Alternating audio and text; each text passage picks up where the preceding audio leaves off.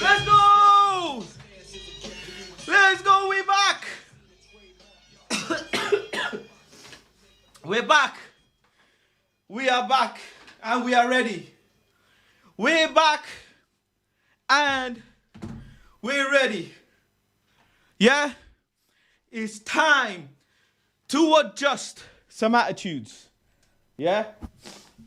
It's time to lock in. Let's lock the fuck in. Lock the bumbleclot in. Let's lock in, people. It's do or die. Do or die. I came back darker. Everybody comment, lock in. Lock in, lock in, lock in, lock in. We have to, bro, I'm nervous, but I have to lock in. Yeah? With two hands. Hold it with two hands. We can't let it go. We cannot let it go. Tomorrow is the day, people. It's the day. Tomorrow is the day, bro. The El Sakiko. Why are you commenting pause? Stop this nonsensical shit. We gotta hold this shit with two hands, yeah? We gotta grab this shit from the bottom with two hands. I still got my holiday wristband. I still have my holiday wristband. I can't be on holiday no more. I need to take this shit off. Fuck. Why the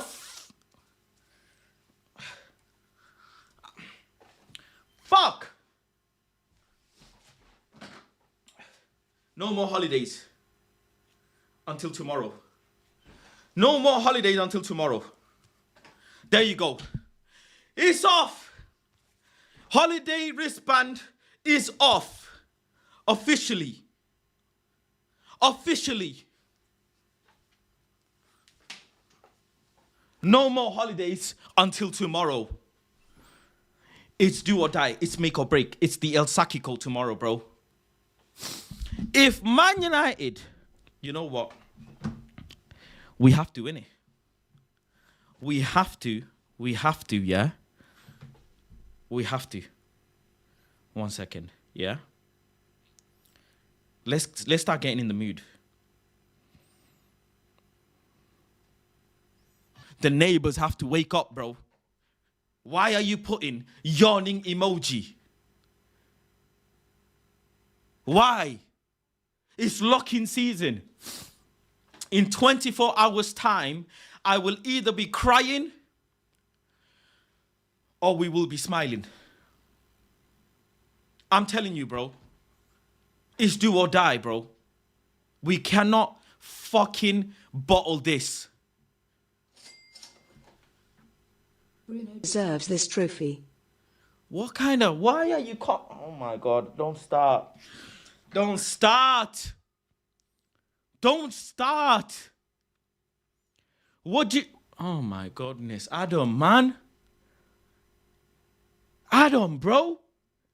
I left you for 2 weeks. And this is what you're commenting. Can we get a Harry Maguire good head tomorrow, please? Harry Maguire, can we please borrow a goal from your head tomorrow, please? We need your amazing, beautiful, fantastic head tomorrow, man. We need it. We want it. We will be there.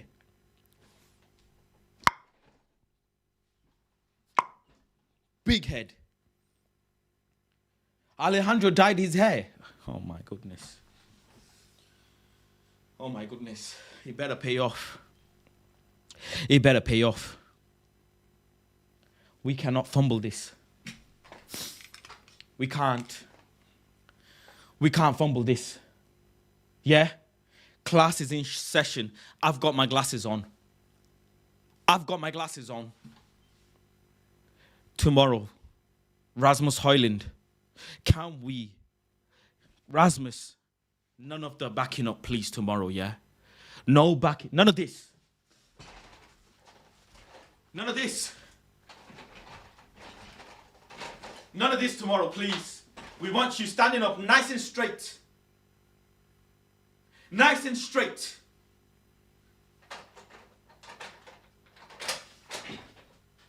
Please. Amad Diallo has to play tomorrow, bro. Joshua Zirkzee has to play tomorrow, bro. I do not want to be seeing 15 defenders on the pitch. I don't. Ange Postecoglou, he said he said he wins trophies in his second season, bro. That's what he said. That is what Big Ange said. He said he wins trophies in his second season, bro. Spooky hours. Scary hours, bro. How can a man talk like Jose Mourinho? Man's acting like he's Ange Mourinho, bro. Jose Postecoglou, bro. That quote scares me. Casemiro doesn't lose European finals. Facts. He got to do it. He's had a mad resurgence, bro. He's had a mad resurgence. People wrote this guy out. They wrote this guy off. He's proven it. He's proven it. Harry Maguire, he's proven it. That's what we got to do tomorrow, bro. We got to believe. I don't care who plays for Spurs tomorrow, bro. There will be football fans saying Son Heung-min deserves this trophy. And I understand. Oh, Suj is in the chat. Faz is back without his Diddy filter. United must. I have... If we win tomorrow, Suj, I do not know what I'm going to do. I do not know what... If we lose tomorrow, I feel like crying now for tomorrow. I'm scared. I don't know about you, man. I'm getting teary. I'm scared. I'm getting so scared. You guys need to give me a hug. I need a hug. If we win tomorrow, my season ticket, I have just renewed it. I renewed it exactly 1 week, 2 days ago. Exactly 1 week, 2 days ago. I renewed it before I flew. We need it, bro. Wait. We're gonna bop you. Eli is a Spurs fan. Hold on. Is Eli a Spurs? What?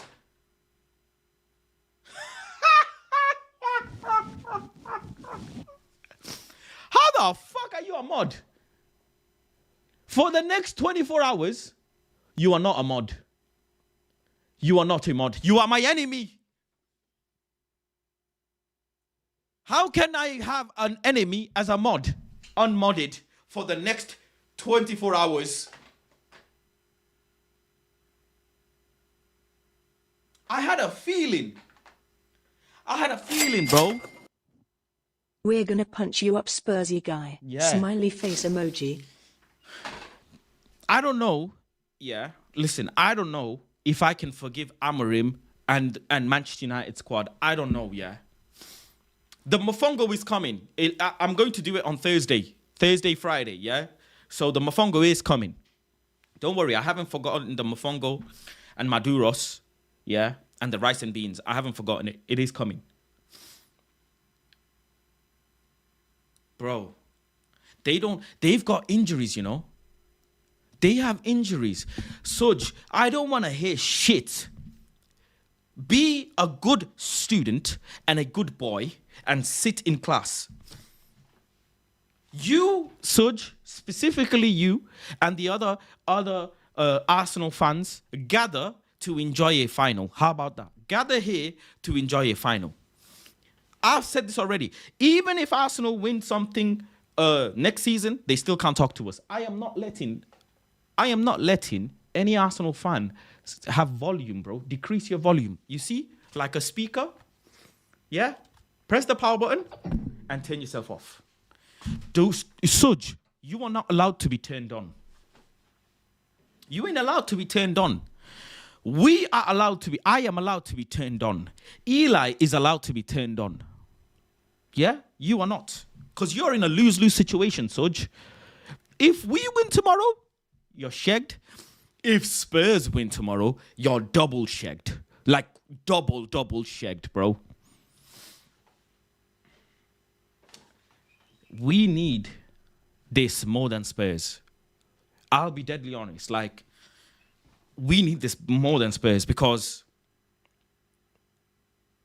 it's like, how do I even say this? We just do. We need it, bro. Because we are the ones that win trophies. Like, it's not even about the financial side, Adam. I hear, and big up to you for the 5 donated, by the way. Love to you for that. I hear all of that financial aspect, but Man United spend money regardless, right? We will sell players. Bro, fucking Maddison scares me, bro. Oh my days. Oh my days, bro. Can Bruno Fernandes turn up in a big game? Can he turn up in a big game? I actually do. I have been watching, yeah. I have been watching these videos where the dog predicts football game, Man United game, bro. Like, I've been going superstitious.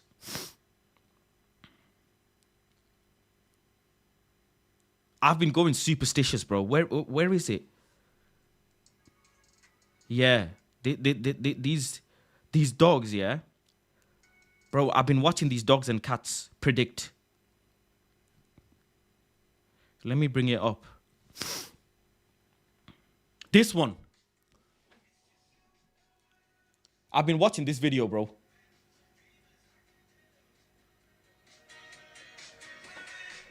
I've been watching this video, bro. I've lost my mind. 2-0 United. Go on. Go on. Go on, doggy. Go on, doggy. 3-0 United. I've been watching dog videos. Yes, Ed Woodward. Yes. I've been watching dog videos, bro. I have become superstitious as fuck. Ooh, doggy. Oh. Is Dallo playing tomorrow? Is he? Let's start off here. Let's go into the press conference. Let's go into the press conference, yeah? Fucking hell. Let's start with this. Let's go into the press conference. Let's see what the managers had to say. We have to watch both the press conferences, yeah? Let's start off with Ange's press conference. 18-minute press conference he did. There. Let's start off with this one. Yeah, I've got the translation service there. Okay. No Greek, I'm afraid. But... That's all right. It's okay. Struggle with their English, son.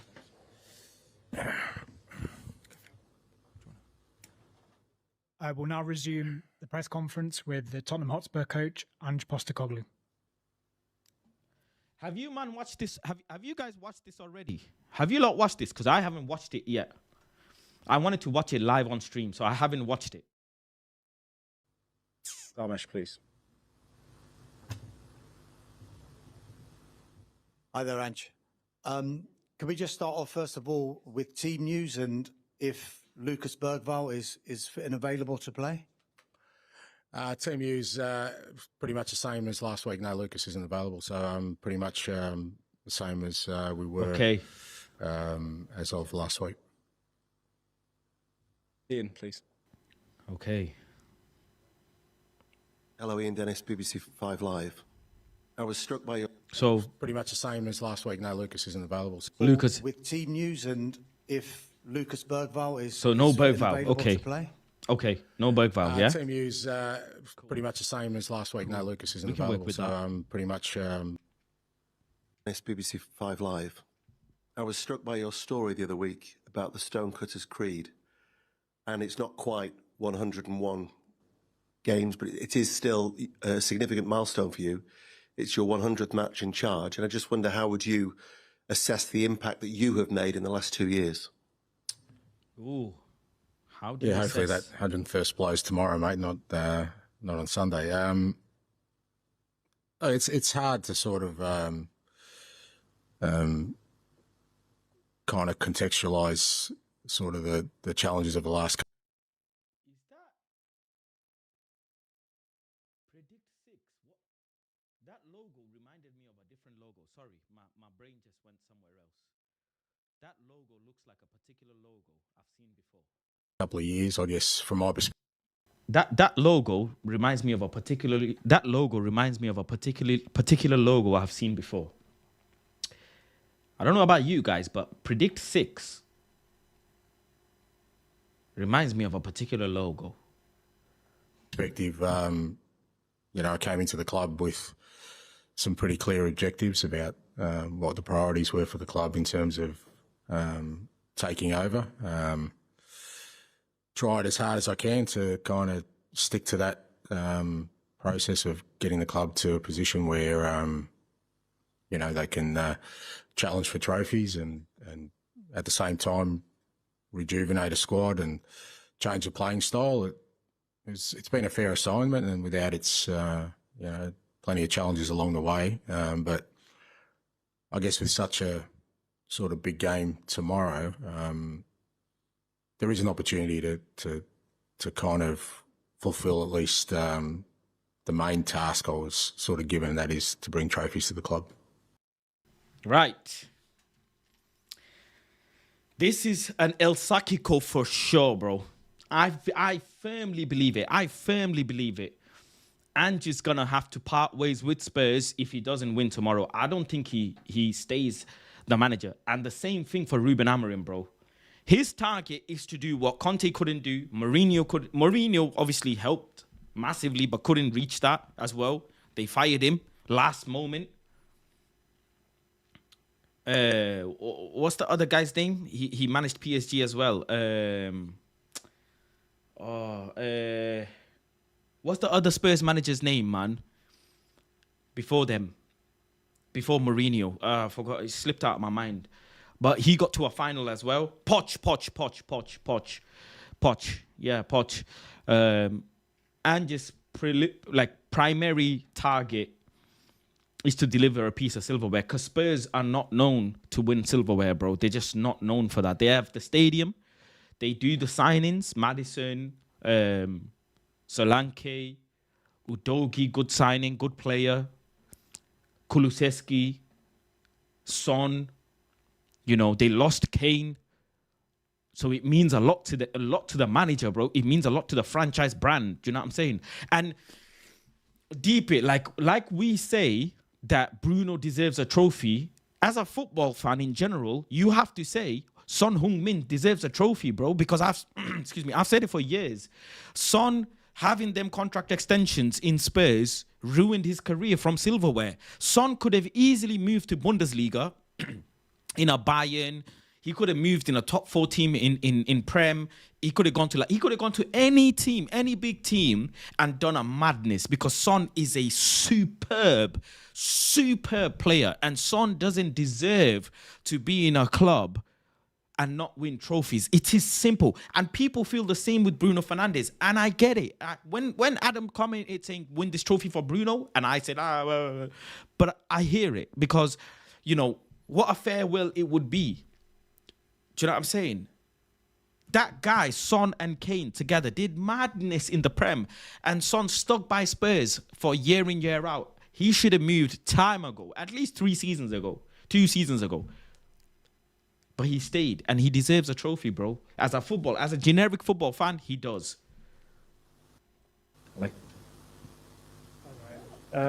Just 2 quick ones, actually. I want to check Pat Matasar, then presumably he's fine, mate. Fine. And secondly, just ask the players, Sonny and Porro, about the barbecue they had. Apparently, you were quite keen on the players taking part in this kind of little bonding thing together at the training ground. Just wanted to ask about that. No, it was player driven.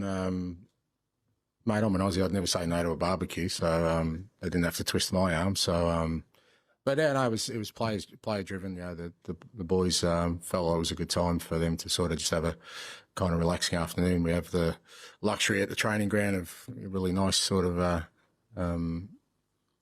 barbecue area. Unfortunately, I had to fulfil my commitments with you guys, so I missed the best of it. But they're the sacrifices I have to make, mate. I seen a video of Mazraoui and Bruno dancing after the Chelsea loss, if I'm not mistaken, in a training session. And I tell you what, I understand a lot of people's sensitivity to it. Oh, we've got a final coming and you've just lost a game. Why are you dancing? But bro, these things are important. Massively important, bro. Massively important. This player bonding and all of these activities goes a long way. And Fergie did that, don't forget. Obviously, Fergie won a lot more, done a lot more. But Fergie created a bubble of environment for the players to just relax. And they're human beings. They have had bad days in the office, bad year in the office, but you can't deprive them of happiness, bro. Like, they're human beings. And I get the sentiment of people saying if it was Pogba and Martial, people would have absolutely machine gunned them. I get it, and I agree that that's wrong. I agree that's not fair. And Bruno and Mazraoui didn't get the same criticism, but you can't just criticize them because you criticize Bruno, because you criticize Pogba and Martial or Rashford or Sancho or whatever. So it's massive. It's important. It's important. And I get it from a club perspective. Them allowing the players to do it, bro, low-key you have to. You don't want to be beefing your players or having a too strict, because they're getting flogged already. These men are getting squeezed and flogged, yeah, through their ass for this final. I assure you, like, the mood in individual clubs is ridiculously pressurizing because of both teams literally being the last two teams in the Premier League outside of relegation, bro. 16th versus 17th. It's a fucking, like what? When do you hear a team that is the last two teams in the Premier League fighting for a European title so they can, one, have a European title, and two, qualify for Champions League? Like, I've never heard this before, by the way. I don't think this has ever happened in the history of football in any league. I don't think this ever happened in the history of football in any league ever. It's just an anomaly, like you've just said, Java. It's mad. So the bubble he's created and the club have created is understandable. Norway. It's of course a big and huge occasion. Two things: the Champions League qualification and the trophy. But what would be the biggest thing? Is it to win the trophy itself or to qualify for the next season Champions League? As you said, great prize. You know this. I'm sorry, but that's a dust question. Dust question. Both is important, and it's two birds, one stone. So what kind of dust question is that? I'm sorry, but that's a dust question. Significance of Champions League qualification, what it means for every football club to get into the Champions League. It's there are the obvious benefits, but also you get the opportunity to play against the best in the continent. But the club's been in the Champions League before. Hasn't won a trophy for a long time. See, I agree. I 100% agree. For Spurs, winning tomorrow is it's a catch-22, because you win, you qualify for Champions League, yeah, but winning is more important than the Champions League in itself. Getting Champions League is a result of the win. So they're not winning the game because they need to qualify for Champions League. They need to win the game because they need to win a cup competition. They need to win a competition.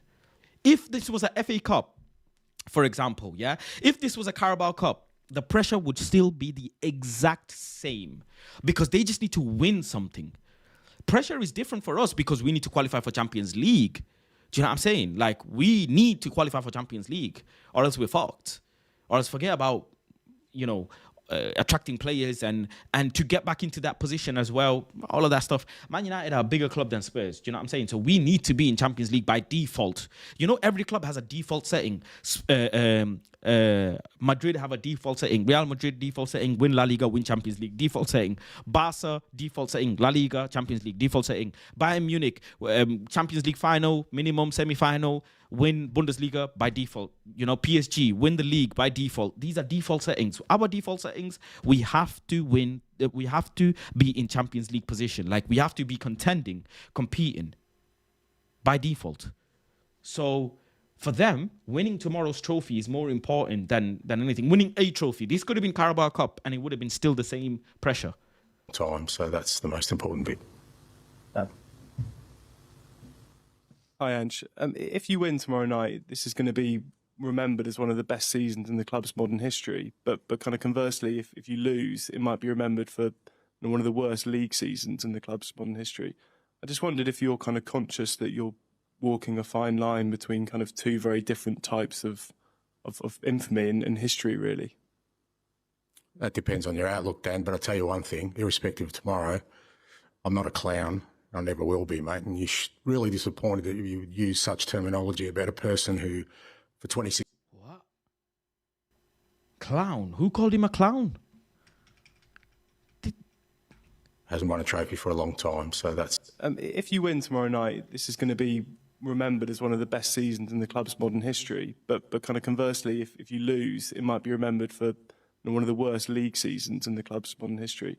I just wondered if you're kind of conscious that you're walking a fine line between kind of two very different types of infamy and history, really.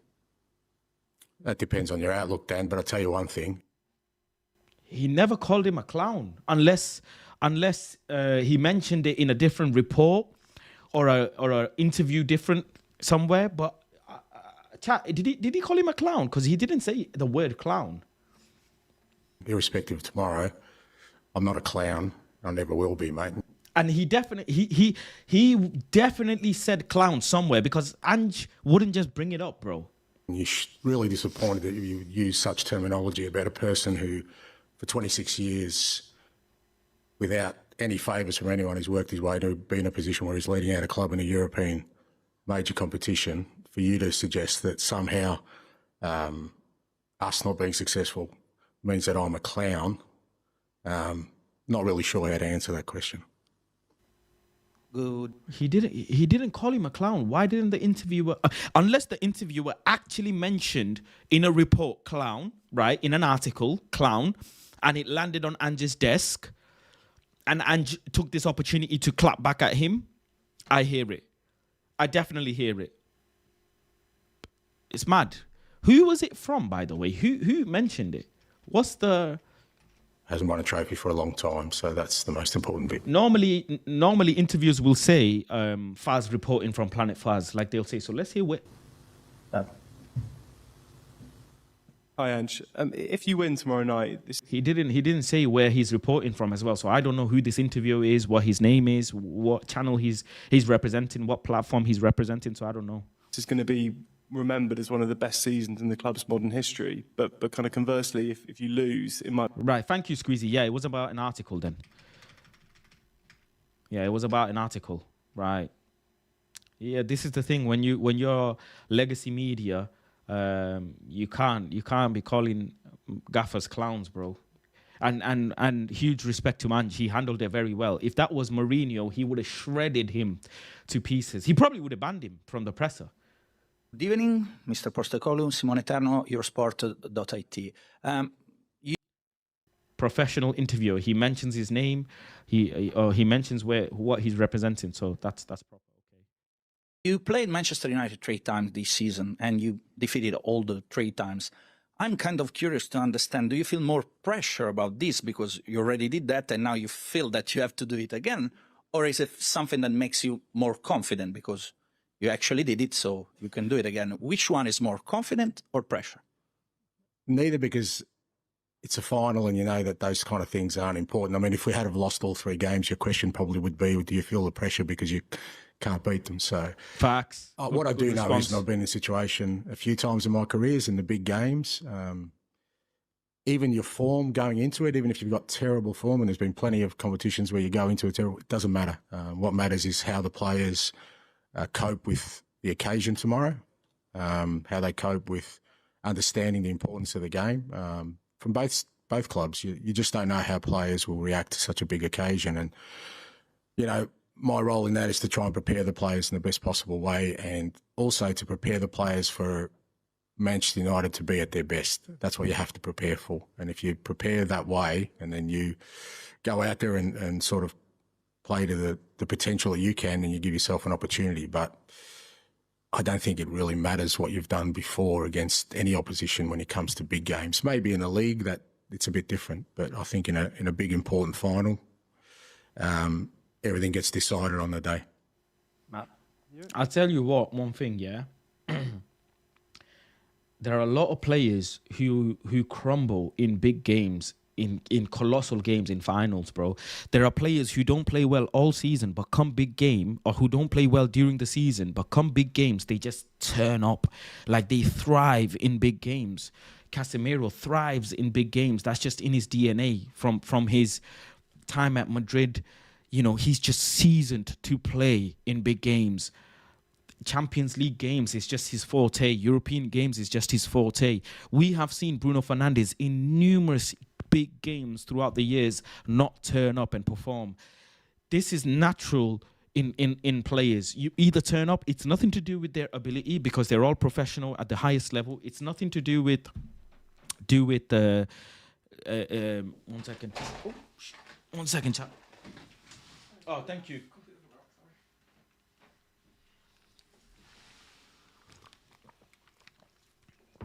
Thank you. Yeah, it's nothing to do with ability. It's nothing to do with even mentality, because everybody's mentality is like, yeah, let's go and win. It's just like you either have it or you don't, bro. You either have it or you don't. And going missing in a big game, it can cost your team. And you know what? I feel like Man United are in a better position than Spurs because we have been to more finals over the years, yeah? Over the last 4 years, we've been in more finals, right? Bruno Fernandes has. Obviously, Rashford, if he was here, he would have been in. Ange Onana has been in finals as well. So, you know, okay, cool, Ange Onana. Casemiro, obviously. But you know what? Dalot has been, yeah. Dalot has been. I am scared for Ugarte. I did not want to, you know, make it bait. Mino, obviously, yeah. But I'm scared for Ugarte, bro. How is he going to react? Do you know what I'm saying? I'm actually like, I've seen the clip of him falling and staying down. Can he step up to the plate in a European final, bro? Because Champions League or whatever, the European final is a European final, bro. And it means like just as much as anything, bro. Like, do you know what I'm saying? Especially for these players. So, yeah. Alejandro even has been in a couple finals. I think he scored in 2 finals, hasn't he, chat, if I'm not mistaken. Rasmus Højlund, he's had the worst season a footballer could ever have at this level. And I'm thinking, can he rise up? Joshua Zirkzee has been in a club before that have won things. Do you know what I'm saying? In Bayern Munich, he's been in an environment that has won things. He's a good player. In a European final, can he turn up? Ahmad in a European final, can he turn up? Great player, you know, make no mistake. Maguire's been in a couple of finals, you know what I'm saying, or been in the squad for a couple of finals, been in the club for so long. So yeah, I'm just like, you know, hopefully nobody in our team can make the mistakes, but we have the advantage because we have the likes of Casemiro, Bruno, Onana. As mad as it sounds, yes, I know, as mad as it sounds, we have players who have been to finals and they understand the level that this is. Dorgu has made a massive jump, bro. From Lecce to Manchester United is a colossal jump, bro. Colossal jump. He ain't used to this. And we're going to find out, you know, if he's capable. Malacia just won a title. Don't forget. Malacia just won silverware whilst on loan. It's going to be a madness. He's going to have more pressure. De Ligt is not available. So we're going to have pressure on that. Do you know what I'm saying? Facts. We're going to miss that presence. Big pressure on Dorgu, man. He's going to be like the guy who was potentially in my position has just won something and I'm representing, you know, I'm repping his position and I have to perform and I've had a shaky start, let's be deadly honest, since I signed in January. And it's a European final straight away into the deepest of the deep end, into the ocean. Can he rise up to the occasion? Rasmus Højlund, usually his biggest goals have come in European competition. Can he rise up again in the European competition? Mason Mount, another one, for example. Big Champions League winner, you know. Big Champions League winner. So we got him. We got Casemiro. We got Bruno. We got Onana. You know, a lot of players have been in finals, bro. We got advantage. Here, in back. João. Here. No. Just at the front first, please, and then we'll come to you. I thought you were throwing your voice there for a second. Ange, a lot of people seem to think this might be your penultimate game in charge. What do you think? Does it matter? Doesn't matter, really. It doesn't matter because the the reality of it is the opportunity is Good the same, question. For me and more importantly for the club. I've said before, whatever happens beyond tomorrow is kind of irrelevant when you think about the opportunity that exists right now, and that is to provide something special for this football club and for the supporters and for everyone who's worked so hard, not just this year, but for the last, however years, 15, 16 years been for a trophy and 41 years for a European trophy. I think that, if I was worried about my tenure at this football club, fair to say we wouldn't be in this position because I would have been distracted long ago. I'm pretty good at just sort of making sure that all my focus is on, giving this football club the best opportunity it has had for a while to do something special. And whatever happens after that, mate, I'm very, very comfortable that I'll continue on trying to win trophies wherever I am. He needs this, because he ain't won a major trophy with a big club in a big league. Ruben has. He hasn't. He needs this, bro, to certify himself as a gaffer. Something that many, many managers could not do in Spurs. If he does it, it solidifies him as a really good manager. He needs this desperately. Don't forget, Ruben, before he came to Manchester United, was a highly desirable manager, bro. Highly, highly desirable manager by many big teams in the Prem. Many big teams across the world would have probably looked at him and said, yeah, that's the guy we want, or that's the guy we like. Ange needs this to solidify, like, yeah, I am that top dog. I can compete with toe-to-toe with big clubs as well. I lived up to what I said, which is I win trophies in second season wherever I go. So you gotta understand his mentality right now. He's thinking, if I win this, I'm gonna be desired, even if I leave Spurs, in another club, because I lived up to what I said, which is I'm gonna win trophies, and I delivered. Especially with a club that don't win trophies, that are notoriously known to not win trophies. Now here. I'm João Barreto from Casé TV. We are from Brazil. I want to ask you all about the way from Brazil. Wow. Richarlison. What is the difference when he plays and when he doesn't? What the team gain with him? And I heard that you came to Brazil like years, and you became a Vasco fan. Is it true? I have to be careful about who I support, because maybe I'll coach in Brazil one day and they'll tell me, and I end up, I don't know, it's Corinthians or something, and it'll cause me problems. Man is shook at the favelas. You don't want problems with the favelas, bro. You don't want to say who he really supports, because the Brazilian fans, the Brazilian league, you don't want to piss any fans off there, bro. You do not want to get on the wrong side of any of them fans, bro. He's careful, who I support, who I don't support. If I ended up in Brazil, bro, Corinthians, them man. Firstly, Richie, so pleased for him because he's had a tough time, Richie. Not just this year, but since he's been at Tottenham, he's had some injury problems. He's never really had a stretch of games, but and it's been very tough on him, both physically but also emotionally. But he's in a really good place now. Physically, he's worked really hard on his fitness, and he plays with so much passion and determination. Richie, every time he plays, he just gives 100%. He has quality as well, and it's great to have him in the team. I think for us, he provides something different to our other attacking players. He's already made a big impact for us in the Europa Cup, and particularly in the semi-final.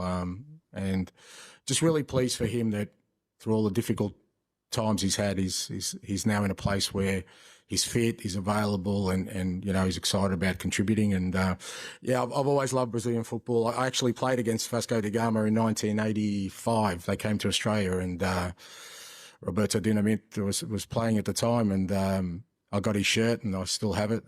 So every time I visited Brazil, there's always an association with Vasco. Obrigado. Coach, καλησπέρα. Αλέξανδρος Ξενικάκης από την τηλεόραση του Αντένα από Ελλάδα. Πού είσαστε? Εδώ, στο βάθος. Συγχαρητήρια. Θα ήθελα μια πιο προσωπική ερώτηση να σας κάνω. Είστε ο πρώτος Αυστραλός αλλά και ο πρώτος Έλληνας που θα προπονήσει μια ομάδα στο τελικό. Ποια είναι τα συναισθήματά σας εν ώψη της αυριανής ημέρας? Γράφετε ιστορία και για το ελληνικό ποδόσφαιρο. Αν θέλετε να μας πείτε και δύο κουβέντες στα ελληνικά, θα μεταφράσω εγώ την ερώτηση στα αγγλικά. The question is about your personal thoughts. You are the first Australian and also Greek guy to coach a team in the European final. Thank you. Thank you. I'm very proud of that because I think, it's kind of what I was saying before, that just to me, to be in this position where I've come from. I was born in Greece. I'm very proud Greek. My father made sure that, I understood where our roots were and what it means to be Greek, and I've carried that through my whole sort of life. And I grew up in Australia, and in the other side of the world where football, unfortunately, wasn't a prominent sport. But my father, he took his love of football from Greece to Australia, and he worked really, really hard, as I've said before many times. My mum and my dad, they left their home country, their family, everything they knew for their kids, for me. And I hold that dear to my heart. And he's not with me today, but he is with me all the time. So I feel it very strongly. I feel, I love being Greek. I love that I was brought up in Greece. It's I think where I'll retire one day. And I love that I grew up in a country in Australia where, even though football wasn't, a big sport, when you grow up in Australia, you also have the attitude that when it comes to sport, you'll take on anyone, doesn't matter how big or small they are.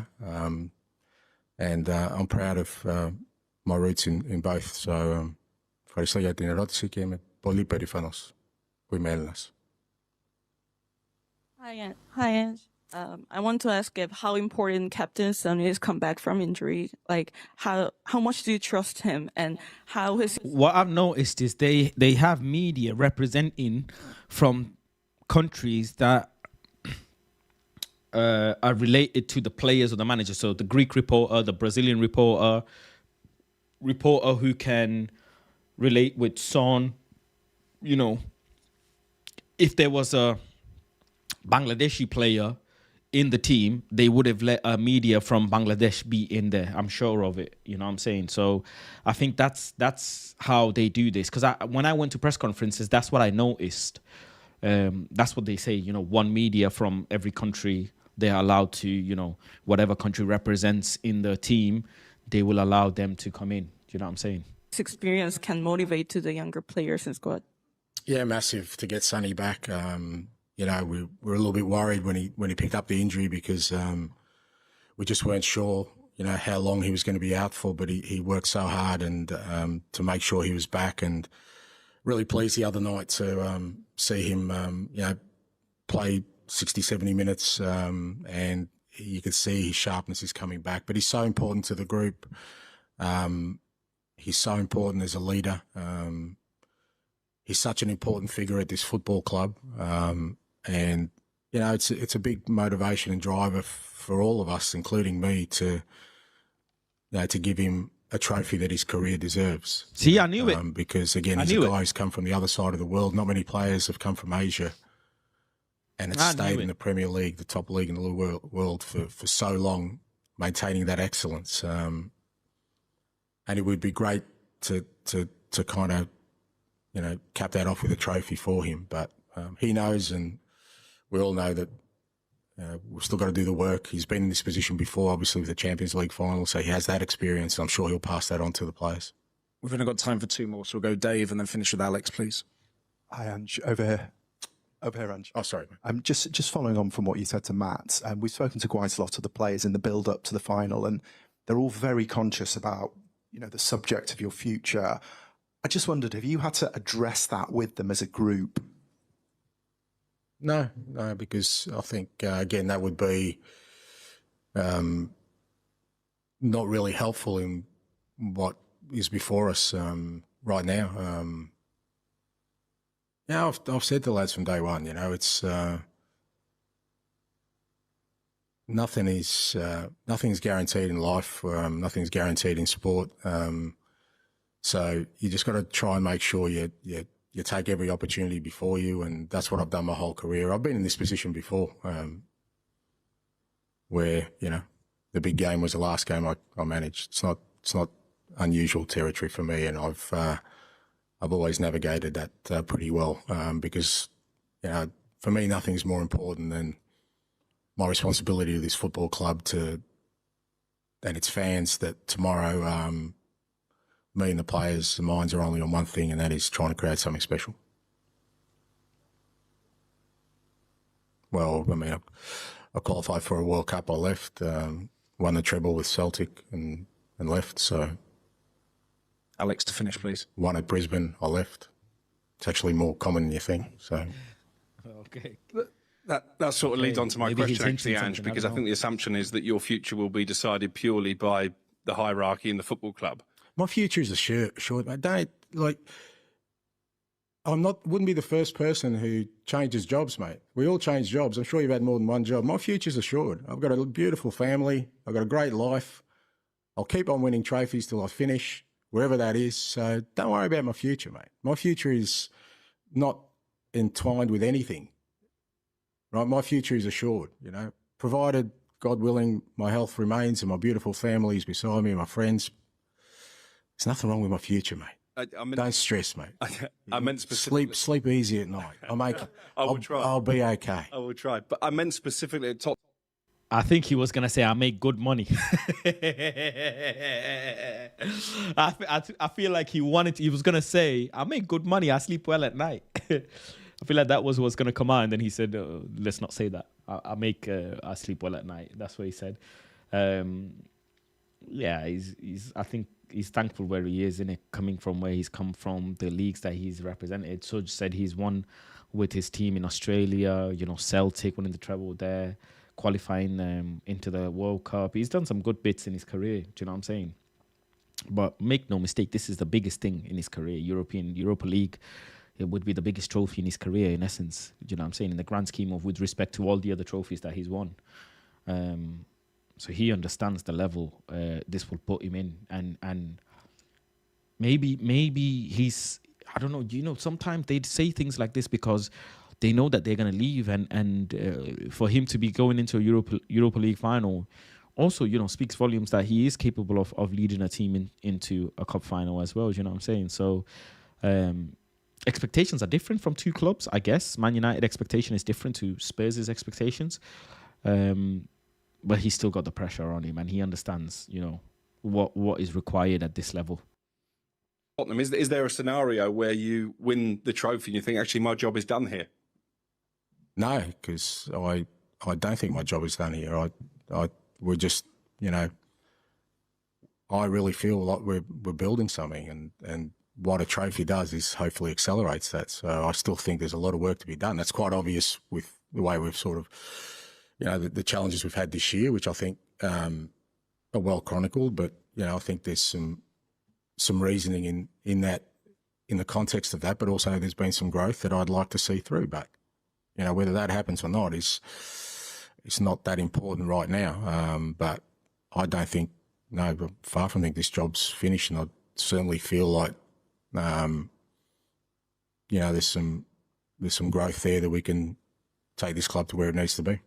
Thank you very much. Thank you. Thank you very much, everyone. That concludes Tottenham Hotspur's pre-match press conference for the UEFA Europa League final.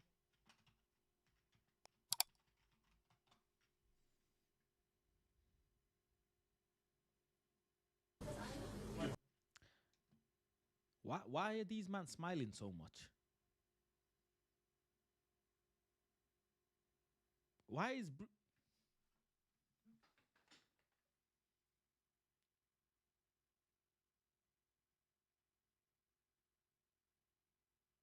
why are this? Why are they smiling so much? What was funny in this interview, bro? Someone say a joke or something? I don't know.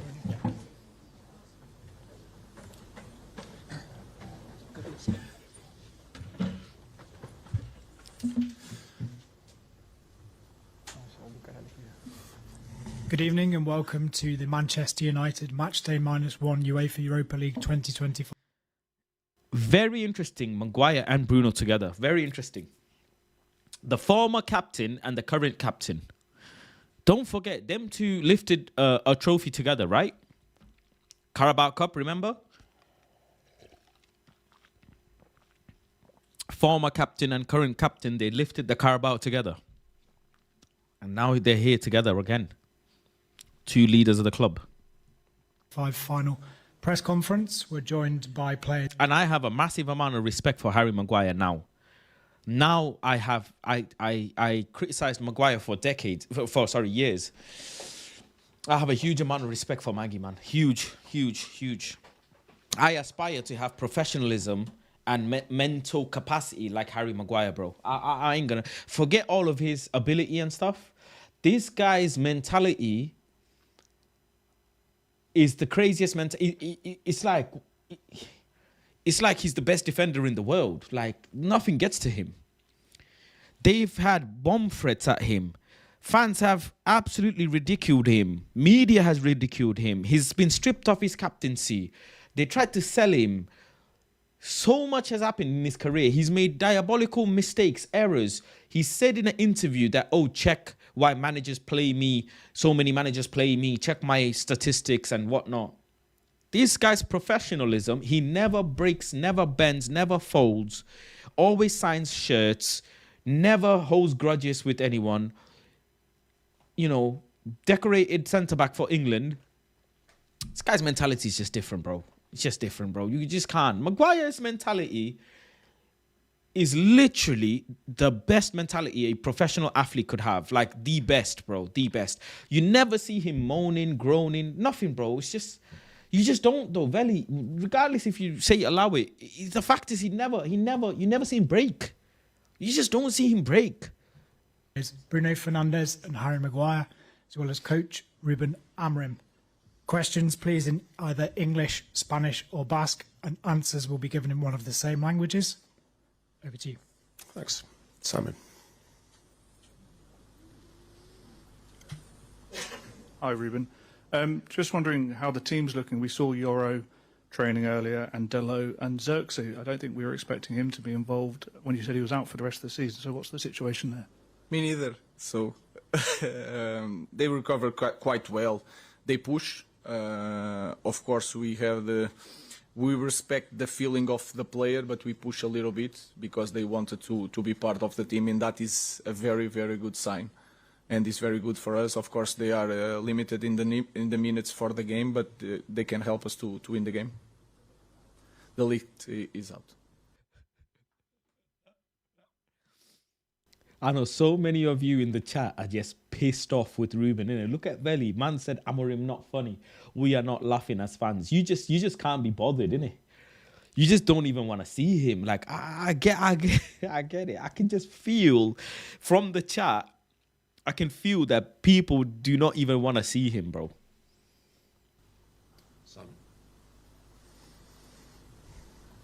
Hi, Ruben. This has been such a strange kind of season with victories in Europe and then disappointing defeats and some harsh comments. What are your views on this game and whether it would mask what's happened over the last few months or whether it would give you a new future?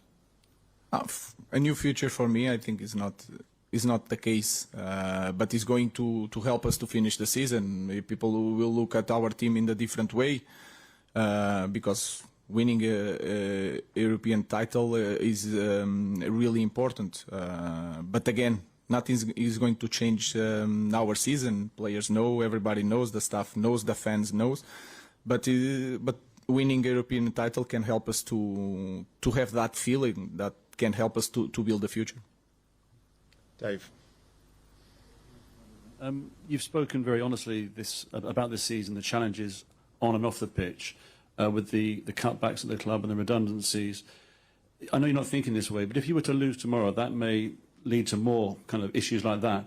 So in that sense, are you playing for just more than yourselves tomorrow night? Are you playing for the futures of staff and a much bigger cause?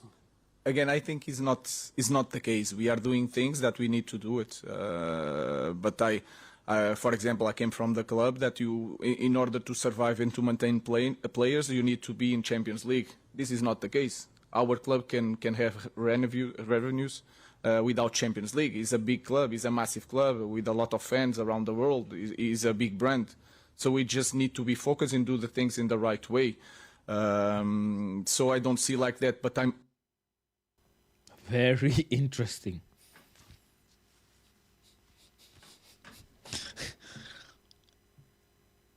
Very interesting. Man said he came from a club that needed Champions League to a club that don't really need Champions League to make the money. Don't get sentimental, but he is partially right. He's partially right because Man United will make money anyways. I get it.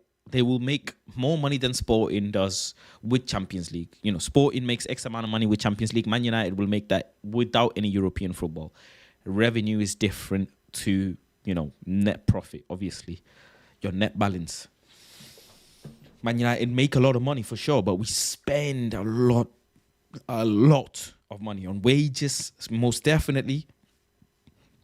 I don't even know Sporting's wage bill, bro, but I bet you ours is like 4 times more, 5 times more. So we still need Champions League. And Champions League isn't about revenue, it's about the standards of the club. Default settings. Remember I said default settings? So, yeah, I don't know about that one. always playing for more than myself. I'm without Champions League. It's a big club. It's a massive club with a lot of fans around the world. It's a big brand. So we just need to be focused and do the things in the right way. So I don't see like that, but I'm always playing for more than myself. I'm coaching for my players, for my staff, and especially for our fans. Rob. Bruno, if that's okay. I know there's lots of talk around this game, you know, getting into the Champions League, the revenues, all that kind of stuff, and all the players and the manager have been very cautious about calling it a successful season. But there's only been 5 United captains who have lifted a European trophy, and that beyond everything, it feels like there is a chance for this team, for one of your players to make history tomorrow night. No, obviously, we talk about the Europa League, and the Europa League is everything that is in our minds because we play the final tomorrow, and we can be successful in the Europa League, in this competition. Obviously, we know in the Premier League we haven't been as good as we want, and all the other cups the same, because our aim is always to get into the end of the competitions and win the trophies. Obviously, as you said, I'm not here thinking that I'm going to be one of the captains lifting the European trophy. Obviously, it's a very good feeling. I'm very proud of it. But at the same time, for me, the main thing is that our team gets to bring the trophy back to Manchester, because everyone will have the time to lift the trophy one at a time or whatever. The main thing is that the red shirts lifting that trophy. We'll take one over there. Viaplay Norway. Question for the player and the manager. Tottenham, they have rested players into this game. Your build-up has been to play the best players of the best team. What kind of advantage do you feel you will get into this game by that build-up, that preparation for the game? The advantage I don't know is you have to see the context. I don't know the context of. What did he ask? Hey, big up Saeed for the raid. I just seen it. Big up love to Saeed, bro. Saeed is in Bilbao. Saeed is in Bilbao, chat. Hoping he has a good time there. He stays safe. Big up to Saeed. Love to Saeed, man. Saeed.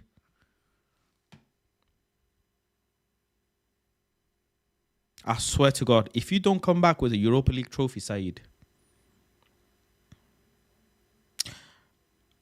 we're gonna rush you, bro. I swear, if you don't come back with the Europa League trophy, Saeed, we're gonna rush you, bro.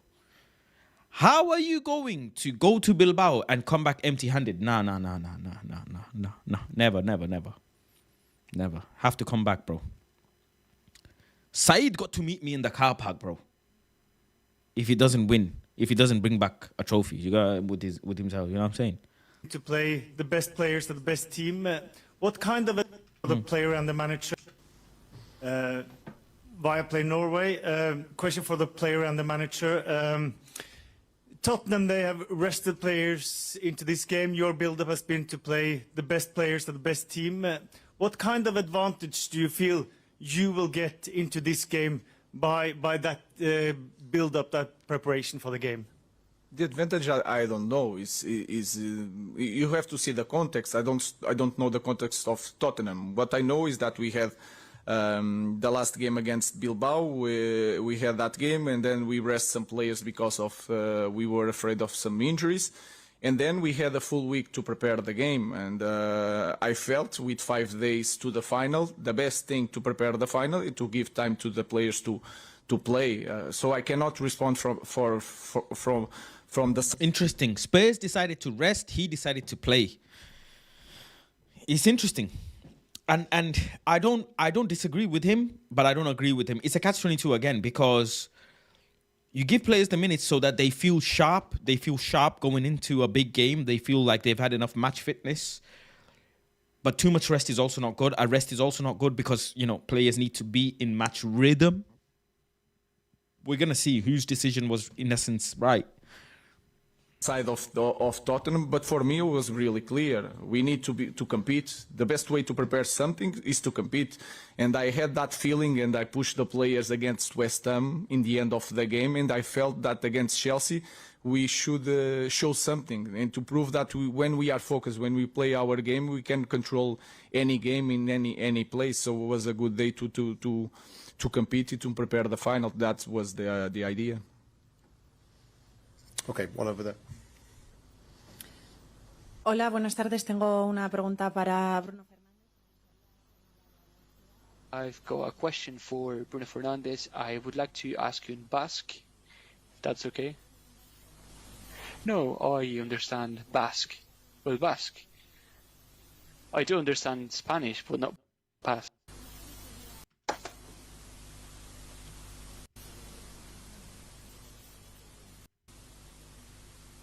Against Athletic de Bilbao last time. Do you think that scoring 2 goals tomorrow in the final would be enough?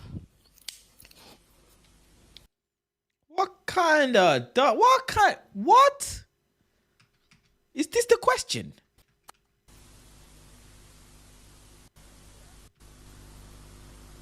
Bruno, you scored 2 goals against Athletic de Bilbao last time. Do you think that scoring 2 goals tomorrow in the final would be enough? Auntie, man.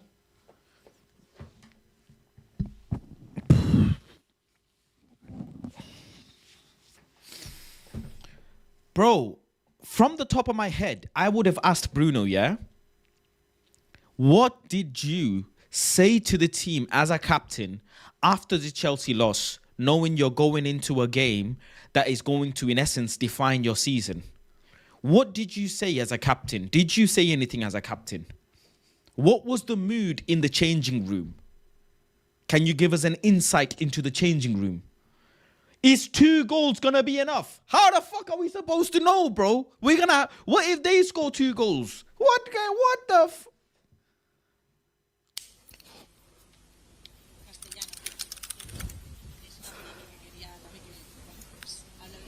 Yeah, I'm here in English, sorry. Te decía que hace pocas semanas en semifinales marcaste 2 goles aquí en San Mamés. Si quieres volver a repetir una actuación así.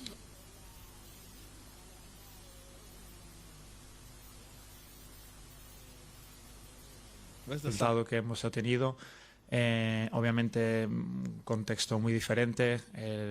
Obviamente jugamos contra un equipo que no había sufrido muchos goles. Poder marcarles 3 goles aquí no es muy común. El ambiente en el estadio estaba increíble. Fue uno de los mejores ambientes en que he jugado. From my time in Mexico, I think I understand Spanish enough. He says mucho goles, meaning we need to score a lot of goals. He said tres, meaning we need to score 3 goals minimum. He said incredibles, I think, means it would be incredible. Porque, he said porque means little goals is not enough. I think that's what he said. Pero obviamente mañana más feliz por tener más. Mañana, I remember that word.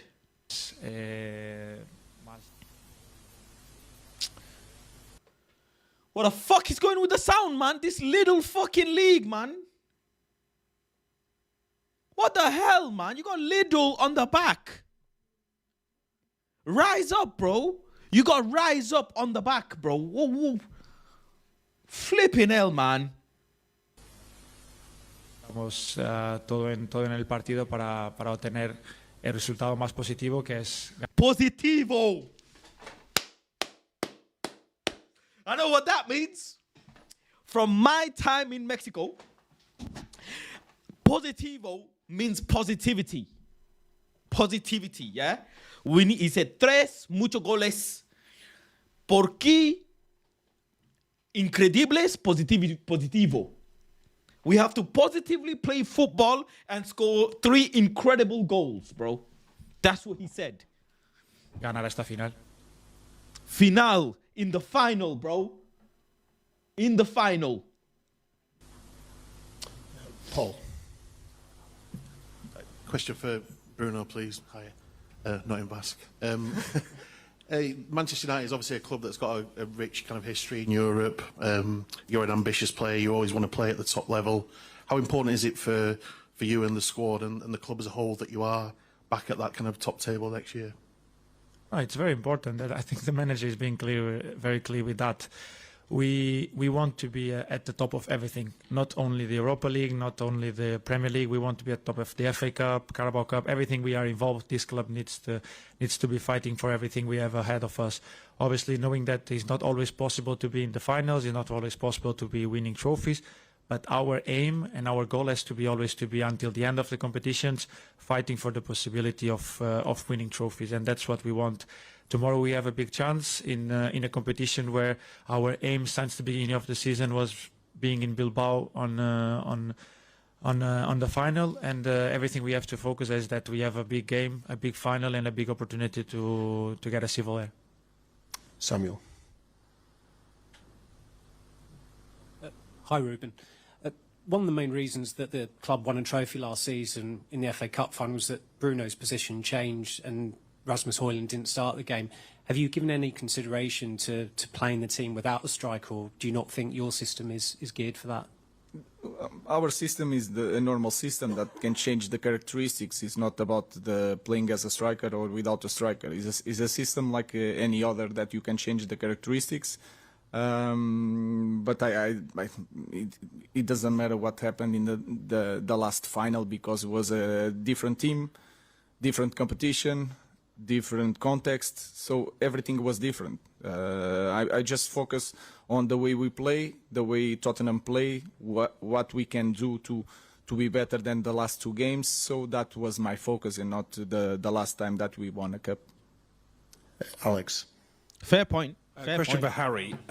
Winning 3 trophies in 3 seasons would be a great achievement, but I think one of the things that frustrates the United fans is that this team seem to have the capability to turn into performance in these big finals and big matches, but not week in, week out. Is that a frustration that's shared in the dressing room, and how would you solve that moving forward? Yeah, of course it's a frustration. I think when you play for this club, you want to win every football match, and this season we've been far too inconsistent. We haven't won enough in the Premier League. It's not been good enough. We know that.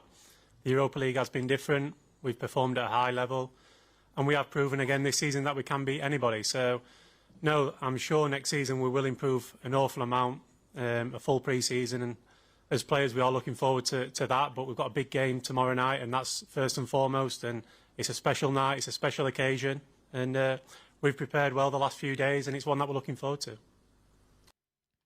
He speaks like he's fighting Anthony Joshua. Special night. Big night. It's like he's going to fight, bro. I kind of like that. I don't know about you. I kind of, special night. It's a special night tomorrow, man. Maguire versus Vicario, you know what I'm saying? Special night, man. He's giving boxing vibes. Take one over here. Another question for Harry. My name is Omar Katsuba, omarsports.com. How does it feel like to be performing and earning the plaudits of Manchester United fans once again after a very toxic beginning? Toxic. Man said toxic. Yeah. Let's listen to that question again, United question. Take one over here. Another question for Harry. My name is Omar Katsuba, omarsports.com. How does it feel like to be performing and earning the plaudits of Manchester United fans once again after a very toxic beginning? No, it's amazing to be back in the team and playing regularly. Yeah, this season I've played a lot of football. But yeah, I think I don't take too much notice of the plaudits from the media and things like that. I think when you play for this club, you can be an amazing player, and the following week you can be the villain. So that's part and parcel of playing for this club. I don't read too much into it. I try and stay as level as I can, and just every game I go into it and try and do my best, and that's only what you can do. Chris. Bruno, please. Hi, Bruno. Just following on from Paul's question before, you played in some big games at this club over the past 5 years or so. In terms of what's at stake this season and at stake next, I'll tell you something interesting while I'm here. I'll tell you a story. Do you know how Harry Maguire says, I don't take notice of the media and this, that, the other? That's false. He does. A specific content creator regularly gets or has had gotten messages from Harry Maguire's family for criticizing Maguire. I know this personally because they told me. When Harry performs bad, they don't message. But when Harry performs good, they message the content creator saying, yappa yappa. So Harry does know, and Harry's people definitely know what's being said. Do you know what I'm saying? They know, innit? Everybody does. So it's a very professional response. season, how big does this game compare to other ones so far? No, every game that you have a chance to win a trophy is very big. But a part of that, every game at this club is massive. As Harvey just said, this club is so big that from 1 week you can be the hero and the next one you're the villain. So we just play, as a players, we just think of what we have ahead of us, and what we have ahead of us is a chance to get our hands on a trophy. It won't change the past. It won't affect what the past has done to us on tomorrow neither. But what can affect is the future, probably, yes. Obviously, winning a competition gives you more, gives a lot of things. In this case, you get a place in the Champions League. It gets a lot of revenue for the club. It gets obviously more players wanting to come to the club.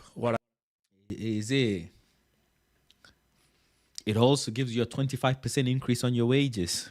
So I hear it.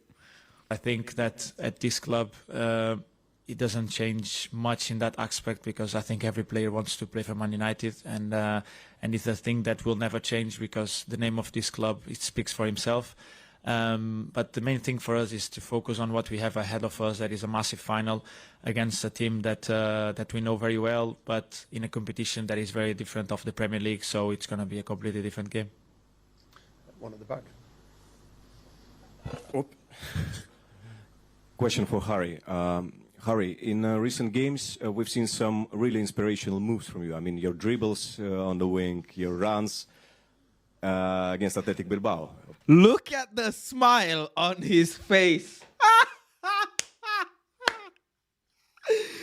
Oh my God! Look at the smile. I said we see dribble, we see jinky me jinky, we see jinky me janka. Yeah. Eh, para dulu Maguire. I know for a fact, yeah.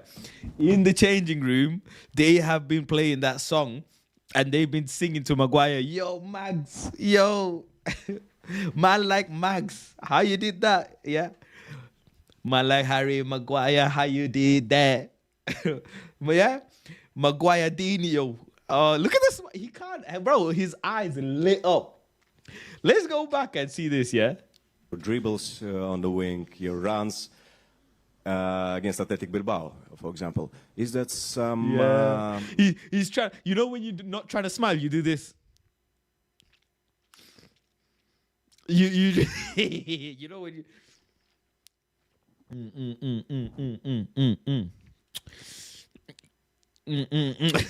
He's gassed. He's gassed. New part of tactical system, or is that your pure... See, he did it again. He's aura farming. This guy.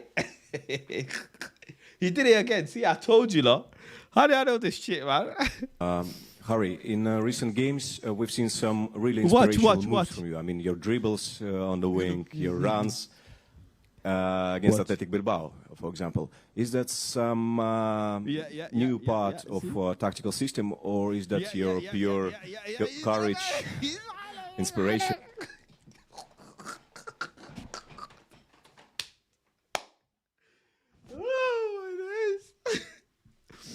I knew it. I know this shit, man. I'm a body language expert. Bro. To know something like that. Thanks. The manager has me dribbling every day in training up and down the wing. No, listen, I found myself on the wing against Bilbao, managed to put a good cross in, and Casa scored the goal. But no, someone just asked me before that. Obviously, I've gone up front in the later minutes of the game. Tomorrow night, hopefully, I'm not going up front. I don't want to be going up front and chasing a game. I want to be defending a lead from my position in defence. So, no, I'm always there to help. I'm always there to do my best. But like I said, I'm more than happy playing in my favourite position. Ian. He's smiling. Ruben, you sat on that stage 3 weeks ago and you said that winning could change the summer, but it wouldn't necessarily fix the problems. Just wonder, how big are those problems and how long will it take to fix them? I think it's hard to speak about that. Ruben, hello. Hey. You sat on that stage 3 weeks ago and you said that winning could change the summer, but it wouldn't necessarily fix the problems. Just wonder, how big are those problems and how long will it take to fix them?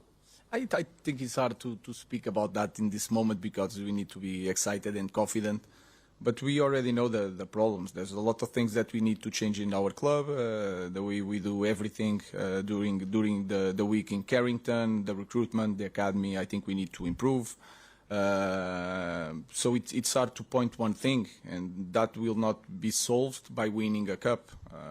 So I think I will say it again. For me, we have bigger things to deal with to put this club back to the top. Tomorrow, it will be important for us, for our fans. That feeling of winning can help us to have the strength to do every job that we have to do it. And that's it. So we have a lot to do in our club, not just winning tomorrow, but tomorrow will be massive for us and our fans. Okay, we need to get these guys to dinner, so we'll take one more on each side, starting there.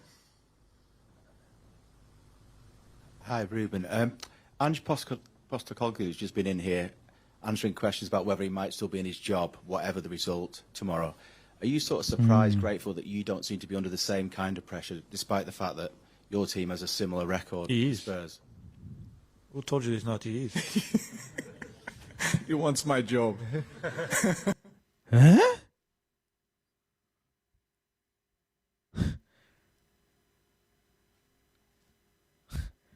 Have I? What? Did I? Starting there.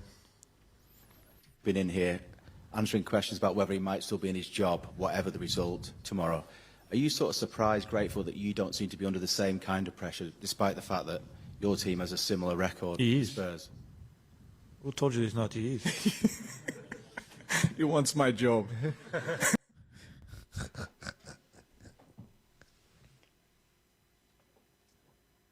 Bruno. Man said, yo, make sure you get the subs and everything right, G, or else you're gone. Yeah? This is a pissed off laugh. This is a pissed off laugh. Nah. This ain't us. Who told you he's not? He is. The fact that your team has a similar record He to is. Spurs. Who told you? Man couldn't believe where the sound was coming from. He looked at the opposite direction first. Look.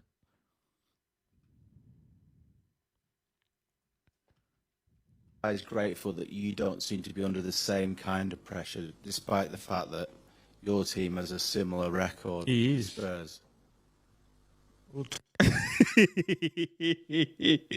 He couldn't believe. He couldn't believe what someone just said. He looked at the opposite direction first. He got so bamboozled. He looked at someone else like, did this motherfucker just say this? Did this guy just say this? You know when someone says something and they're there, you look somewhere else like, yo, did he just say that? You point, you're like, yo, did he just say that? Told you he's not. He is. Then he looks at him. Yeah. Shit, he's safe. Safe. You think a player could do that to Eddie Howe? You think a player could do that to Pep? You think a player could do that to Ange? Maybe even Ange, like. You think a player could do that to Arne Slot? You think a player could do that to Company? You think you could do that to Van Gaal? You think you could do that to Ancelotti, for example? You think you could do that to Ancelotti? Tell me yes or no. Could you do this to Ancelotti? Could you sit in a press conference and an interviewer ask Ancelotti the same question? What? From a player? He is. They said, listen to the question, bro. Said, is your job under pressure? Man said he is, like a jokey. Like, yeah, yeah, he's getting sacked. Are you joking? The intrusive thought came out, you know. This is the intrusive thought. He wants my job. Why are these men laughing at this question? This is a serious question. Are you serious about your job? Like, do you think you're gonna lose it? Are you stressed? Are you sweating? He'll be a very, very good coach, but he has to work on it in his mindset. Doesn't know how to deal with people.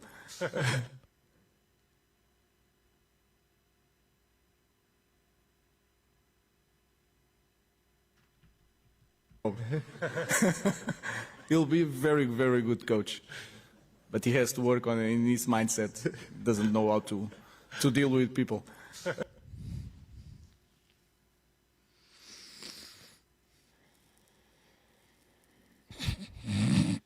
Yeah, man, it's a joke, innit?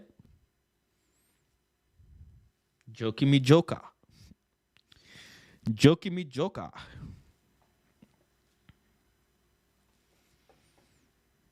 Man don't know how to work with people. He's going to be a good coach. Yeah, good vibes. No. Bruno even looks at him. No. Look at Bruno. He's looking at Maguire. He's looking at him. Amorim's not looked back at him yet, you know. Amorim's not looked back at him. I don't know. I know that in this kind of club, also in Tottenham, but especially Manchester United, is strange because you have some coaches that loses some games and they are sacked. It's hard to explain. I think people see what we are trying to do. I think his job is secure. Yeah, this just Bruno. The fact that Bruno comes out and says, "Yeah, he is," I think his job is secure, bro. I think people see that sometimes I'm thinking more in the club than in myself. People understand, especially. He's talking about other people's. Oh, other people get sacked. It's sad. Blah blah blah. He's not even pressed about his own job. He ain't even answering his own. Like, oh, I understand the pressure with this club. You know, my job here is not done either way. Da da da. His job is secured. Yeah. If a man said I'm watching too much Love Island, I get that too. I understand your perspective. Especially the board understand that we had a lot of issues that in the context is really hard. So I don't know how to explain. I don't know how to explain how the fans like me in this moment. So it's hard to explain. I will try to prove myself to the fans, to the board, but I don't have an explanation for you. But again, I think is a good thing for me. I'm never worried about that. That is a part of being a coach. And the most important thing, I know what I'm doing. And I explain everything. Again, before, when we start, I explain about the storm. I explained all the problems that we have to the board. So I was so clear. I explained that I will not change my idea. So his job is secure. He is not going anywhere. He's not going anywhere. He said, I told you. Why are you going to sack me when I told you everything? How are you going to sack me when man told you everything? Can't call me a liar. Can't say I didn't tell you it's going to get worse. Can't tell you I didn't say we're going to lose games. He's probably got a mad payout clause as well if they do sack him. They know they cannot say one thing that I said to get the job and then I changed my mind. You see? They can't say I said one thing and then change my mind after I started. They knew this was going to happen. And I've been telling you a lot this in press conference. So, yeah. Opposite. I think the board can understand that. The fans can understand that. But we cannot. The board can. I'm sorry, but we cannot. Many other people in the chat cannot. We will reach a moment that we have to win no matter what. So I don't have an explanation for that. Last question, Laurie. He doesn't have an explanation because his job is secure. Simple. And you're saying gonna sack him. They can't afford to. They don't want to. They got in middle of the season. He ain't lied about anything. He'd made everybody aware. He said that he's not gonna change the system. Advantage Amorim. Just one for Ruben. I just wondered how much of an influence extra time and penalties comes into your reckoning when you're making that starting selection tomorrow, because you've got a few options in different positions, it seems. No, I just think the best starting 11 to start the game. Then it's really important to have options on the bench to change the game. Sometimes it's really important to win a final. I'm not thinking about going to extra time. Of course, we have that possibility, but we never think about that. Maybe in the final minutes you have two substitutions. One, you wait for the extra time. That you can have to think about the possibility. But in the beginning of the game, I just want to win the game really fast. But we know, and we prove against Lyon, if we have to score 3 goals in 6 minutes, we are able to do it, especially with our fans on the stadium. Thank you very much. Thank you, guys. Thank you. That's it. That is it. Bruno, what? Oh, this was the BT one. Damn, bro. Some intense, very, very, very, very intense 2 interviews, bro. 2 very intense interviews, bro. but I feel like Ruben's, most definitely Ruben's job is secure. That's what I mainly got out of all of this, is Ruben's job is secure, bro. You know what I'm saying? And I feel like Ange's job is more on the line than anything. Definitely Ange's job is more on the line. Ange Postecoglou is probably stressed out of his head. The vibes around the players are a lot more relaxed as well. Obviously, we didn't get to hear from players. Is there any player interviews that I can look at, chat? Is there any player interviews? Let me see.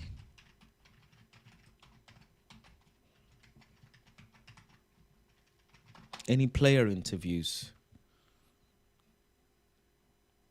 That's the Manchester United. Any player interviews? Anything as such?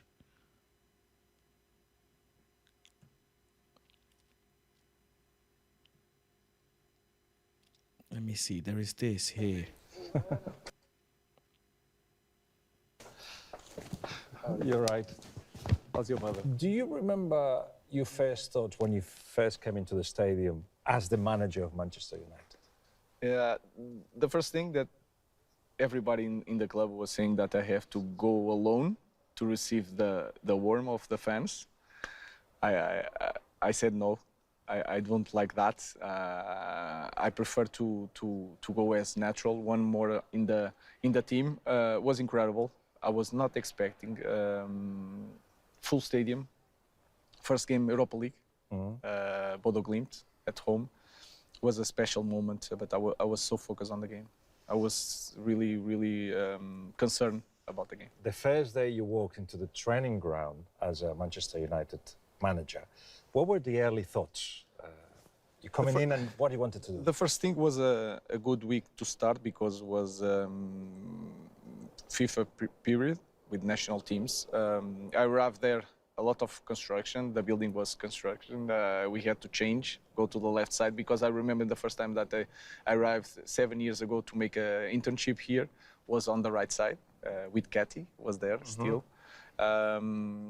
The first thing is that you see the Manchester United, the letters. It's quite overwhelming the first moment, but then I saw Omar, I saw Jason, so I felt at home at the moment.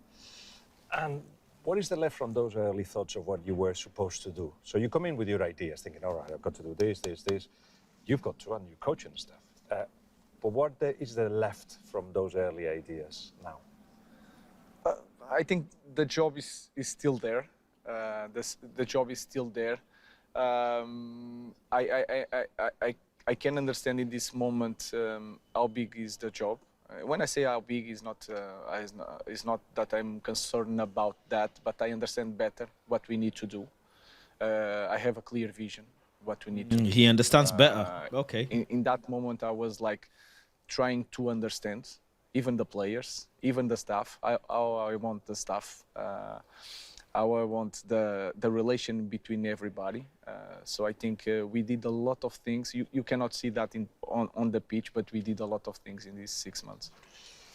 And then results, not all of them are arriving in the way that you want to. You go home, your family with you from day one? Just, they arrived 1 month later. Okay. Imagine you go back home after a couple of bad results. Do you want to not talk about the football at that point? Or do you need to? I don't talk when I arrive home. My wife knows me really well. My kids are not sensitive at that point because they say that the oldest one always say that in Portugal we won all the games. Here we cannot win 2 games in a row. Right, so his own kids. It's bad to They're onto listen that, but it's good in the same way. You can like. It's relative in that moment, but when I arrive home I try not to think about that, but it's impossible. But I try to be a family man and a father there, not the coach. Right, so your body's there, yes, but your mind is like... That is something that I miss a little bit because for 6 years, 7 years I'm always thinking about football. Sometimes I think that I just want to disconnect like for 1 week. It's impossible. I miss that feeling. No, don't have another concern. just enjoy life. Sometimes I'm a little bit tired of always thinking about football. But if you ask any coach, is the same way. Okay, so you don't talk about it at home, but you must find somebody. It must be somebody or somebody's that you need to ring to say, okay, I'm trying this. It's not working at the moment. What would you do? Or do you think of anybody that will give you a solution? No, it's that part. It has to be myself. Of course, I listen to my staff. I have a very strong connection with my staff, the guys that are really near. For example, 2 guys that came with me since 3rd division in Portugal. Of course, we talk about, but it has to be me. So I have to see the games. I have to understand. And I'm always thinking about the way we play, about the system. I understand the things, the weakness of that system. So I'm trying all the time to understand what went wrong in every game.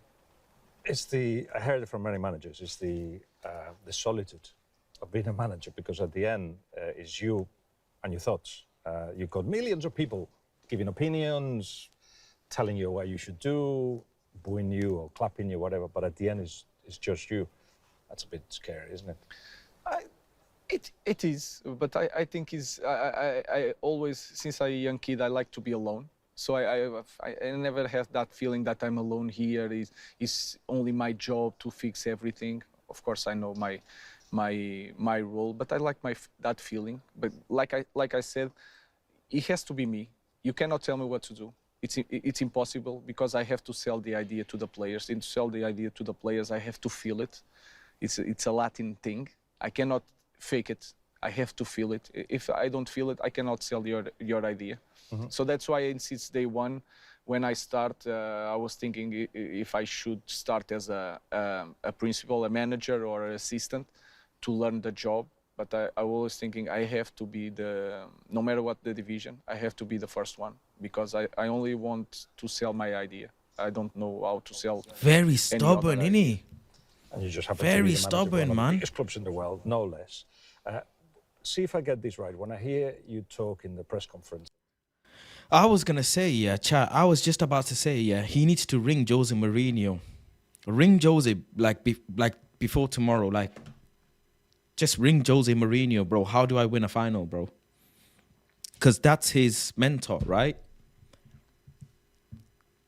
But, this mentality of not wanting to change and adapt his way or the highway, it works. And when it works, you are hailed as the king, even bigger than the king. But when it doesn't work, bro, you are the biggest villain as well. So it's main character syndrome to another level. I hear somebody saying, just wait. It's not the time to judge. It will happen. Is that what you're trying to tell us? It is, but it's not so direct, because it looks like I'm defending myself. I know that if you are here, you have to perform right away. What I'm trying to explain to people is that I know what I'm doing, but at the same time, I don't want to ask a lot of time to do that, because I'm always the guy that says high standards, and then this happen. It's really hard to cope with that, because clearly in the results we have underperforming. So I want to explain that idea to the fans, but I don't want to defend myself in every press conference. Finally, in the context of all that work that you put it in, and the hours, and the solitude and all that, you've got a cup final. Do you feel that, you must have been to other you have been to other cup finals, that the feeling is the same, that everybody's wanting it and is happiness about it? I think you can see the environment is completely different. Even in our context, the week of the preparation for the final, even the matches before the final with Athletic Bilbao, with Lyon, the environment of the club is completely different. You see the fans. It's a little bit like the team. We are playing Premier League, but we are playing the Europa League final, and you can see that. For me, when I say that is not the most important thing in our club, I really mean it. Because if you win Europa League in Manchester United, I'm really sorry. It's not a big thing. It's not a big thing. You can feel it here. You need to go for Premier League and for Champions League, and we are so far away that this is one step. That is my feeling, of course. Is winning a title, European title, but it's not enough, and I have that feeling all the time. When I'm the chairman of a football club, we won a cup that is this big, and it's the happiest day of my life. So I think you feel the same if you win it. Yeah, of course. I will be. If I win in training, if I win one game, I'm really happy. But is that feeling that is not enough, especially this season. But of course, we want to win it. I will be really happy if we win it. Bruno, thanks for joining us. I mean, at the European final, you know, it's such an important game, obviously, for the club. What do you think? What do you think is going to happen? No, what I hope and I want to happen is that at the end of that game, our team could be the one lifting the trophy. Obviously, we know we're playing Tottenham, both teams not having a great season, but final is a final. Is a game where a chance to get the silverware is there, one game away. So both teams will be very eager to get that, but we just have to find a way to be more eager than them. Do you think knowing each other well? I mean, we played Chelsea in 2008 in the final, and I think sometimes knowing, because we knew them so well, you knew every player and all their strengths and weaknesses. So I think, in a way, it helped prepare for the game. It helped to prepare for the game, but I think during the game it gets the game very tight. You know, like it makes it look that you're afraid of everything because you know they know your strengths, your weakness, and everything. But at the same time, as I said, both teams not having a great season, so I think you probably. I hope that's the final we can show to people on the outside world, both of teams, that both teams want to go for the trophy and give the best atmosphere and show possible to everyone that is looking for. But obviously, it's finding a way of winning the game, because that's what matters the most. And as you said, you played against Chelsea in the final, obviously in Moscow, probably one of my first memories about the club. And the game was quite tight in that sense, because both teams knew very well what was the strengths of the teams. So, but at the end, Manchester got to lift the trophy, and I hope this time in a different competition, but the result is the same.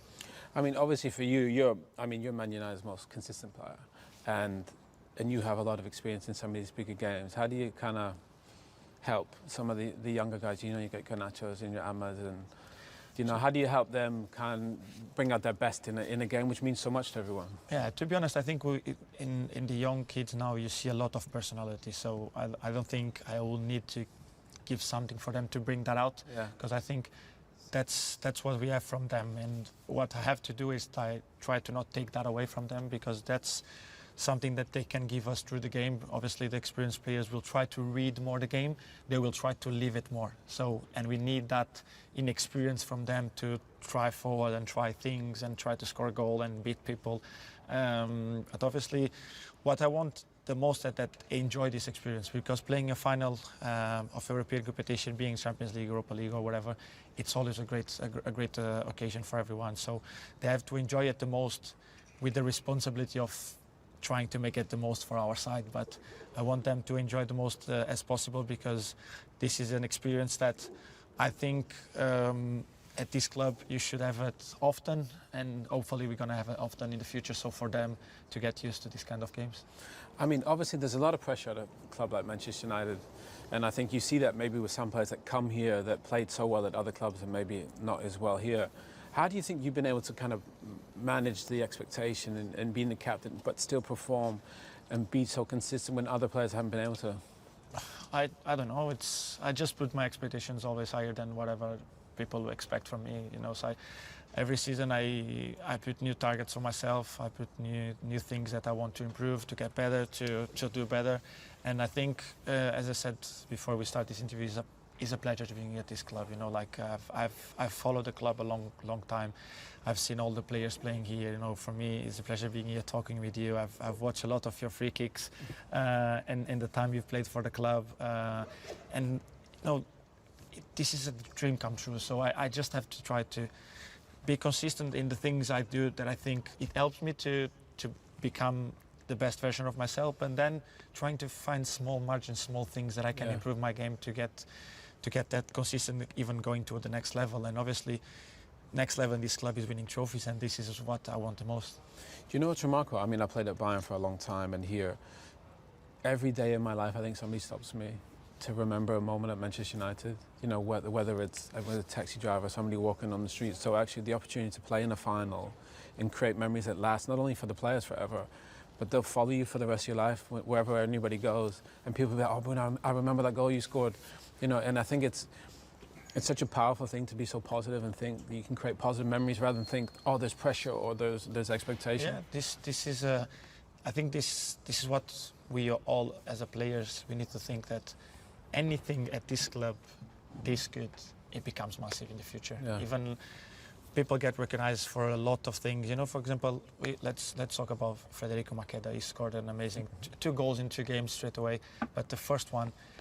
He didn't end up having the career that everyone probably expect him to have or whatever, for many reasons, but everyone remembers him for that goal, you know, and at this club, for a split second, you can get a memory for life. So I think not for only yourself, but for the fans, you know, the fans create memories by what you do on the pitch, and by lifting trophies, obviously, is the main target for them, because they've seen this club lifting everything that's possible in the world of football, and we just have to try to recreate that memories for our fans, but also for ourselves in the future, and not in the longer future look back and look like, okay, I've done something special for myself. It might not mean a lot for a lot of people, but for myself and for the people that were there with me in that moment, it was massive. I remember last year the FA Cup.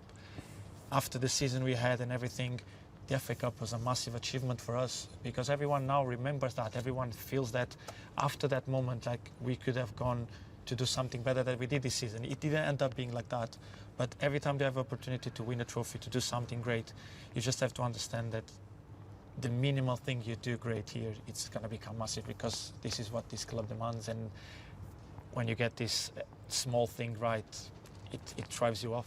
Well, I think I think we've seen that in the Europa League. You know, I was here for the semi-final. The atmosphere before the game was really positive, and I think in the Premier League, obviously, it's been different. But I think the team has kind of responded to the Europa League for whatever reason in the big moments when you need something. You know, Harry Maguire with his crazy run, or you know the late goals in moments which you needed. And I think the team looks like they're in a good moment in the Europa League. Yeah, I think it's like, probably we think that we arrive at one point in the Europa League that you felt like we're playing for something here. We really can go very far. That was our aim in the beginning of the season. But obviously, I think as you're going forward, you think you get more the feeling of a final, a trophy, an opportunity to be in a big moment and everything. And I think we felt that in the Europa League, as you said, even the atmosphere for the fans, that they always felt that we could go to the end of this competition and win it.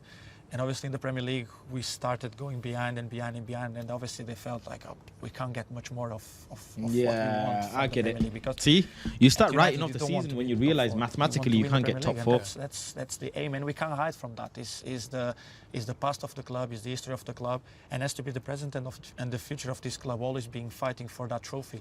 But obviously, as soon they understand that in Europa League we could go further, you could go and push a little bit more. I think even the fans felt that, we felt that. And the togetherness that we felt in every game, obviously, I think the Lyon game is the pinnacle of everything. You know, like in 7 minutes you can turn around 3 goals difference. It's something unbelievable and probably not seen many times.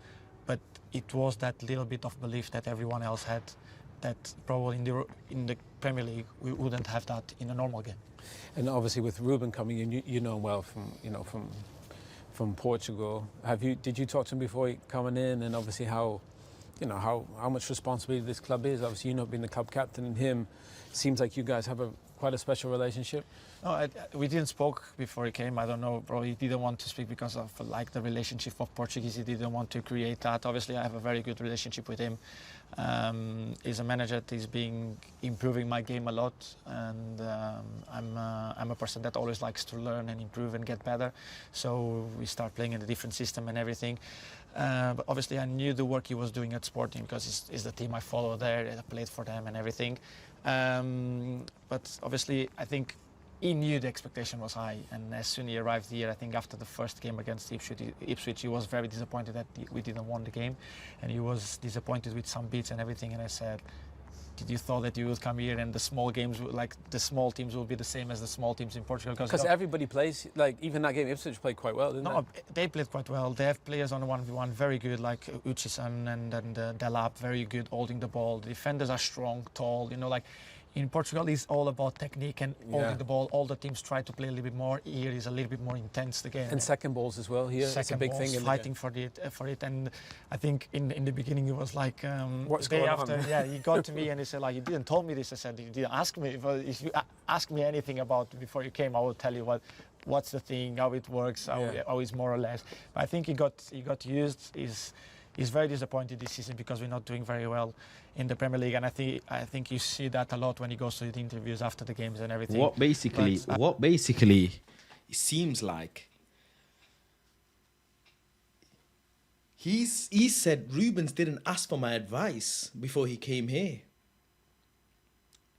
What else do you want me to say to Ruben? He's taught the same teams, the small teams here are probably like the small teams in Portugal. If he asked me, I would have said, yo, these teams play like this, that team play like that, I've played against these players before, da-da-da. He's not asked me nothing.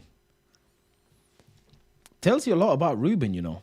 I do feel the same way, and I think the players feel the same way, that we want more, we can do more, we don't want to be in the situation we are in the Premier League. But at the same time, we know that it is something special coming for us now in the Europa League, that it can make us lift the trophy. Well, I just want to wish you all the best for the final. I know. And don't forget, Europa League is not the same because you don't get the Champions League teams come back down to Europa League no more. I know how much it means. You've got a supporter there. I hope you can do something in the final for us. But to be fair, we got a message from one of my colleagues, a guy you know well. He just wanted to... Yes, Bruno, it's Rio, man. Listen, I hope you do well out there, guys. Please, I need you to win this game, man. I know you're desperate to do that as well. The fans need it. We all need it. And I'm going to see you out there in Bilbao. Look forward to seeing you, man. And take care. Bring it home, Mr. Captain, from one captain to another. Do your thing, man. Take care. No, look, it's, even like sometimes people could not, and you guys could not think that way, but it's very special for us, obviously, getting some message from you and support and everything, because everyone here, you know, like, is looking up at you guys. In a certain point, you could be older. Like Johnny, obviously played with some of you. He was very lucky to be in that time, and obviously, I think for us it's very special to see the support from you guys, because you've been there, you've been in these situations, and I think even for the fans, that little push for them to believe and to believe in the team, that we can do something, that we can win this Europa League for our club. It's very good. That's what this club's about, creating memories, isn't it? Right, Mason. Mount and Rasmus Højlund. Good, yeah, really good. Yeah. Good, what was safe? What was that semi-final like? You know, here at Old Trafford, your first goal scored at Old Trafford. What did that feel like after, you know, some of the injuries you had? Yeah, it's obviously a special night. Even when I think back at it now, it was like I wasn't doing much thinking during the game. It just happened. I feel like I think that you play your best like that. Yeah. Or not you. I mean, I was the same. Yeah, 100%. You do.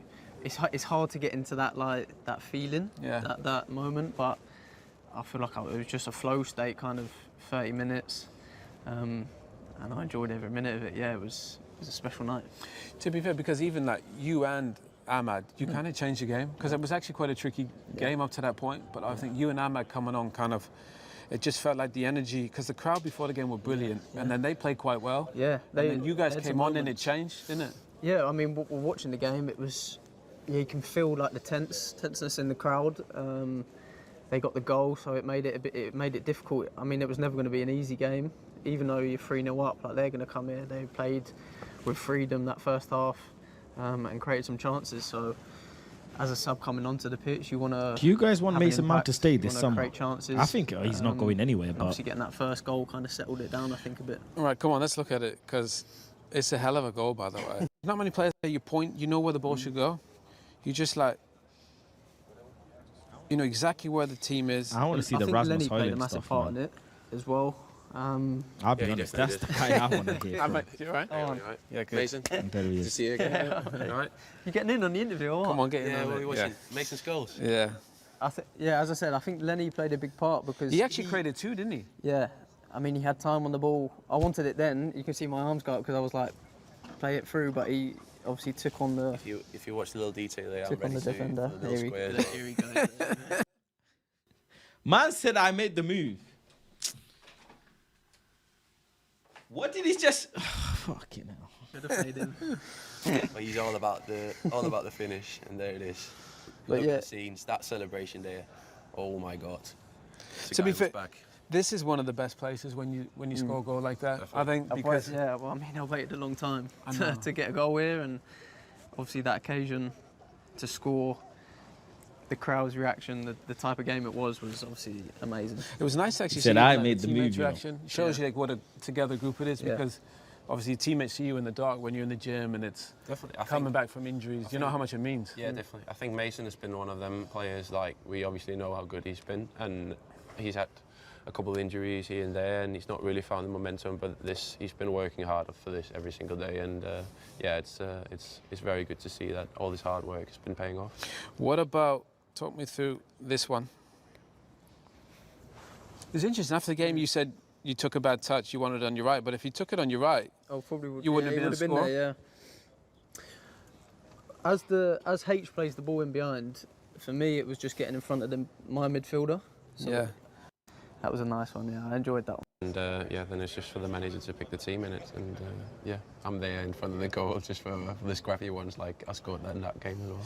But you know what I was saying to Ruben earlier, from my experience actually, some of these games you can win something on the Scrappy simplest second ball. goals. Definitely. Do you know what I mean? Because if you win the second balls, it you get a bit of confidence in the game, and then you can create more opportunities for the strikers. I think they were massive in this game as well. The first half, as I said before, they come and they were aggressive. They had obviously not much pressure. It's 3-0 already. They were winning a lot of second balls in that first half and tackles, and that was one of my kind of things I was thinking about coming onto the pitch, trying to win that battle before obviously creating chances, and that we needed to win the battle first, and I thought the lads done that really well. And obviously when you get the first goal, it gives you that confidence to go on and create more chances, and obviously Razzie gets his one, Cassie gets his, and then the game kind of calms down after that.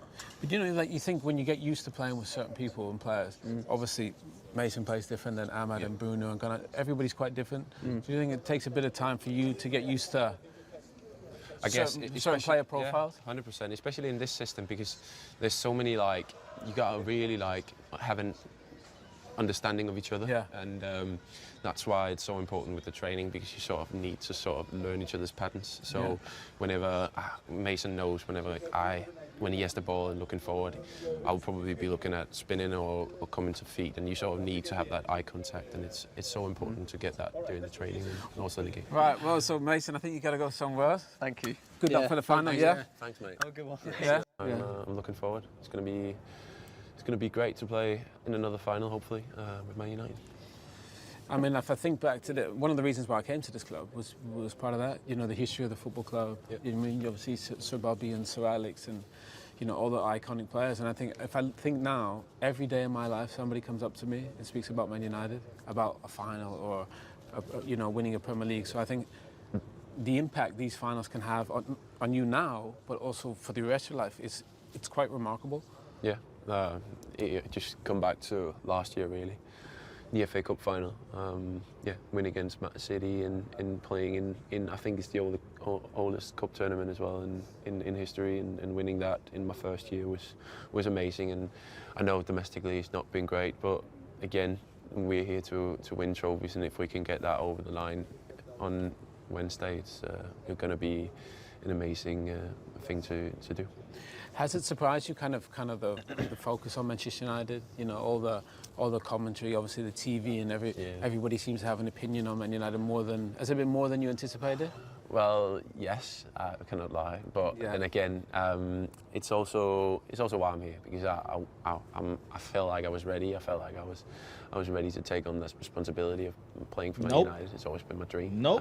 And like you said, it's probably been a bit surprised of how many opinions, but he's shocked. He's had a shock to the system. I'm only now 22. He's had a shock to the system. He did not understand the assignment. Better, and I'm trying to focus on that instead of like whenever it goes good or whenever it goes bad, all the opinions. So yeah. He said Yeah, he if I think didn't back know to the teams that I was fortunate to play, scrutinizing they had people can quite get. a lot That's of mad. Senior players. So maybe you at 22, that you probably would have been maybe the third or fourth, just so you could kind of learn your way. You know, you think about, you know, an our team at Cristiano and Tevez and Rooney, and then we had a young Danny Welbeck. You know, and so I think they had the opportunity to learn from those guys. I had think big now, expectations from you know, Rasmus, yourself man. and Marcus I and had Martial, they're big just thrown expectations kind of from him. straight in and expected to. And I do think it takes time for young players to adjust to those things.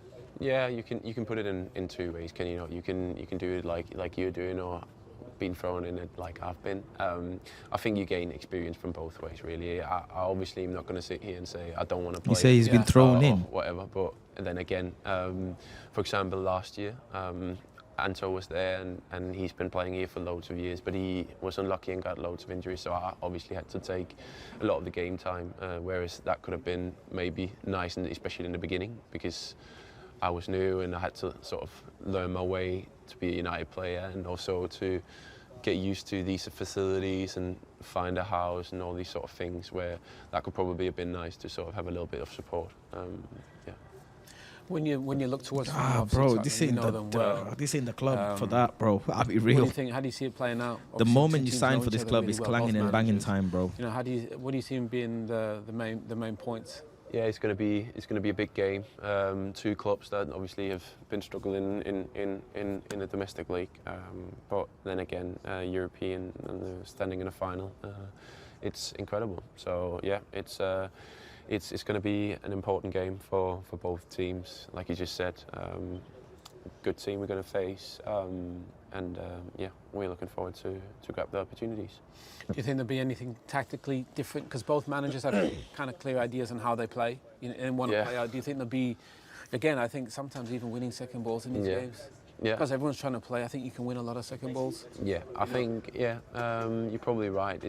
Finals is always different, aren't they? Because you're playing for silverware. So the risk of the game is obviously much higher. So you need to adapt to that sort of circumstances, and you cannot just be throwing everything out. And maybe if you're one goal behind, then you start throwing a bit more, and obviously on the other end you defend a bit more. So yeah, I like to say the finals has its own life, really. Yeah. Yeah. But I think this is what you know, I think also there's a lot of pressure. You're playing for Man United, but I think there's a privilege which you've earned, you know, coming all the way over from Denmark. I don't think the questions have been sticky, I'll be honest. And I think the questions have been so like cute. They've all been cute. Not like just been cute, bro. Oh, let's look at your goal. Let's look at this. Oh, sunshine and rainbows. It ain't been like drilly questions. I'll be real. Like there's nothing for me to say because it's just so plain questions, bro. Plain questions. It is a club. TNT Sports have 5 million, 6 million subscribers, yeah? Nearly 6 million subscribers, and this video has done 40,000 views. Deep that, bro. Saeed could upload a video that does more views than this. Deep what I'm saying. So 48,000 views in 16 hours, and they've got 6 million subscribers. Like, people are like, yo, allow it. I'll be real, bro. Saeed could upload a video and it get 100k views, boom, like that, no problem. This ain't even done 50k yet. And they've got 5.8 million. It's not even done 10%. It's important too. I know it's hard, but to enjoy kind of the final as well. Yeah, you're right. Obviously, like you said, there's a lot of opinions and pressure of this football club, but then again, you're going to be written into history if you do win, and that's why I'm here. I want to be part of this great club's history, and yeah, I want to be remembered. They've not stuck it on him. They should have said, like, how do you see your own personal season going? You've not scored a lot of questions. Sorry, you've not scored a lot of goals. Expectation for any striker playing in Man United is you have to score goals. Where do you think it went wrong for you? Where do you think it's gone wrong for the team? How do you plan to see your future in this team for the future? Because you have to perform, you have to deliver numbers and trophies. Cute. That's why these interviews don't do numbers, bro. That's why, because the questions are dust.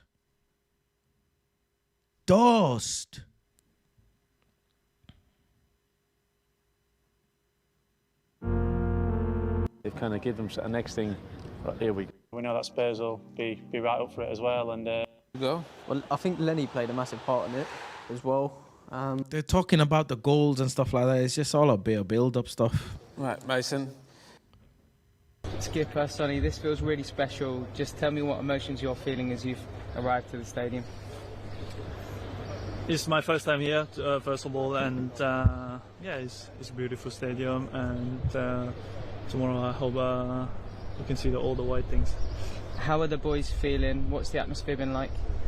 Yeah, it's very, very good. Everybody's very excited. Dust questions. Fucking hell, bro. How are you feeling? What's man gonna say? I feel sick. I'm jet lagged. What do you expect him to say? This just... I fucking hate this shit. Oh, feel a bit like need a shit, really. I need a shit. That's how I'm feeling. I need the toilet. At the moment, if you ask me how I'm feeling, I need the toilet, mate. God knew not to give me professional athlete career, bro. If man asks me these sorts of questions, yeah, I'm just gonna be answering like, how am I feeling, bro? Knackered. Knackered and shattered, mate. Don't really want to be like... That's why I like certain players like Olise's interviews and that. Man, just like, yo, what... Scored a goal in my job, G. Ask some serious questions, innit? Yeah, man want to say, I feel it in my fingers and toes. I'm feeling goosebumps. Ask him, bro. Son, straight off the back. You've not been able to win silverware with Tottenham Hotspur. This is the time that you can win a trophy with this club. What would it mean for your own personal legacy? And how are you looking at this game differently to the Champions League final that you've been to? Stick it on him. Ask Rasmus Højlund, yeah? Oh, it's not gone well in the league, Rasmus. If you win this trophy, do you think this trophy is enough to repay the fans for how the season has gone? Do you think winning the Europa League is enough? If you don't think so, why?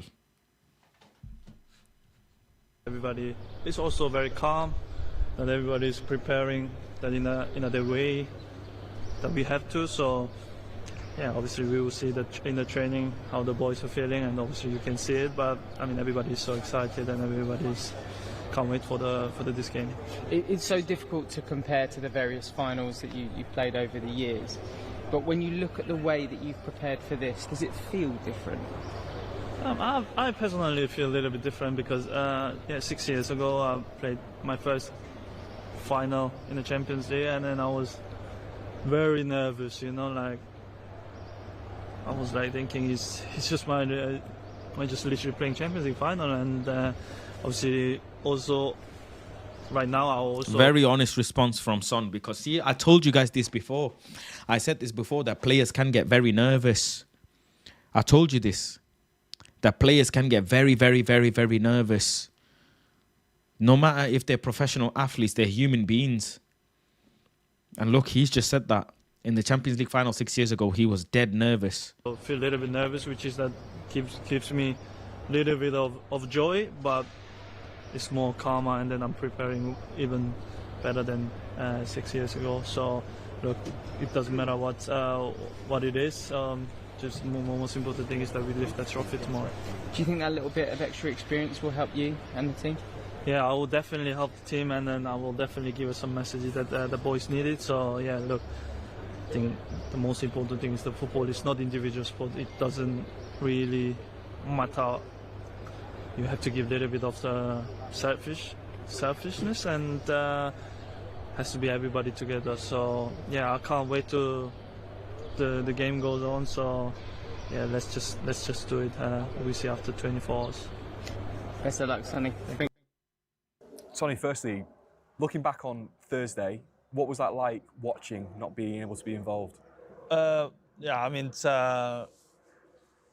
quite a weird feeling because while you're playing, when I'm playing, I'm not really nervous. I was watching at home and with my family, and we all so nervous. Every action, every moment, we were like, especially my mom was just be shouting, and I was like, "Mom, calm it down, please, because you make me feel more nervous." So yeah, it was a bit chaos, but yeah, it felt great. It felt great. I think the lads sacrifice, the lads running, fighting, sees a lot of sacrifice. I think it's makes very proud. What was that moment like, knowing that they've got the job done, you're going to be playing in a European final? Yeah, I couldn't believe. I was very happy. I think I was happy then. You said I couldn't believe I it. wish I was there and then celebrate together. I couldn't with the boys. believe Obviously, it. This is probably the best. I didn't feeling expect it from my team. Always looking for, but I mean, even at home, get a congratulated by family. I think it was also very nice. But yeah, I think it was great feeling. But still, the job is not finished yet, so we still gotta looking after the most important game and the biggest game in a year. So I think, yeah, celebrate that day, but my focus all on Wednesday. You sort of mentioned there, but you've had a little bit of time out of the team with injury of late. How nice does it feel to be back and being able to contribute? I mean, contribute is one of the things that I always love to do it. And Dusty questions again, man. Dusty questions, man. Oh, Amad Diallo needs to win this trophy. Let's see this one. Rising Ballers. When you realize it's your first hat-trick, is one of the biggest stadium in the history. You don't stop in that moment. You want to score more hat-trick. One of African football's brightest young talents, where just a handful of league games at Atalanta was enough to catch the eye of Europe's elite. Composed, quick, instinctive, Manchester United moved fast to sign him up. Leaving my country. I'm very surprised. Like, chat, I don't understand, yeah? Please help me understand. How has this video got 21,000 views uploaded 1 day ago and they have over 250,000 subscribers? How? Less than 1,000 likes. This is an exclusive Amad Diallo interview, yeah? From Rising Ballers. And they only have 21,000 views. You'd expect it to clear 100,000 quick. Quick. How is it got 21,000? I don't understand. Like, I don't get it, bro. I've had like 10,000 views, yeah? I've had 10,000 views on my channel after a match day reaction. And I'm like not even half the size of these guys. Said's regular videos, Rance's regular videos. These guys' videos go clear. How is this on 21,000 and they've got 250,000 subscribers? How?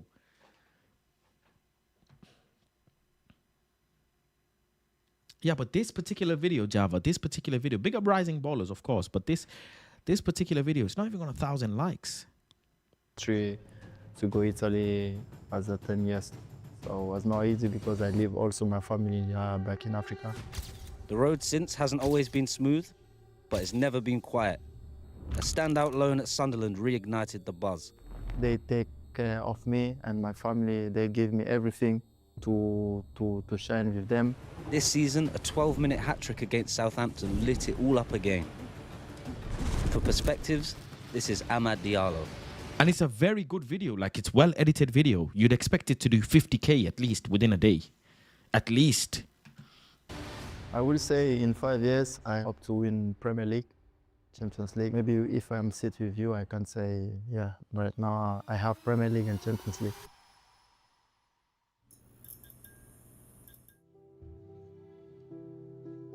My player, man. My Hello, baller, everyone. Ahmad, man. Love It's this Ahmad guy. Diallo here. It's a prosperity with Rising Ball. Ahmad, thank you for joining us, bro. Welcome to Rising Ballers. I guess it makes sense for us to start at the beginning of your career. When did you fall in love with football? I think when I was in Ivory Coast first, Yeah. in Africa, I was 5 years old. Then I started to play with the academy of my dad. Then everything started there, so A while ago. 5 years old. So you obviously moved from the Ivory Coast to Italy to England, all in kind of a very young age. What were some challenges of that? It must have been kind of difficult moving to different countries at such a young age. I think, I moved to Italy when I was 10 years. Okay, Rah. And I grew up in Italy. I Moved do at everything in 10 Italy. years. So leaving my country to go Italy as a 10 years. So it was not easy because I leave also my family back in Africa. Yeah, okay. Yeah, so it was not easy for me, but I had my family, some family in Italy where they take care of me. So it was a good challenge for me to He would have go been in Italy, digs, to innit? leave some I think that's what you family call them, isn't in it? Africa and then go Italy. When But I you think when they right put now, you with the family when you everything is move good from now abroad to a because, international team. I meet everyone. So I'm so happy for what I achieved since now. Amazing. So you mentioned kind of having some family in Italy, which kind of kept you going. Who has been the most important person in your career so far, would you say? I think a lot of people been so important for me since now. I cannot say just one name, but I think my family been always with me, and especially my mom, my dad, everyone. But I think so many people been very important for my grow up and everyone. 100%. So obviously you're in the Premier League now. You've played in both Serie A and the... He's a proper chill guy. You know how I can tell? You lot know how I analyze things different. I analyze things so differently. Do you know how I know he's a chill guy? Ask me how I know he's a chill guy. Ask me. Java, spot on. When a bad man sits down with his sandals, yeah, and you take your foot out the sandal halfway. So this is Mrs. Faz's sandals, yeah? You put your foot in, and you know when you sat down, you just do that. Because you're just like relaxing on the edge. You're just relaxing on the edge like this. Mas is chilling, G. Look at his foot. Look at his feet. Just halfway out the sandals, chillaxing. I'm a chill guy, man. Just relaxing. Premier League. What's a big difference between the two leagues that fans might not realise from your point of view? I didn't play a lot in Italy. With Atalanta, I just played 3 games. I went to England. But I think the difference is maybe because Premier League is more physical, is more intense than Serie A. But Serie A is is a hard league, and you can see they are competing in Champions League with every team. So I think maybe it's because Premier League is more physical and a little bit harder than Serie A. So it's maybe because of that one. For sure. Yeah. So on the note of like physicality in the league, who's been the toughest defender you've come up against so far? Good question. The toughest defender in the Premier League. So many players are really good, especially I think so far. Yeah, Robertson from Liverpool was one of the best think, yeah. But yeah, when but so many defenders are really good in this league. For sure. So one game where you didn't have such a hard time was when you scored a 12-minute hat trick earlier this season. Can you talk me through kind of the emotions of that goal, kind That of each must goal be his going in, agent or something over there afterwards, standing. and even beforehand? Did you like wake up with a good feeling that day? Kind of talk us through that hat trick.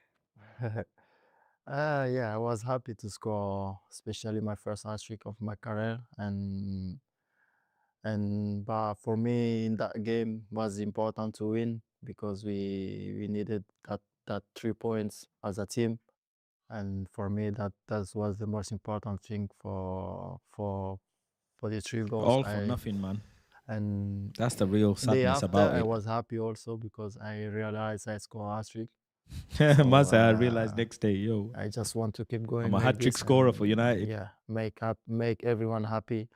Every time I'm on the pitch, I try to do my best. For sure. So would you say it didn't really kind of set in until the next day? Yeah. When you realize it's your first hat trick and it's one of the biggest stadium in the history, like Old Trafford, you're very proud and happy, but you don't stop in that moment. You want He must have felt like you he's the want to man. score more goal. You The want to score confidence he more would have hat-trick. taken from that So, is crazy. I was happy, but Because it's I his just first want to hat trick keep of his going career as and well. keep the work and then try to score a hat-trick maybe in the next game again. So you've kind of Yeah, made a exactly. few appearances for the senior team at the Ivory Coast already. Kind of how did that feel for you making your debut for the national team? And then also like what are the differences playing for your country as for your club? Playing for country and club is different feeling. Playing for country is really nice because you're from there, you're born there, you know the culture of your country. So you see some player who play for your country like Drogba, and you're just proud to play for your country. And yeah, every time I play for Ivory Coast, I'm just proud. I'm just happy, and I just want to enjoy this moment. When I play for my club, is the same feeling. I But it's just more try to pressure when you do play my for best club. every Way time more I'm on the pressure. pitch, and then yeah, I think difference is not really big, but yeah, every time you play for your country, you're very proud. If you could only win one trophy in your career, obviously we hope there's many more than that. It could be the World Cup, African Cup of Nations, Champions League. Which one would it be? One trophy I would say is the World Cup. Is the World Cup because it's mean a lot for me, especially for African country because no African country since now has win the World Cup. So if you achieve something like this, I will be so happy. 100%. Could retire the next day. Let's say it is the Champions League final and you've scored the winning goal. Who are you going to celebrate with first and why? On the pitch and off of it. I think everyone will celebrate with me in the pitch. Outside the pitch, I think I will celebrate with my family, with all my family, all people I love. So outside the pitch, I will celebrate with them. Man said but in the everybody's gonna pitch, I think celebrate with me, G. everyone Man will scored the celebrate winner. with What me. you on about? For sure. Yeah. So you've obviously, unfortunately, been out for a little while with injury. How do you deal with setbacks and kind of dealing with injuries? It must be hard sometimes, kind of a lonely road. What's your process with like dealing with that stuff? You just have to have a strong mentality. You just have when you have the right people around you, you just keep smiling because you have to know this is part of the football Yeah, the player. goal This against is not Liverpool, part man. of the of the life. So you have to accept and then working very hard to be more stronger than before.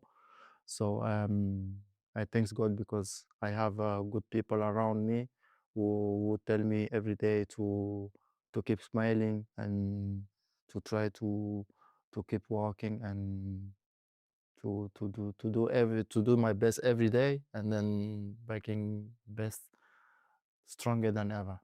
Definitely, man. Yeah. So if you could have dinner with 3 football players from any era, you know, retired, currently playing, who would it be and why? Messi. No, Because I'm my not, idol. man. Why? Oh, Ahmad, man. Why? Oh my God. Why? Fuck's sake, man. He's ruining it. Is it cause Messi is short? Is it cause Messi is short? Because there's no other explanation, bro. It has to be because Messi is short and he's short. He said Messi straight away. He didn't even think. Messi, Eric Bailly.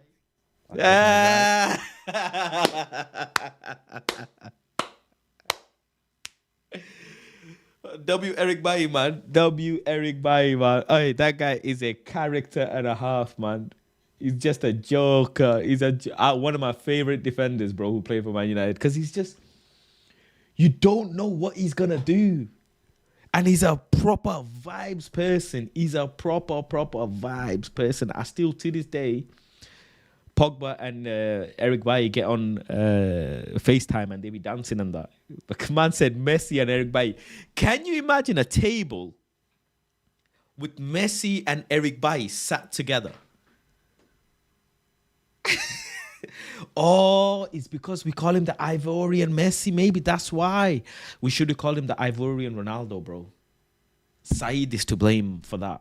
Saeed is to blame. Wow, yeah. And Frank Kessié. Okay. Yeah. That's an interesting 3. Yeah. Well, so Messi's obviously your GOAT then. Yeah. What is it you like about Messi so much? Oh, I grew up watching Messi. I grew up watching his football ability. Sometimes in the pitch I try to do something like Messi, but it's impossible. So Messi is everything. I said it's for me. impossible. It's not impossible, bro. It's not impossible what Messi did on the pitch. It's not. It's impossible what Neymar did on the pitch. Yeah? It's impossible what Neymar did on the pitch. Can't do. Nobody can do what Neymar does or did. Messi? You can, bro. There will be a guy who can play like Messi, bro. Lamine Yamal is doing jinky janka every other day, running past players. Yeah? Bits that Ronaldo did. You can't copy that. Can't copy that. You can't. Bro, running with the ball and running like that and turning, that can be repeated. You see that shit in Sunday League, bro. It's just he did that at the highest level. And he had nice goals, like good finishing. Just place the ball in the corners and chip the ball over the keeper. And Iniesta and Xavi and Busquets, they just set him up. And he just dribble past 3 man and that's it. Boom. Kalas. But Neymar, what he did? No, come on, man. How can you? No. It's possible. It's possible. He's an idol, so I just want to say. Because why ain't Messi doing all of these things in the MLS? What's happened to DAZN FC, bro? I don't see anything Messi doing in the MLS. I do not see a highlight clip. I do not see a viral video. I do not see a crazy Messi dribble. How come the next league that Messi went to from La Liga, I ain't seen fuck all, bro? Where is DAZN FC? But every other week, I see bangers and bangers and bangers from Ronaldo in Saudi. And Saudi has better players than MLS. Wait, Saudi League is clear of MLS. Clear. Like a gazillion miles, light years ahead. So, I ain't seen nothing from Messi. If Messi moved to Juventus, if Messi moved to Serie A, he'd be cooked. He would be cooked. If Messi moved to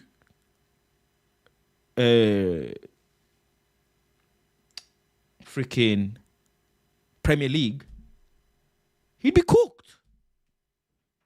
Finished. Dan Burn would have sent Messi to the second tier of the stadium. Dan Burn would have sent Messi, yeah, up there, bro, where my hand can't even, you can't even see my hand. He would have sent him. Mark Gay, he would have sent him, bro. Van Dijk would have just told him, yo, move, man. Move. About Jinky Janka in the Prem. Move, man. Do it in the Prem on a cold night. On a cold night. Calvin Bassey would have grabbed Messi like this, yeah? And said, oh, come here. Come here, man. Come here. About you want to dribble, yeah? Come here. Calvin Bassey would have took this guy for a spin. Come on, man. Man moved MLS. Never heard of him again. Disappeared. Gone. This one, Messi is my idol. And then Eric and Kessier is because I know them, so it will be more easy for me to go in dinner with them and then having conversation. Man's using his boys, yeah? So he can chat to Messi, basically. He's saying, yo, they're my guys, innit? So I feel a bit more comfortable because I'm not a chatty person. Just on more easily. I hear that. Yeah. What's one thing you hope people say about you when you retire? Obviously, that's a long way away, but like maybe not as a player, but as a person.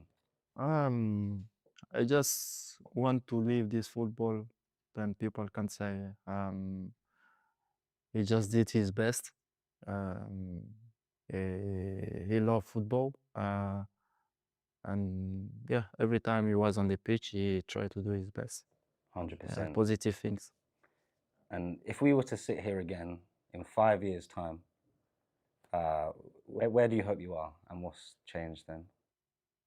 I will say in 5 years, I hope to be as a Manchester United football player again, and then hope to win Premier League, Champions League, everything with United, and then maybe if I'm sitting with you, I can say, yeah, right now I have Premier League and Champions League. You've played all around the world already, European competitions, different leagues. What's been the best stadium, apart from Old Trafford, that you've played in, and why? Stadium of Light, Stadium of Light? Sunderland. Because he's got a lot of love for that club Sunderland, man. give me confidence. They take care of me and my family. They give me everything to shine with them. So He's got a lot of time and love for Sunderland, and I respect that. If I have to say one stadium a part of Old Trafford, I would say Stadium of the Light, because I love them and I wish them all the best. And yeah, it's the second best stadium where I play. The fans will be happy to hear that, and they're having a good season as well. You must be keeping an eye on it. Yeah, I watch every game. Really? Yeah, really. Love that. Oh, bless him, man. All right, he really loves that. They gave him a chance. I think that's everything for and now. they really Thank you, helped bro. his career. Oh, yes. They Remember really, being at the really helped game, his career. When you realize. But yeah, bro, stop this Messi talk. Don't be talking about Messi in my comment section, man. Like, I'm not having it. I'm not having this Messi talk, bro. Do you know what I'm saying? Man don't want to hear no Messi talk. Man stayed in his bubble all his life. Stayed in his bubble all his life, bro. Name me one football player right now that is doing things that Neymar did and you can compare. Name me one. Name me one. Ronaldo left Prem.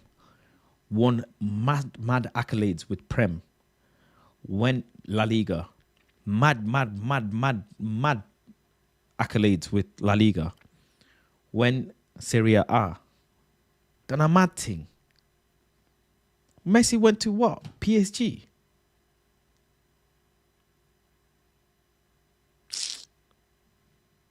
please, man. Never can he compare. Never, ever, ever can he compare, bro. Never, ever, ever can he compare, bro. Impossible. Impossible, bro.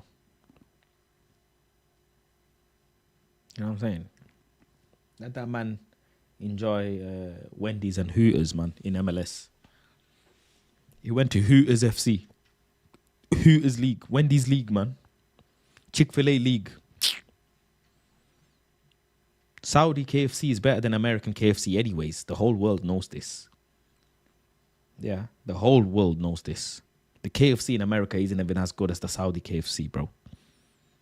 You know, like that. So, yeah. Kevin De Bruyne, farewell. Leaving Man City. Interesting. Everybody was telling me, watch the training video.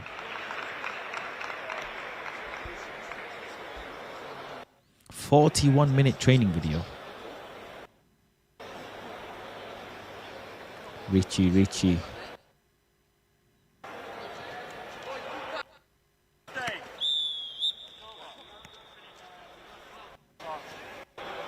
Bibs. Rondos, maybe, yeah.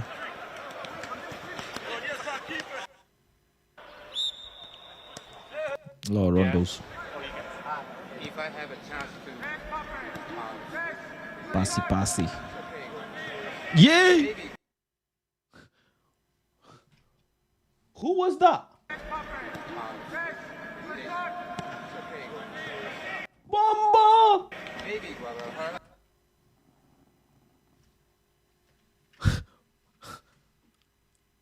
Who? Now, no. If I did that, yeah, you guys would cook me. You guys would fry me. You guys would fry me and say, leave football before football leaves you. Man, Planetfaz. Man. What the hell was that? What the? No defenders, you know.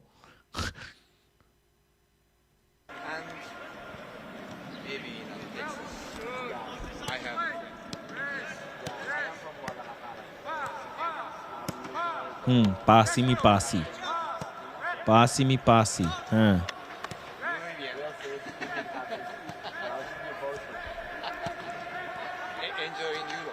No defenders.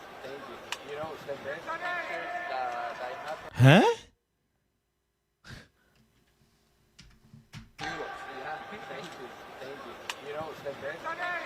Bomba! We're winning tomorrow, bro. We're winning tomorrow, bro. What is this?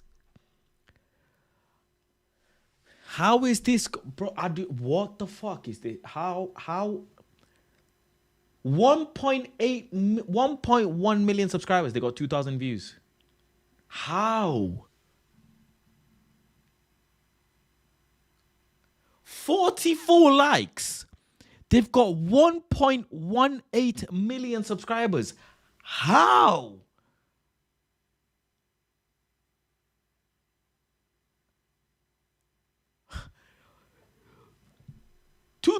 views, 2,445 views, yeah? And 445 views are from Expressions and Eli, bro. Eli has watched it 220 times and Expression watched it 225 times, bro. Because how the hell a club, Tottenham Hotspur, size of Tottenham Hotspur, 1.18 million subscribers, has 44 likes. What the fuck?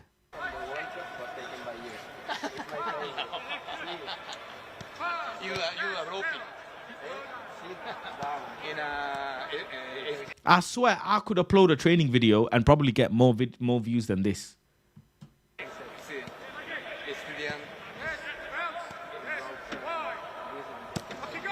Another one. Passy. Ball comes in. Okay, finish. Okay, one finish there. But I swear one guy missed. And then the other guy scored. Yeah, one guy missed. One guy just blatantly missed, I swear. One guy just blatantly missed. Bomba. You can buy subscriptions on YouTube. Is it? Well, I actually know you can, but that's just mad, bro. Beanie Man Sports, you'd expect them to be massive. Okay. Pass, big ping, switchy. Good job. Thank you. Easy goal, okay. They're working on the ball in the box, innit? The square balls in the box. Switch. They're not gonna play like this. Show the goals, man.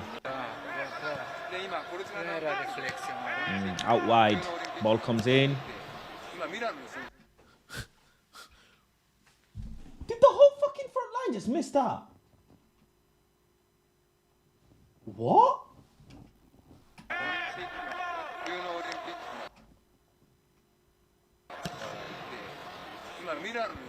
What the fuck?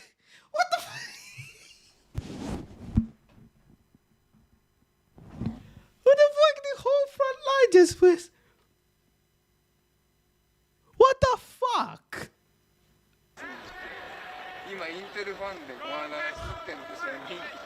This is Premier League team, bro.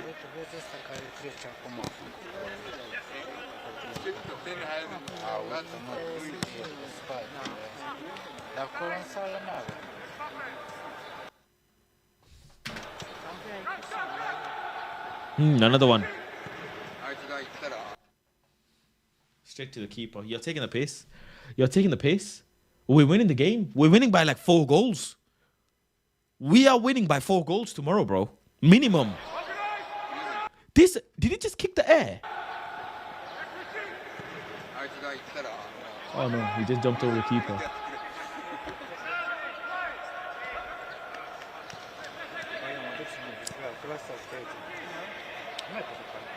Passy me passy, plenty passy.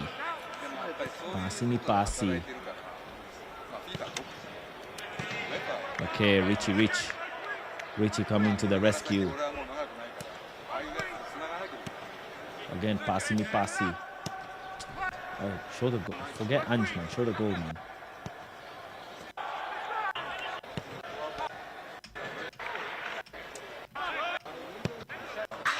Eh?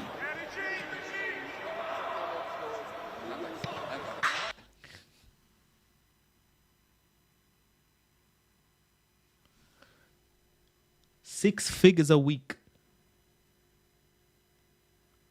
The finest hotel. Blood sugar levels being checked every day. Your sleep is patterned. Massages from the softest hands in the world. Massages from the softest hands in the world. Clothes washed, ironed. Brand new every day. Now, it's not fair because if I did that, you man would cuss me out. Fuck you lot. Man. Bossa! Huh? Okay, finish. That's as I say, football is not easy, huh? So when you see me miss chances, some of you saw me, yeah? Miss a penalty, innit? I missed a penalty in the last charity game. So when you see me miss chances, don't be shouting and screaming, bro, because these men are on millions. And you just saw him. Huh? Wait, what was that?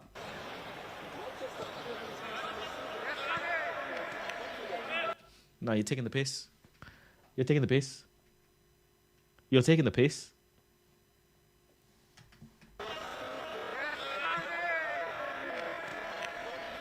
You're taking the piss. You are taking the actual piss. Like too much piss. You're taking too much piss right now. Yeah. Passy me passy. Ball in. What the fuck? If I'm Ange, I'm swinging, bro. I'm starting to swing at people, bro. What?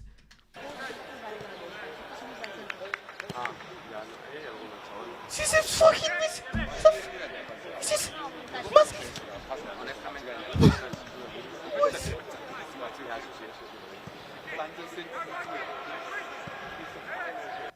The finest grass in the world, bro. Look at the grass is softer and flatter than my bed. So when I blame the pitch, you motherfuckers, yeah, you blame me. You saying you're just bang, bang, bang, bang, bang. These men are playing in the finest grass in the world, grown to perfection.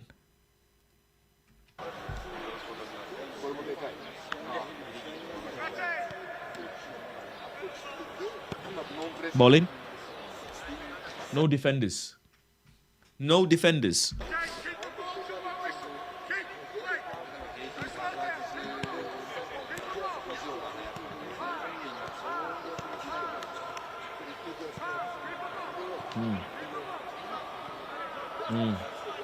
Passy me passy. Again, passy me passy. Pew.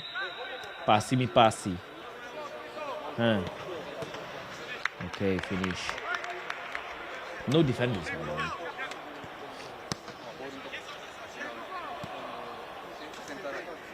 Again, passy me passy.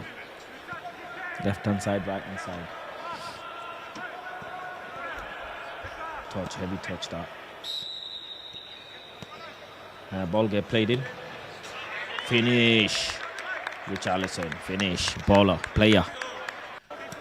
Passy me passy again. Passy me passy. Plenty passy me passy. In and out, in and out, in and out. Draw them in, draw them in. Okay, when they whistle, it's the time they attack. Bomba! Finish.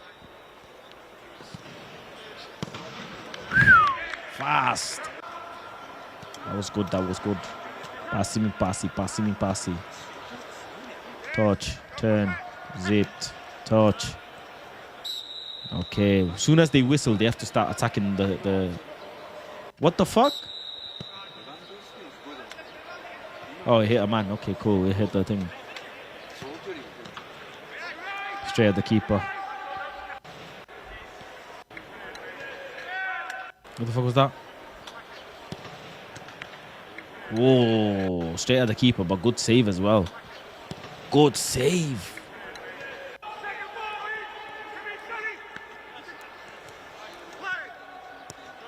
I think Spurs paid for this video to be like, I think all the Spurs players dislike this video because the algorithm has checked this video, bro. They've checked this video because you don't want this video getting out, bro. I'm surprised Spurs didn't say, yo, lock this video off. Passy me passy. Passy me passy. Passy me passy. Nice passy. Okay, swingy.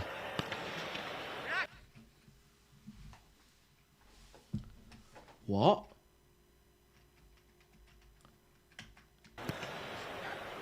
Touch.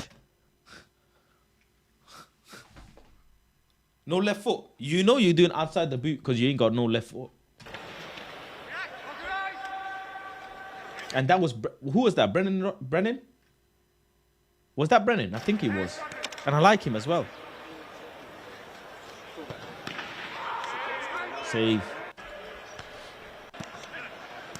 Touch. Passy me passy. Richarlison on the left-hand side. They're going back. They're going to blow the whistle soon. When they blow the whistle, you go attack. Okay. Save. Straight at the keeper. No whistle left hand. Straight at the keeper again. Jinky me janka. No jinky jinky, it's jinky janka. Yay. See touch. Chai. Quick sharp. Finish. Super should have done better. Get the ball on the floor.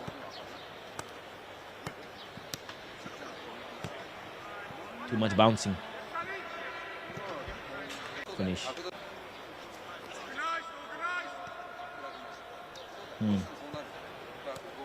Touch. Pass. Switch. Nice. Heavy touch. Pass.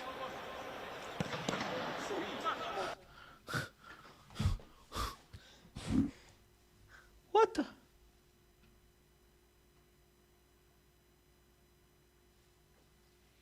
Man hits a static.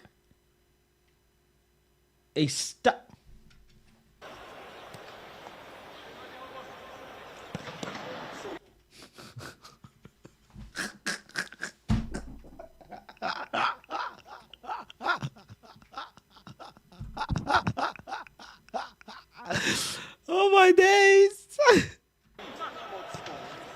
And then shanked it after that. Oh my days. Yo, you lot can never chat shit to me again about football.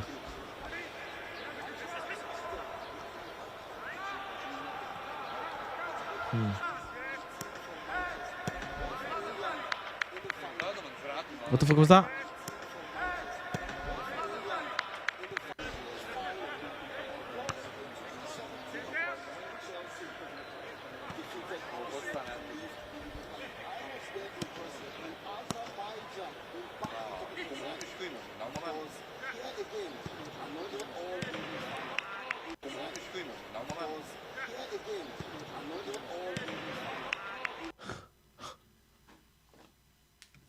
We've won! We've won tomorrow, oh my days! Oh my days, Onana can have a day off.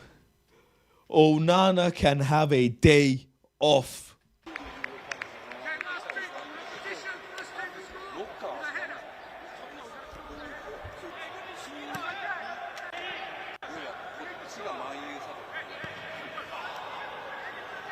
Rah, man sent it. Flipping hell. Bro, if you do this at semi-pro level, they start cussing you out. They say, yo, why are you sending the ball so long?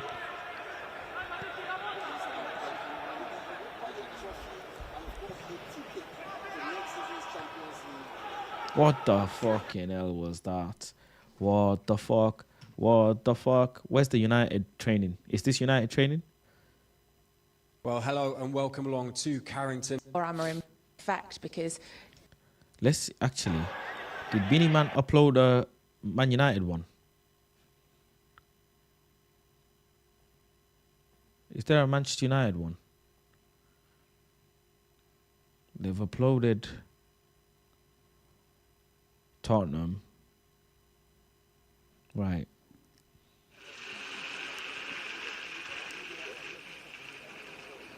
Yeah, Ruben. Yeah, kick it away, bro. It didn't work, innit? You tried something. Yeah. And then kick the ball away. Kick it away. Kick it away. Yeah. Allow it. It didn't work. It didn't work, G. It didn't work.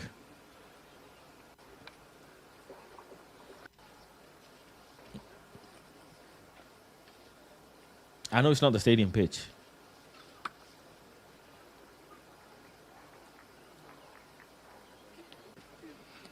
But the actual... Why is they showing the gaffer training, bro? So yeah. So you're... Yeah, not all the way. Yeah, man, just... Why are we showing the gaffer scoring? Why are we seeing the manager training, bro?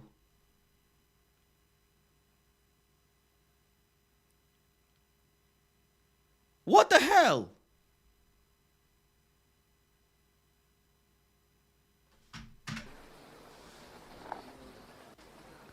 They are still...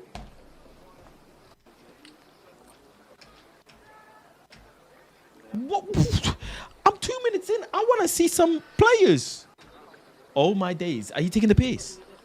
Right, they're here. Look. Oh my days, Luke Shaw.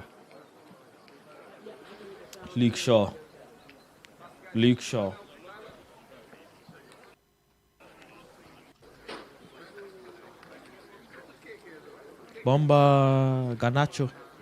Bomba. Bro. Pull your pants.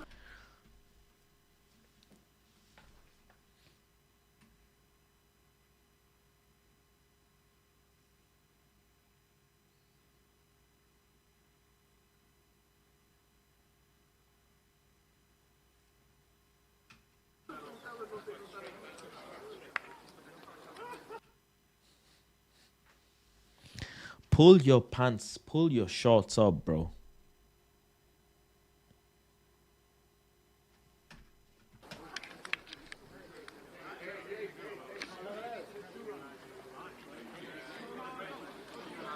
Pull your shorts up, G. What are you doing, bro?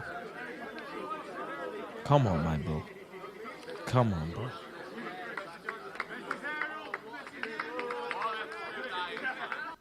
Flipping now. Flipping now.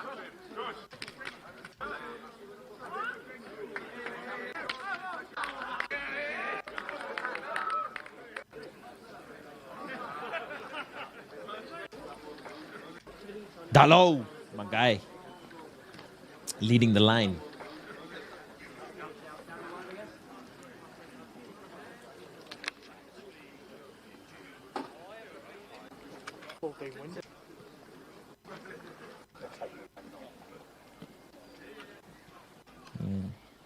Some stretchy.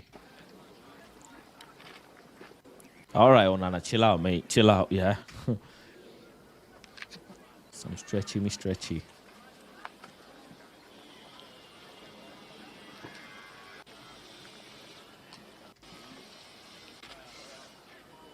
Okay. Plyometrics, is it? Something like that? Yeah.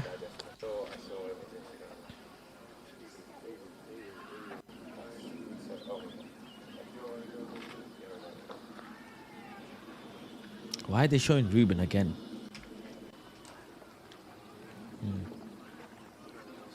Where's Luke Shaw, man? Take it easy, Luke. Take it easy, yeah? Luke, do something, bro. Do something. Everybody's doing something, innit?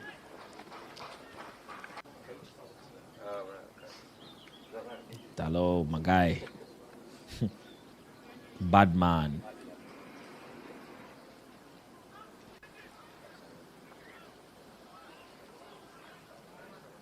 Activate in the glutes. Activate them. Activate.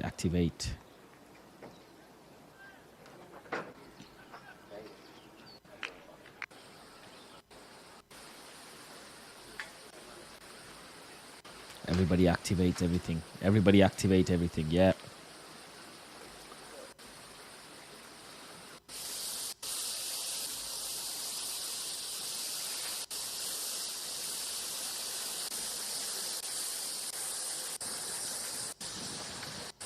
Plenty of activation from everyone. What these two doing? Oh, he's checking his hair out. Got the Lamine Yamal. Has he got the Lamine Yamal? No way he's got the Lamine Yamal cut. No way he's got the Lamine Yamal cut.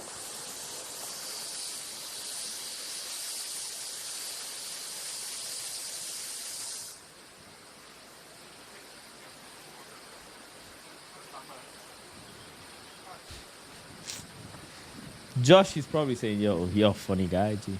You're a funny guy, ain't he?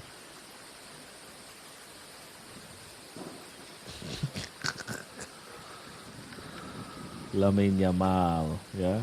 Safe. What's Onana doing? Chilling. Chill, G, no problem.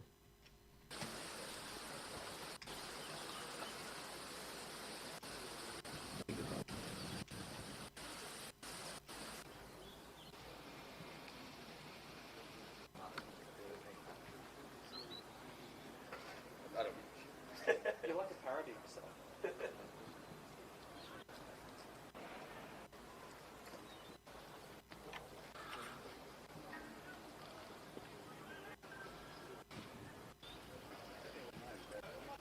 Is this all we did? All training, bro? Aiden Heaven is there. Ugati is there. Get the balls out. Oh, he tried to not make Dallo then.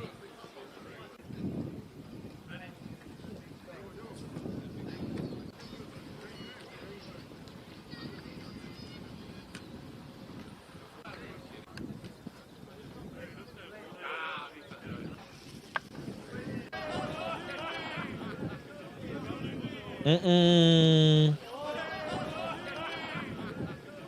Mm-mm.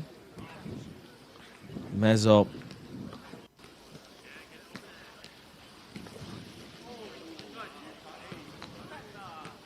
Jeez, Casemiro touch.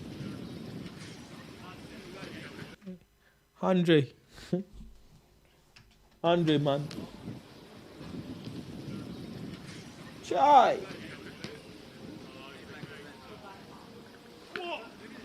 We're finished.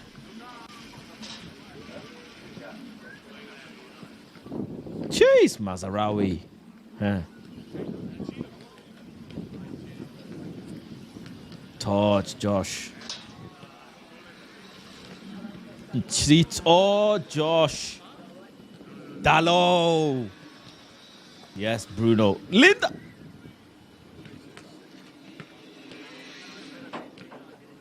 Bruno just keeping everyone alive right now.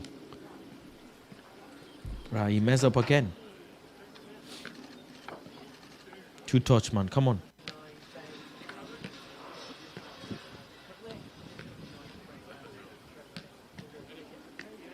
Nice one, Maz.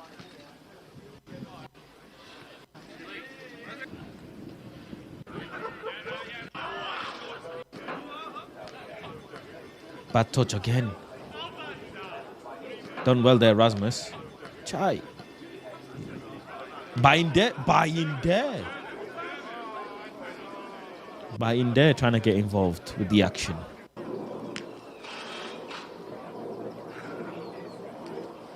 Who mess up?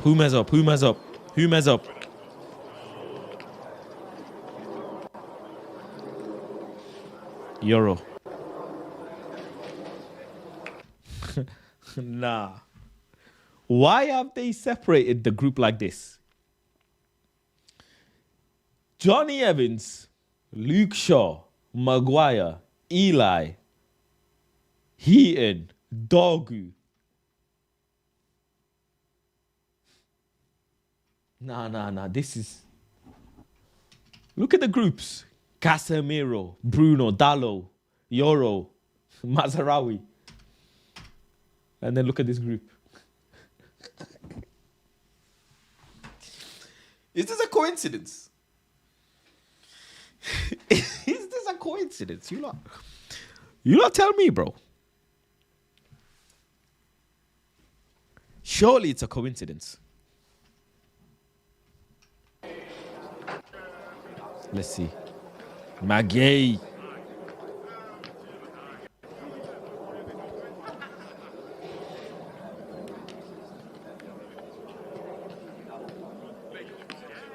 Jeez, Heaton, Bossa.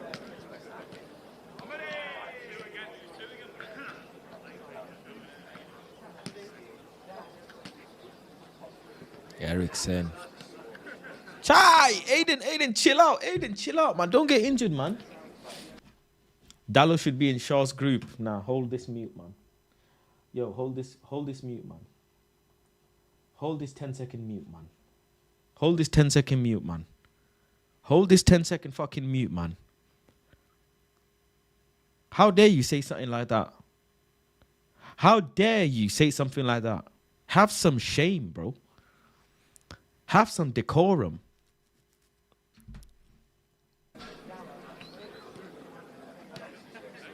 Touch. Mason Mount. Jeez. Heatonaldo. Aiden Heaven.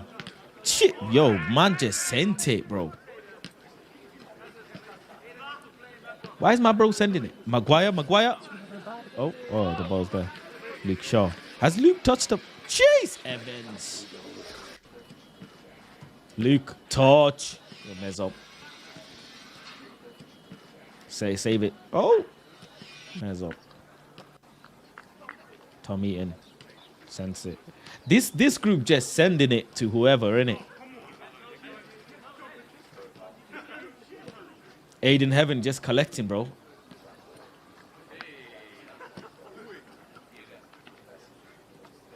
Aiden Heaven's just collecting.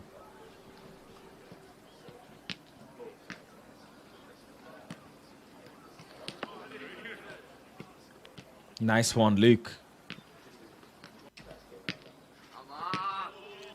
Luke. What were you thinking? What were you... Oh my days.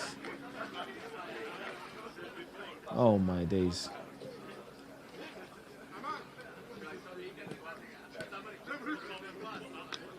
Chai! This group and that group is not a coincidence. It's not a coincidence, bro. It is not a coincidence, bro.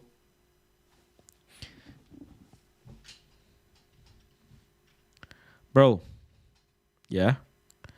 This group and that group is not a coincidence. Let me show you something. Yeah?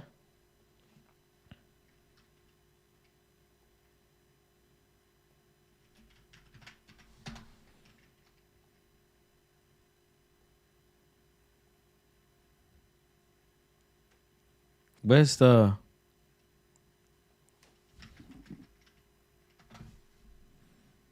Where's the Brazil team doing two-touch challenge?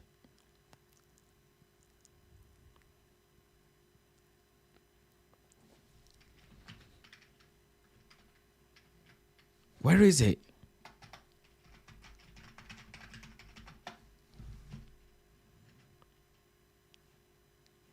Look at this. Look at this. No, it's not this video. Is it this one? Look at this.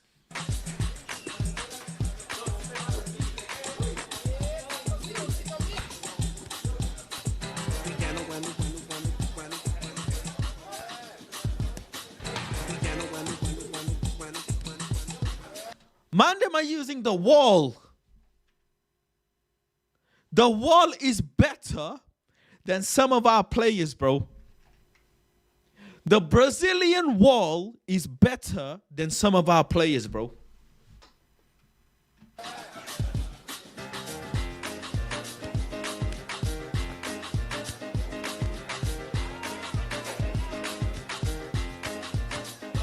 Man, them are getting changed whilst doing two-touch. It's a cut footage. It's not a cut footage. He's flicking the boot. Did you see that? He passed with his hand. He flicked the boot. He said, cheers, mate. Obrigado. Obrigado. This is how they say obrigado in Brazil. Obrigado. This means cheers. Cheers. Man passed it with his hands.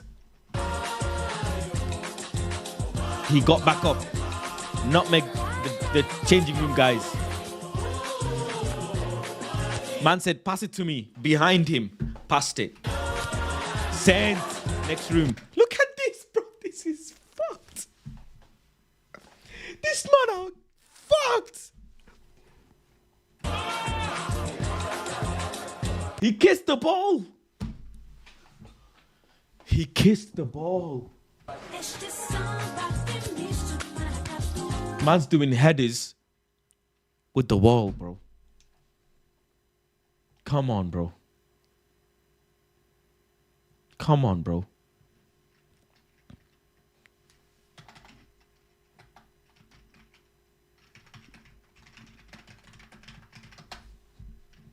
Look at this.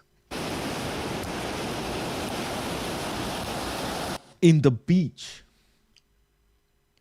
Yeah? Next to the agua. Next to the agua. Look at that uncle there. Look at this uncle, bro. He's quadruple the size of Man United players. Oh my days.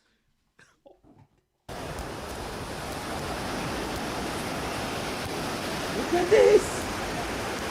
Why can't we not sign some of these guys? This guy, this brother here is already ready to play football. He's in shape.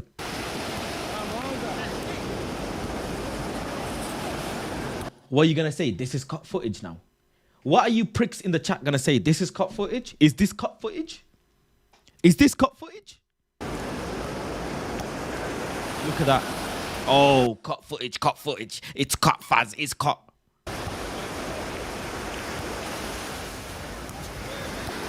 Look at this. Look, man, he's in the water. He's in the ocean. He's in the ocean, bro. He's doing jinky me jinky in the ocean.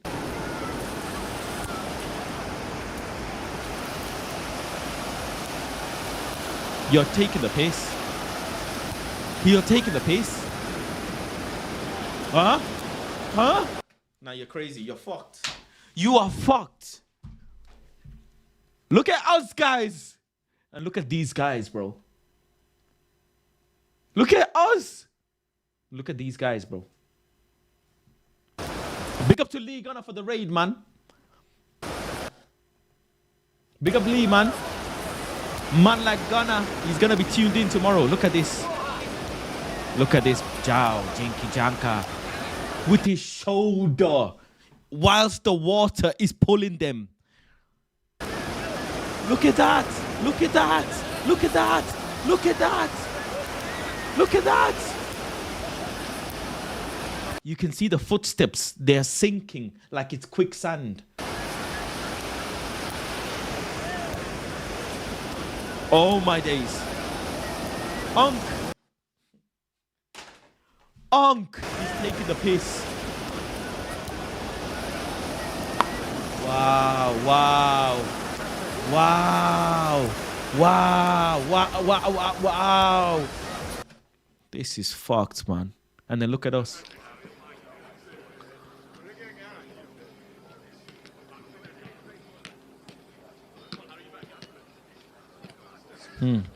Go on.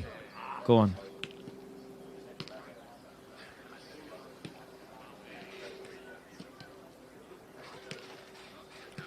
Okay.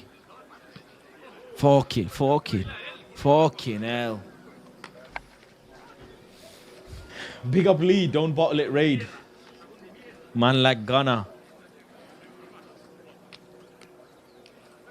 We will be there, man. Gunner, we gonna be there, man, when we win. After we win. After we win. Biryani. Plenty biryani. Yeah, look. Look at these guys and look at these guys, bro. We are finished, bro.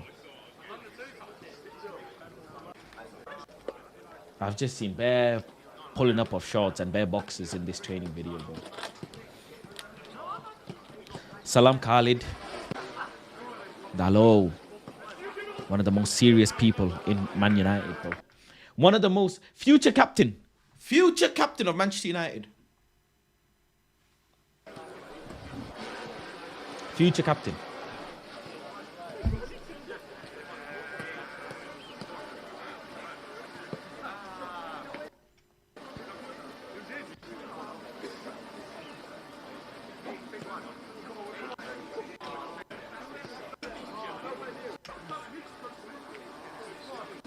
What do you mean, allow it? What do you guys mean, bro? Future captain of Man United, Diogo Dalot, bro. Mark my words. Oh my days.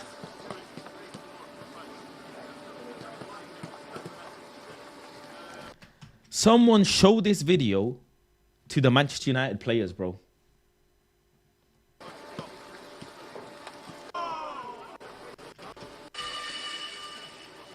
Piggy in the middle, man in the middle. That's what we used to call it. Right, where's the attacking? Is there any attacking? I just...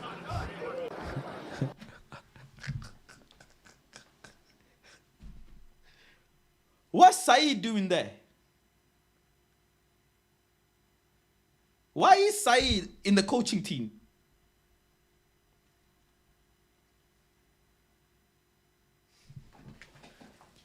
I thought Saeed is in Bilbao.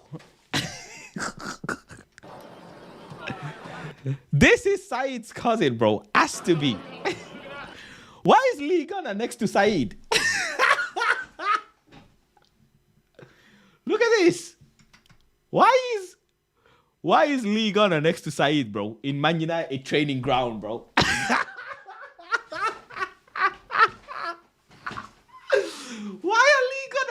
mean, training Man United.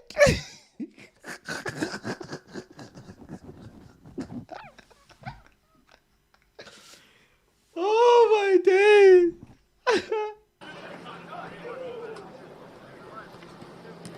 Oh my days. Where's the attacking? Where's the attacking? Future captain.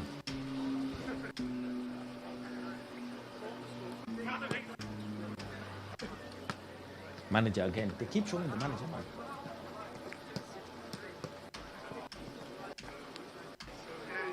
That's the medical guy, innit? That guy there, this guy in the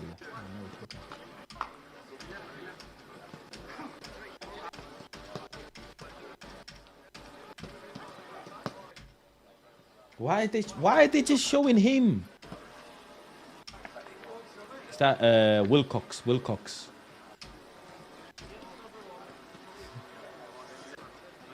Say, what do you reckon Wilcox is telling him?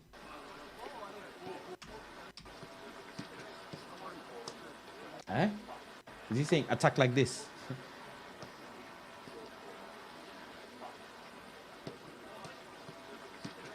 Attack. Are they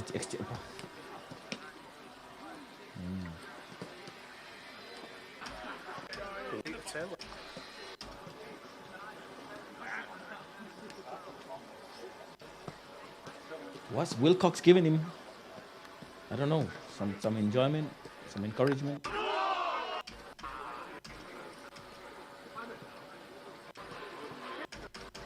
These man fumbled this training, man. They're not showing proper training footage. Luke Shaw, set him up. Luke. What was that?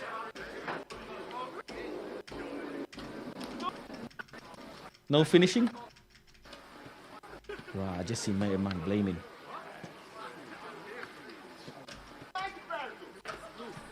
Notice how Dalot hasn't messed up in any other footage. Dalot didn't mess up, yeah, in any other footage, bro. Notice.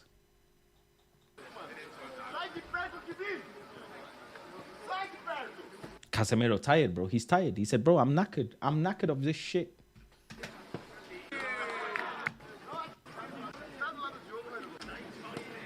Dalot did not mess up once in any other training. Neither did Bruno, to be fair.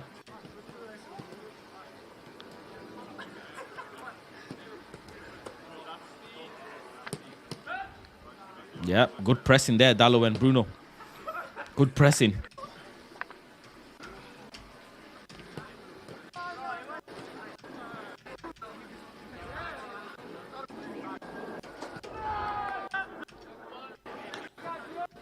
That's it, Dalot again. They're showing him because he's been doing the best things in training.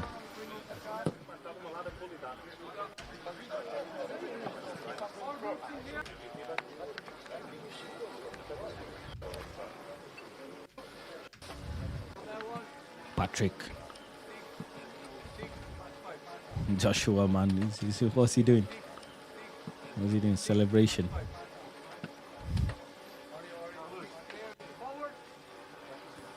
Just runs. Run, man, run. You guys messed up. Time to run.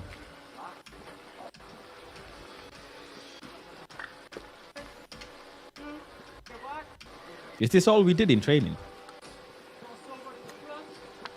The manager's over there.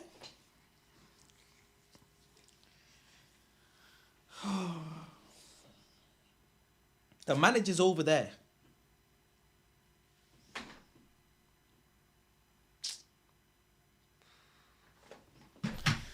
We didn't do no finishing, no nothing.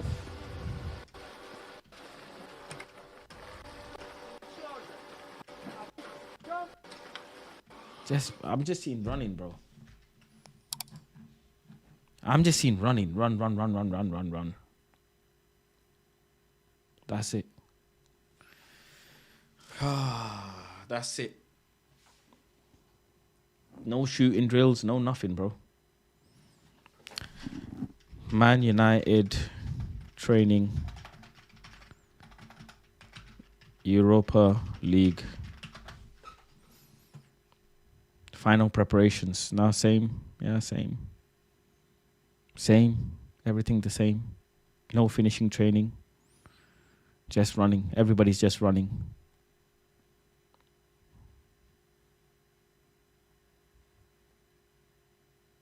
Yeah, they trained at the stadium.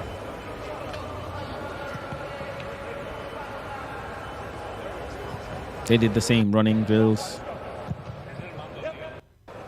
And then, yeah, finishing drills. Look at that. They're training how to finish. Finish.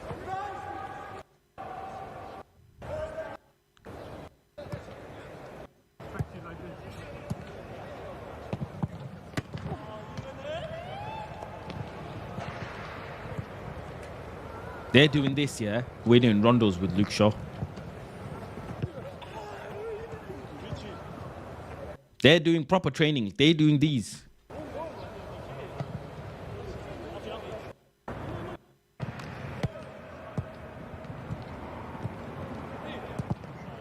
Jay! No pressure, no fans, no nothing. Richarlison cooking him. Finish.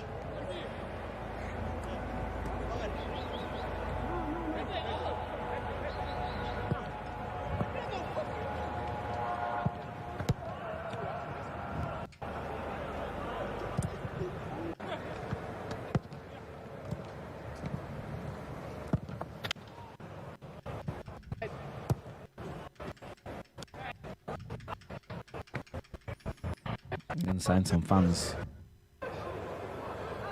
They did proper training, to be fair. Chai! Cross. Ooh, save, good save.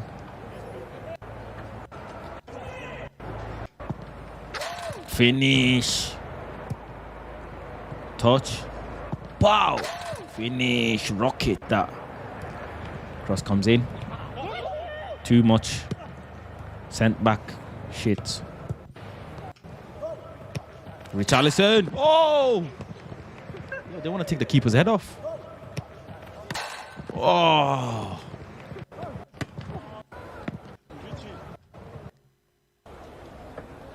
In the huddle. This was the passy one. Good finish. Bro, these men are doing finishing training. These men are doing game scenarios, yeah? They're doing game scenarios and we're aura farming. We're aura farming, bro. Fuck's sake. Fuck's sake, man. Oh, what's this? Amorim said to switch formation ahead of Europa League. Manchester United boss. He said to make a tactical shake-up. Tadolf Titler. Hey? Where the fuck did he hear this from? Where the hell did he... What the fuck? Rah. Lippy, you know. Just woke up from very scary dream. I saw Onana fixing his socks. This guy's funny, man. Mutant, I hope you and Spurs both lose. Well, that ain't gonna happen, first and foremost. And you, yeah, you're a prick as well, because I rang you and I texted you and you never replied. Yeah? You never ever replied. You big four-headed mutant. Yeah, I was gonna congratulate you on your big stream, you know, record stream, whilst I mock you as well. But get to enjoy a final, innit? You get to enjoy a final. As a football consumer, yeah, enjoy a final tomorrow. Because you're going to see two teams, both your arch nemesis rivals, are going to enjoy a final, which you cannot enjoy. You're a fan.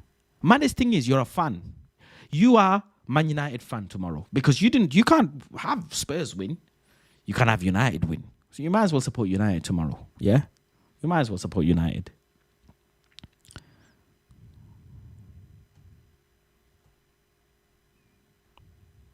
Anything Man United related? Nothing. Kevin De Bruyne. What's this? Ange's lost the plot. What's this? Remembered as one of the best seasons in the club's in between. I'm not a clown. Oh, this was the clown comment. What the fuck did I... That's too much. That's too much. That's too much. Lock it off.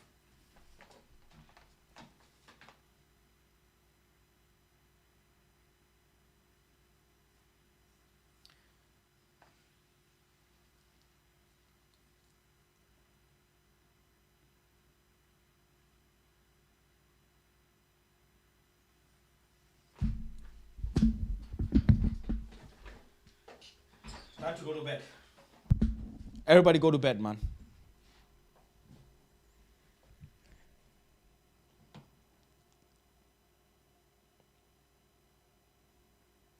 I've seen my club win 9 FA Cup finals, 2 League Cup finals, a Club World Cup final, and also seen us lose 9 finals. Finals ain't new to me, fella. But when have you seen 16th versus 17th, both your arch nemesis fight it out in a European trophy to get the same qualification in the Champions League that you have after coming second? You haven't. You see, the thing is, Lee, yeah, you, as much as you want to cuss your club out, you just need to hold. You really need to be the one, yeah, to just, you need to get flogged. You, Igal, like, it's just in his own world, isn't it? It's Planet Igal, bro. Planet Igal. That's just what it is, yeah? I see tweets from Igal, yeah?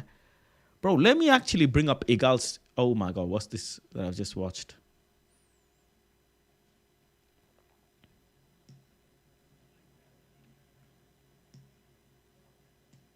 Hi!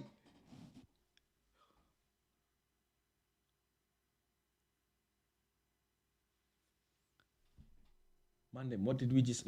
Why did this come up whilst Lee Gunner is on the show? In the chat.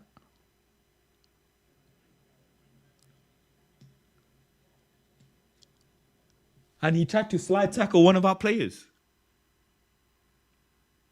He tried to... Who did he try to injure? Man, them are laughing. They are laughing.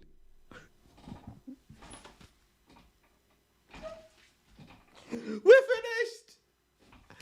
He's supposed to be a ball-playing keeper. We're finished. He just slid and nearly took out a player.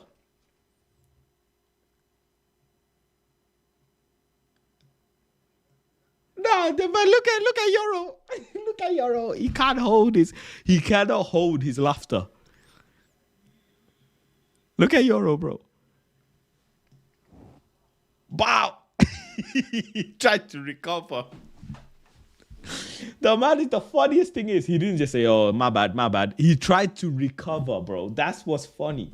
He tried to slide and recover. When you just mess up, you just say, yo, mess up, G. Mess up. Mess up, man. Flipping out. I even forgot what I was going to show or see. Lee said, blame Super Duper Mick and don't even try grouping me with these mutants. I don't care, Lee. The maddest thing is, yeah, with all due respect and honesty, like, we don't give a damn. You still have to get cooked. You just have to. You just have to, bro. You support that club. Yeah? So you have to get cooked. Is this real? I hope so. I really, really hope so, man. Are they reliable? Anybody in the chat? Are these guys reliable? Play the clips I sent you. Where? On WhatsApp. Let me bring it up one sec. Turkey's what? 16, 17 mil, if I'm not mistaken? Something like that? 16, 17 mil?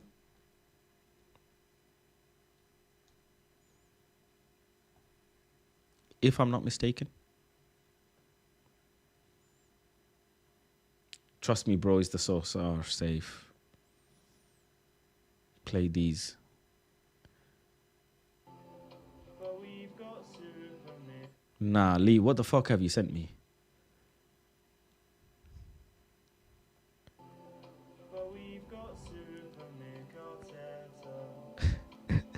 What? Wait. But we've got Super Mick Arteta. Is he holding Manscaped? Tell me, how do I have his baby? We are exactly what we do. Roberto Di Matteo, mate. Lee, Arteta out.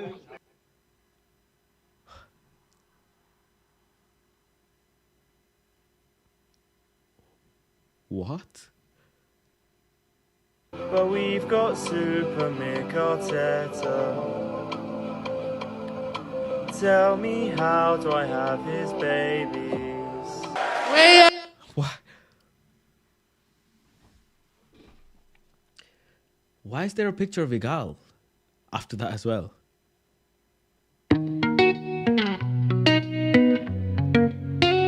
He's got hair as dark as his soul.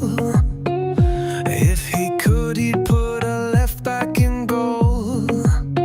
They call him Super Mick Arteta. To them, there's no one better. They fall for his PR and think he's a star. He putting them through hell, but these people can't tell. They've been sucked into a cult because nothing is his fault. The injuries and reds that have been presented are completely unprecedented. Mikel Arteta is their savior. Always excuses for his behavior. He's the greatest manager ever. He will keep us all together. They will worship him forever. The cult of Mikel Arteta. They say every year will be theirs. Even light bulbs need the energy he shares. And all the lemons that have been squeezed, that's the togetherness the team needs. The pickpockets in the canteen as they eat will help overcome hurdles they will meet. Then along came Arne Slot, but who cares, he doesn't have what Arteta's got. A full head of hair and a mean death stare. Don't worry about fatigue. They have the best looking Spaniard in the league. Mikel Arteta is their savior. Always excuses for his behavior. He's the greatest manager ever. He will keep us all together. They will worship him forever. The cult of Mikel Arteta. 5 left backs in a game. Put some respect on his name. When he's pushing for a win, he'll put attackers in the bin. With the best XG on the night, the future is looking bright. And when he needs a goal, he's got marvelous Marino. Mikel Arteta is their savior. Always excuses for his behavior. He's the greatest manager ever. He will keep us all together. They will worship him forever. The cult of Mikel Arteta. Hey, back.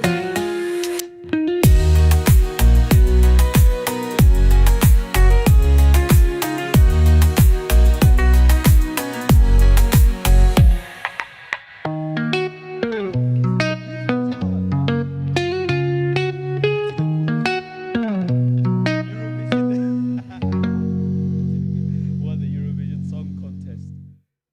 No way. What's this?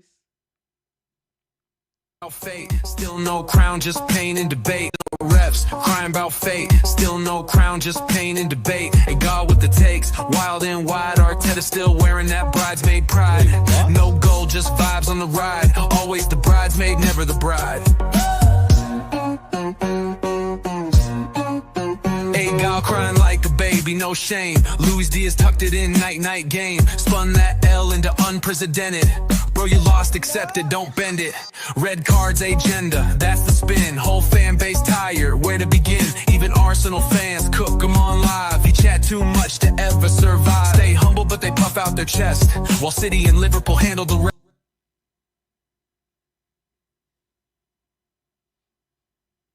What? They made a song about a girl.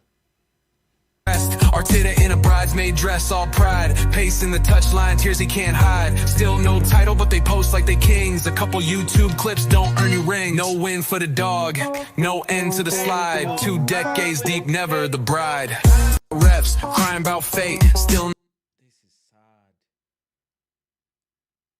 This is so sad. There's another one. What's this? This one is a long one.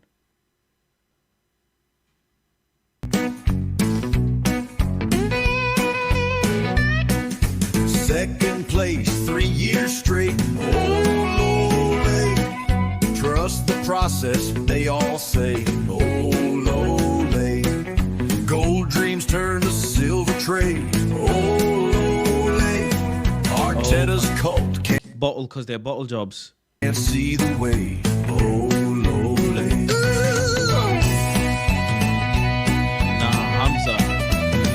The pundits all pointed, said this is their year. City looked tired, Arsenal was near. The stars were aligned, the Gunners were hot, but nobody bet on Arnold's slot. 3 years running, they came close, but trophies, nah, just Twitter posts. Champions, nah, just nearly men. Back in May, they cry again.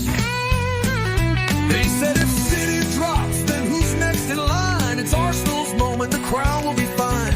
But from the mist of the Mersey shore came a Dutchman they couldn't ignore. Ole, ole, ole, ole. We finished second, just not to Pep Brigade. Ole, ole, ole, ole. It's Liverpool who crashed the parade. While we were building title dreams, they slided in and stole the scene. Ole, ole, ole, ole. Trusted the process, sang all the songs. They got Declan Rice singing, and oh my days, this is so embarrassing. This is beyond him, but this is just sad. Thought this time the story would right the wrongs, but while we were counting on City's decline, Salah broke records 1 goal at a time. He scored and he passed week after week. 8 double-doubles, his boots did speak. 30 involvements in just 18 games, while we were just clapping post-match flames. Oh my days. They scream we're back with TikTok clips, the trophy dust on empty lips. Celebrating wins in March while City's lifted in the arch. They said we were ready, we carried the load, but Salah went beast mode on cruise control. 1 more to match, 2 to be great. Past Shearer Cole, now set the slate. Yeah! Ole, ole, ole, ole. All roads were open, the moment was set. Ole, ole, ole, ole. But we fumbled the crown and we got regret. Next up, turn to next time fast. Salah danced and broke the past. Ole, ole, ole, ole. We're second place, and that's our cast. And Michael's wild, no doubt. They'd clap him if they got knocked out. Say he's Pep with hairline tight, but Pep wins trophies day and night. PR merchants spin that wheel. You don't get it, it's the feel. But feelings don't live silverware. They built a statue of Mane. Oh my God. Ole, ole, ole, ole. Not even Pep this time to blame. Ole, ole, ole, ole. Oh my God. Who changed the game? We danced with hope, his silver dreams, then woke up chasing Merseyside scream. Ole, ole, ole, ole. Second place, 3 years straight. Ole, ole. Title charge turned second rate. Ole, ole. Parade for vibes, but not for plates. Ole, ole. Arteta stands, hallucinate. Ole, ole.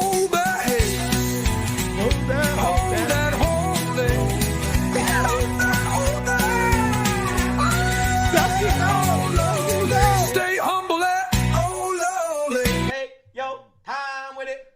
Yo. Take your time with it. Yo, time with it.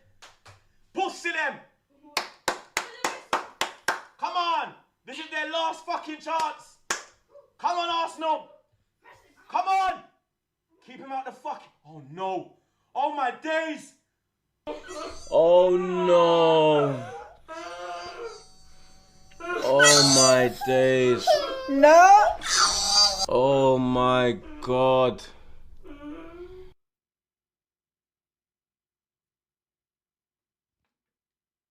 Wow.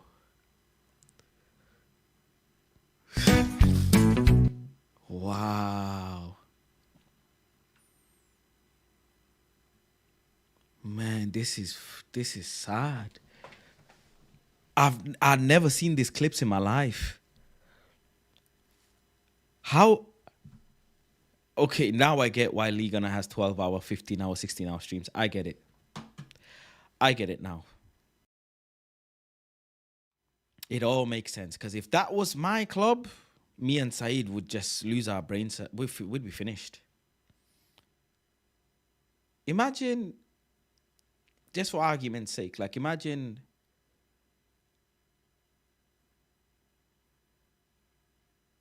if Saeed was like Igal. Like imagine Saeed was like Igal, for example. And that's what I wanted to bring up, actually. I just remembered. Let's go to Igal's Twitter. That's what I wanted to bring up.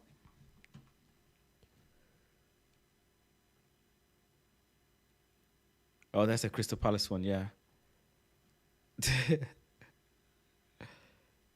Hater of the year. Look at some of the replies and quote these people trying to discredit a fact. Liverpool are the same amount of defeats as miles off at Arsenal. Oh my God. I don't know why people don't like me pointing on a fact. Igal knows what he's doing. Igal knows what he's doing, man. Liverpool can't match Arsenal's 89 points. Oh my God. Arteta was right. Oh my God. Oh my God.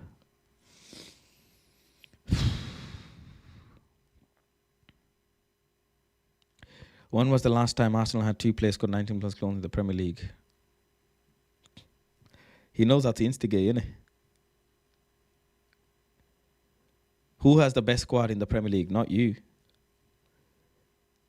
On Twitter, a lot of viral fans laugh about Arsenal finishing second 3 years in a row, but behind closed doors, they would switch places with Arsenal in a heartbeat. Fucking hell! Let's see the replies. Celebrate his son. Oh, my days. Oh, yeah, everyone is desperate of finishing trophyless every season. Liverpool can equal Invincible team's 26 wins if they win against Palace next last game. Fact. If you want to do fact for fact, innit? I would rather finish 5th than win Conference League and finish 2nd without a trophy. Facts. What's the quote? They would have been frying him. Igal is the most underrated and best Arsenal content creator out there. Your sound, lad. Chai. Liverpool champion. Chai. Tomorrow evening, either Tottenham or United will eclipse everything Arteta Arsenal has ever achieved. By a mile. By a gazillion mile. I wouldn't. I'm sure most Palace fans wouldn't. I'm sure most Liverpool fans wouldn't. I'm sure City fans wouldn't. So that's 4. I'm sure Spurs fans wouldn't. I'm sure United fans wouldn't. Well, I'm sure Newcastle fans wouldn't. Will Liverpool switch place with Arsenal, or Arsenal's will likely to switch place with Liverpool? Your team are a laughing stock of Premier League. You come into every season with so much chat, so much chest and so much mouth, and then never do anything. And this time next season, Arsenal fans will be telling us how great they're going to be the season after that cycle repeats.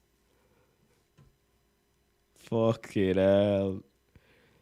I'd cut my genitals to get 3 times 2nd place in a row. I'm so jealous of Arsenal.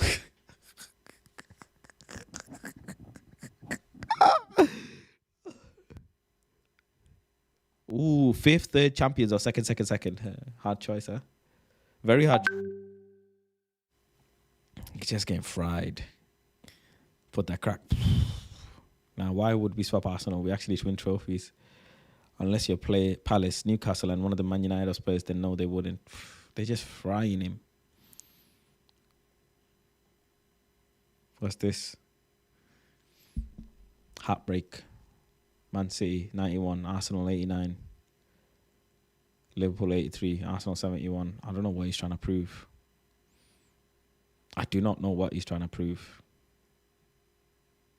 Arsenal last season scored more goals than Liverpool, conceded 11 less goals than Liverpool, finished 89 points more than this year's Premier League winners. Football isn't fair sometimes. Oh, there's more, man. Oh, my God. When you talk about Mikel Arteta. There's more, man. Let's just... When you talk about Mikel Arteta will have a greater legacy at Arsenal than Please. Antonio Conte has in the Premier League by the time he's done.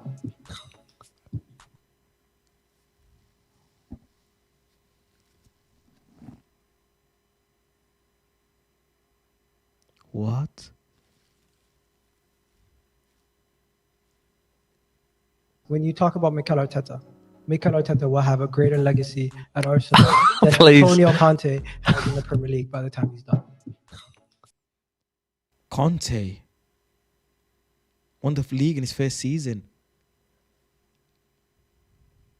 Okay, blue is the color, football is the game, we're all together, winning is our aim, so cheer us in the sun and rain, because Chelsea is our name. What? That's AI, surely. I swear that's AI. Okay, blue is the color, football is the game, we're all together, winning is our aim, so cheer us in the sun and rain, because Chelsea is our name. Why did he... Is this a challenge? Like he lost? What was the bet? What's the context? What was the bet? Why did he do that? You start on zero again. The progress is trophies again. It's the aim of the sport, right? Lee, Arteta is not a manager alone. He's an architect. He's an artist. And this man has done amazing things. You're taking it.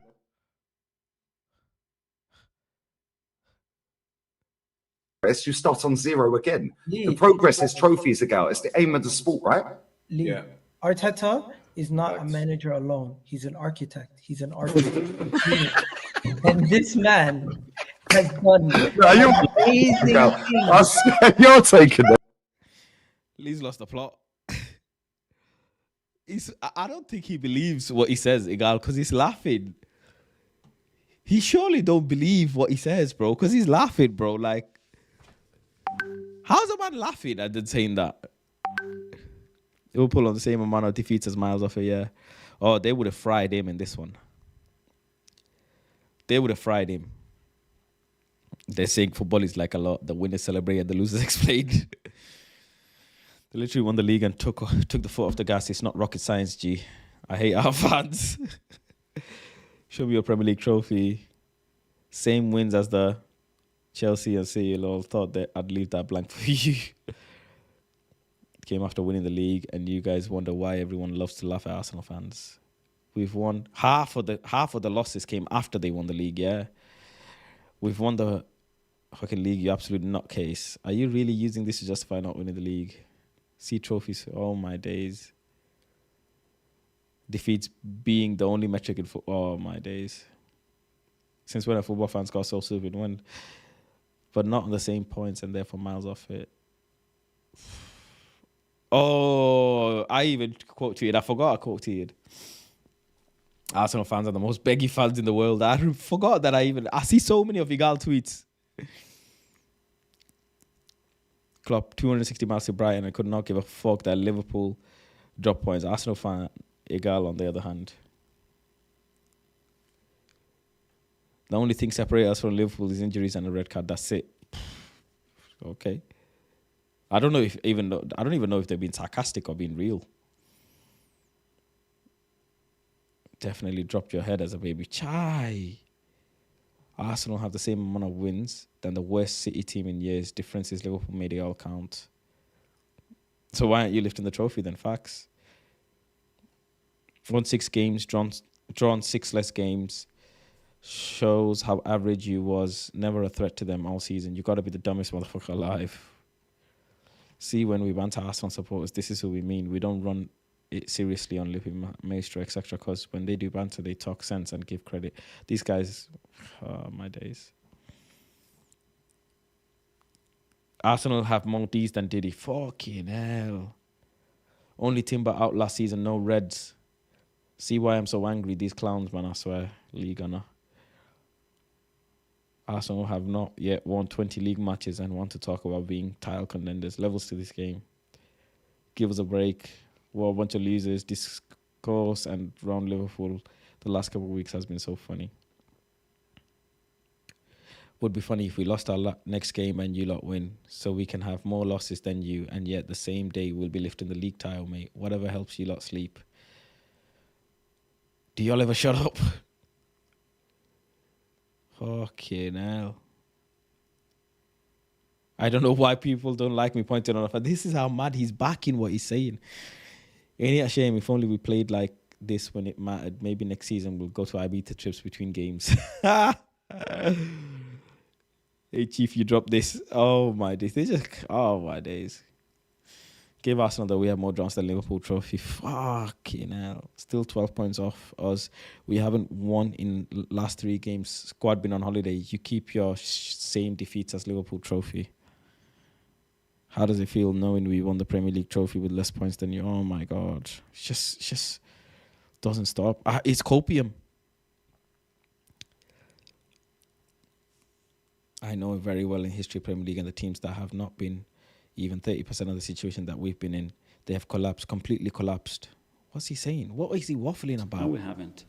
I'm there every day. I know what we've been through for 9.5 months. I know what we've done. I know very well the history of this Premier League and the teams that they've been not in 30% of the situation that we've been in, they have collapsed, completely collapsed. And we haven't. And I really value that because that shows that we have built something that is very, very sustainable and consistent, regardless some people doesn't like to see it. What is he talking about, bro? What is he actually waffling about, bro? I told everyone Newcastle is not beating Arsenal on the final home game of the season. Is this something to be proud of?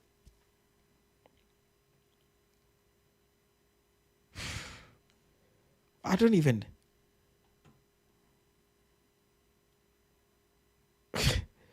Worst half of football I've ever watched. What happens to Arsenal right hand side has been carrying us all game. I don't know. We plan to invest, get behind winning and doing better next season. We're delighted we have a sporting director, Andrea, who will play an important role. Okay. Blaming Sky Sports now. Okay. Saliba injured, bottled 8-point lead. Fucking hell. The 5 phases under Mikel Arteta. Phase. Oh my days.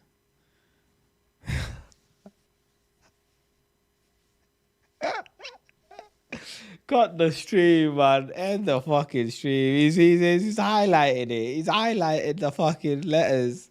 Oh my days. Never sound. He's highlighted the letters, bro. Man coped the new shirt, then jumped on stream and said shirt not on, that he's deflated. Play the clip I said, it's 3 minutes long. 1 secondly. Let me see. What else he sent me? Play the whole thing, this one. Okay. He's got a chat GPT, Dan. No. This is like Dom with Y Scout. Yeah, Y Scout. The phases go like this. Arteta's phases: culture, character, challengers, champions, and consistency.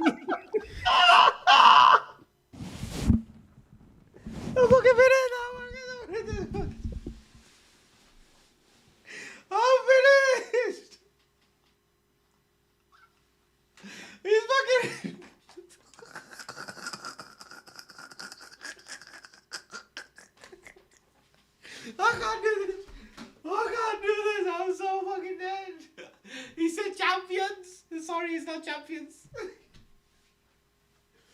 Oh my days. Oh my days. Look at everybody on this fucking stream, man. Look at everyone. Look at everyone on the stream, bro. Competitive phases: culture, character, challengers, champions, and consistency.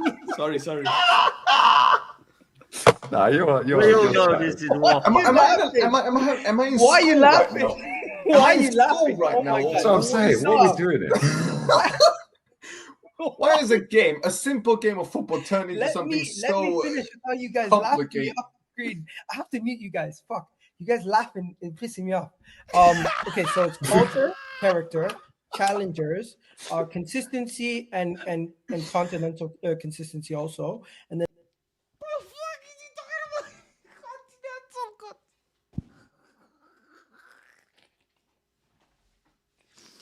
Oh my, what the fuck? He's just making up words with C, bro. What the fuck is continental consistency? I never heard this shit in my life. Continental.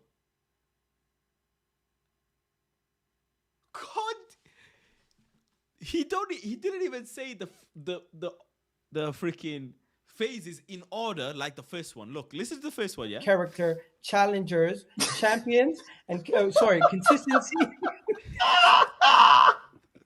Nah, you're. We all know this is what. Am I in Why are you school laughing? right now? Why are Am I you in school laughing? right Oh now? my God. That's what I'm saying. What are we doing here? Why is a simple game of football turned into something let me finish without you guys laughing me off the screen.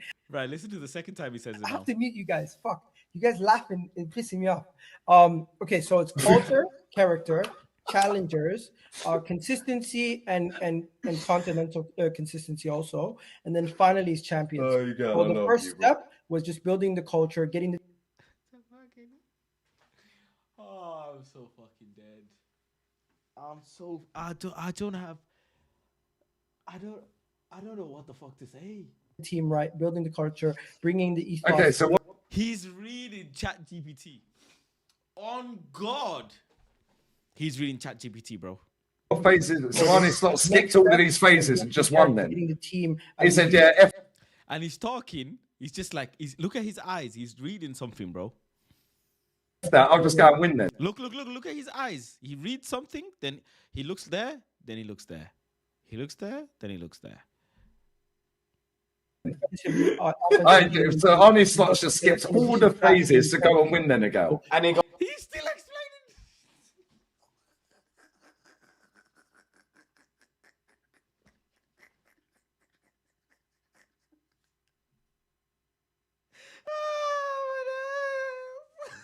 still explaining. He's just talking like this.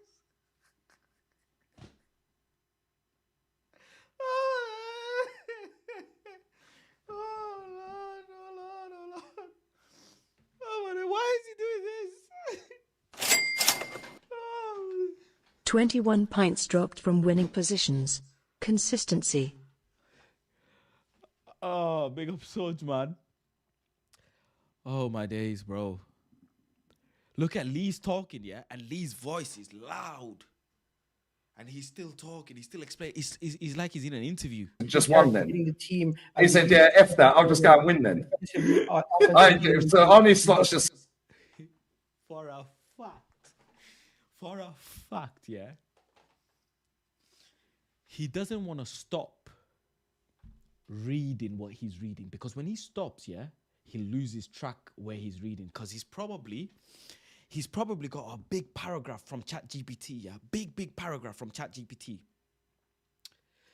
And he's reading, and he don't want to stop. Because the moment he stops, he's fucked. Because he'll forget where he left off. He'll forget. You can't cheat a cheater, man. Not that I'm a cheater, but you get what I'm saying. You can't thief a thiefer, bro. You can't thief a thief, not a thiefer. I don't English. I'm speaking English. You get my point, innit? Bro, this is by far one of the funniest clips I've ever seen in my life. Big up TJ for the raid, man. Big up to TJ, bro. So Arnie Slots just skipped all the phases. Look, he's even doing the facial expressions. my skull, bro. He's doing the facial expressions. Why the fuck have I never seen this shit? Bro, he did that. You know, trying to get a look at this. Arnie Slots just skipped all the phases.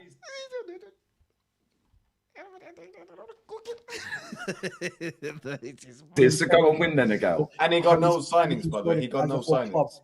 The next stage. How the fuck is he saying after everybody stopped the next stage? Oh my days. Oh my days.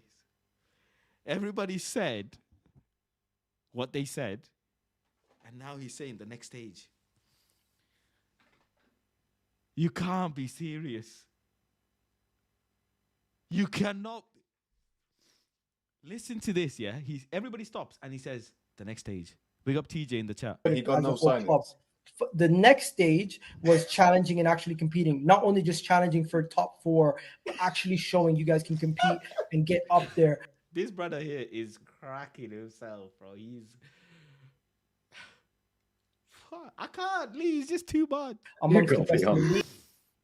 So what phases? So Arnie Slot skipped all of these phases and just won then? He said, yeah, F that. I'll just go and win then. So Arnie Slot just skipped all the phases to go and win then again. And he got no signings, by the way. He got no signings. The next stage was challenging and actually competing. Not only just challenging for top 4, but actually showing you guys can compete and get up there amongst the best in the league. I don't know where you put your shisha or your tea, bro, but come on. Oh, look at Dan. Okay, so on that basis, again, Arnie Slot, no, he's still going. And continued progression, not only just a short period, but showing consistency over an extended period of time, where you're now fighting towards getting that final goal, which is winning the Premier League or Champions League. And I would say the final phase is actually becoming champions and now being is he actually muted as an established champion, league winner, Champions League winner, or a major domestic. He's muted us all, isn't he? He's muted us all. But also the main things, the things that we all compete for in the league or in the Champions League. But yeah, the 5 phases. That's how it's been explained to me, if I'm not mistaken. So it's not. I feel like I'm in a psychological history lesson back at high school. If I miss something, yeah, I think that's it. I think Man's actually going. Wait, how does he know he missed something? On ChatGPT. Because if you're not reading something, you don't know you missed something. If you're saying it from the top of your head, how you miss something? Hey, I need to meet you guys because I can't hear myself. Ego. Am I back in high school for a history lesson or a psychological? Hey, I'm just trying to explain it. You guys keep laughing. You guys keep saying what phases. On this slot came in and said, "Fuck the 5 phases. Yeah, I'll just go and We're winning." Yeah, I'll just go and win instead. Okay, you know what? Let me guess. He inherited a world-class squad that you put below us, by the way. I'm not going to make.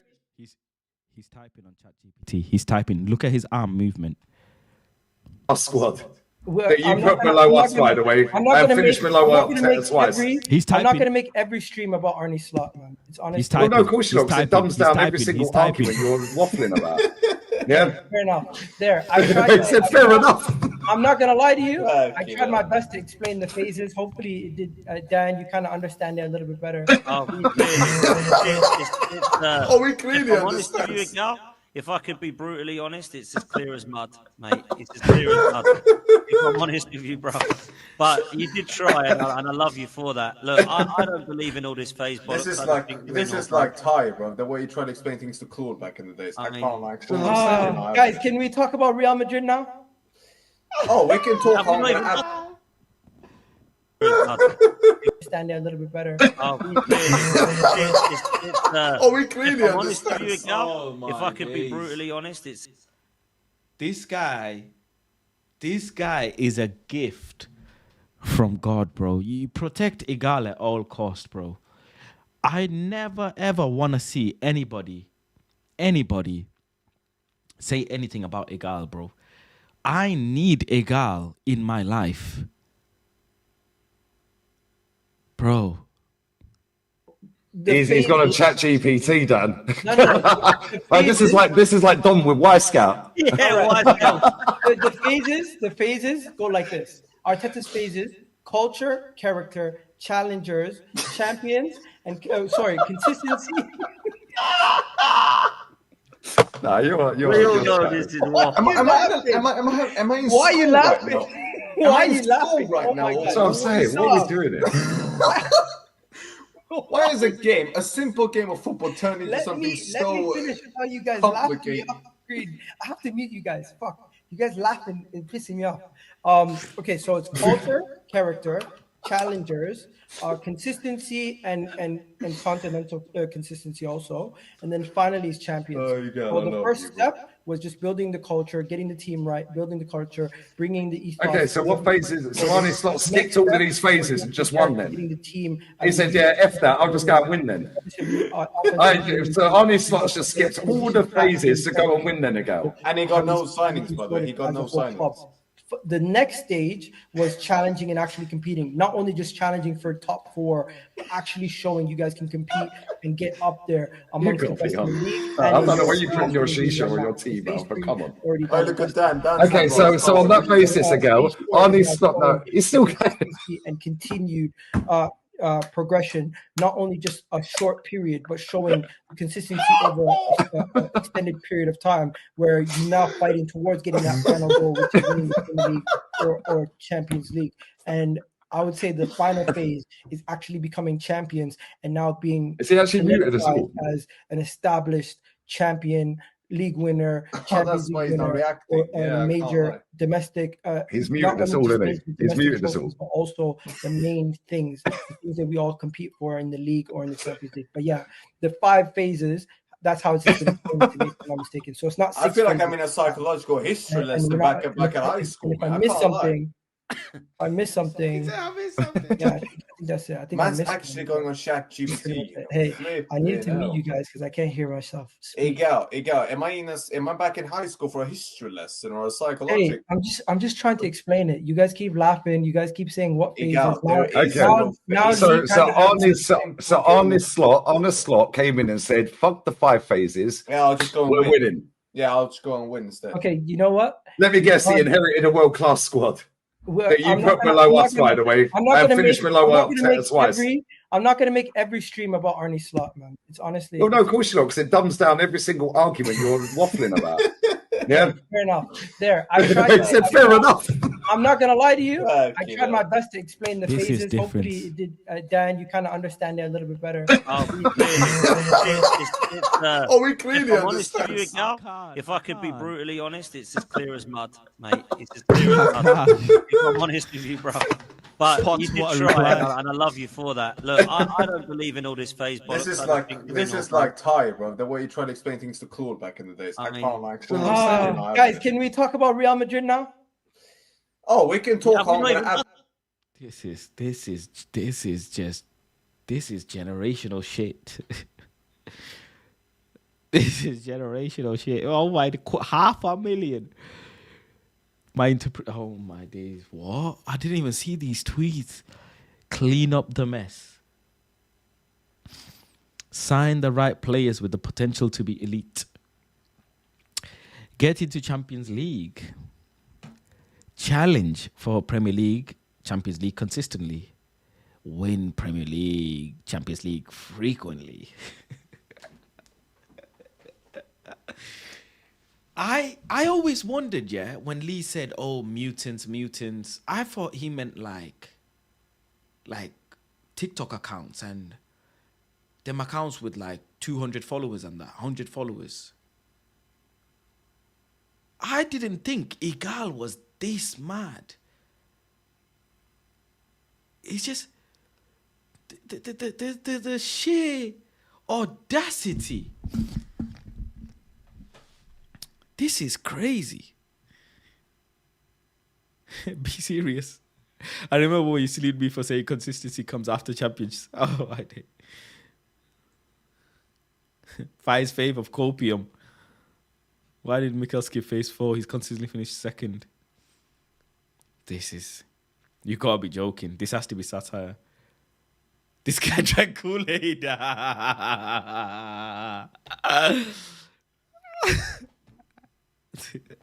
Elite rage baiting. Lee, your attention is needed. Oh my days. Oh my days.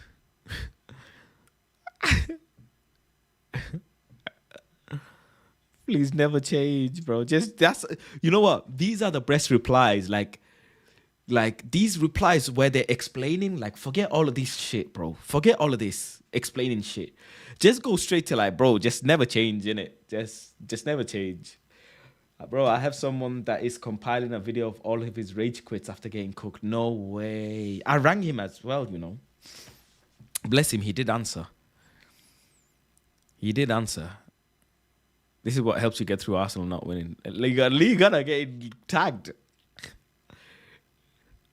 Lee Gunner getting tagged. Who's this? Oh, someone else. Still phase 2. Liverpool pissed the league and went on a bender. Remy Maffei in a real way. Man, they want to scrap Igal. It's just too much, bro. Is it? Man wrote down phases. He's more deluded than Ty. What's this?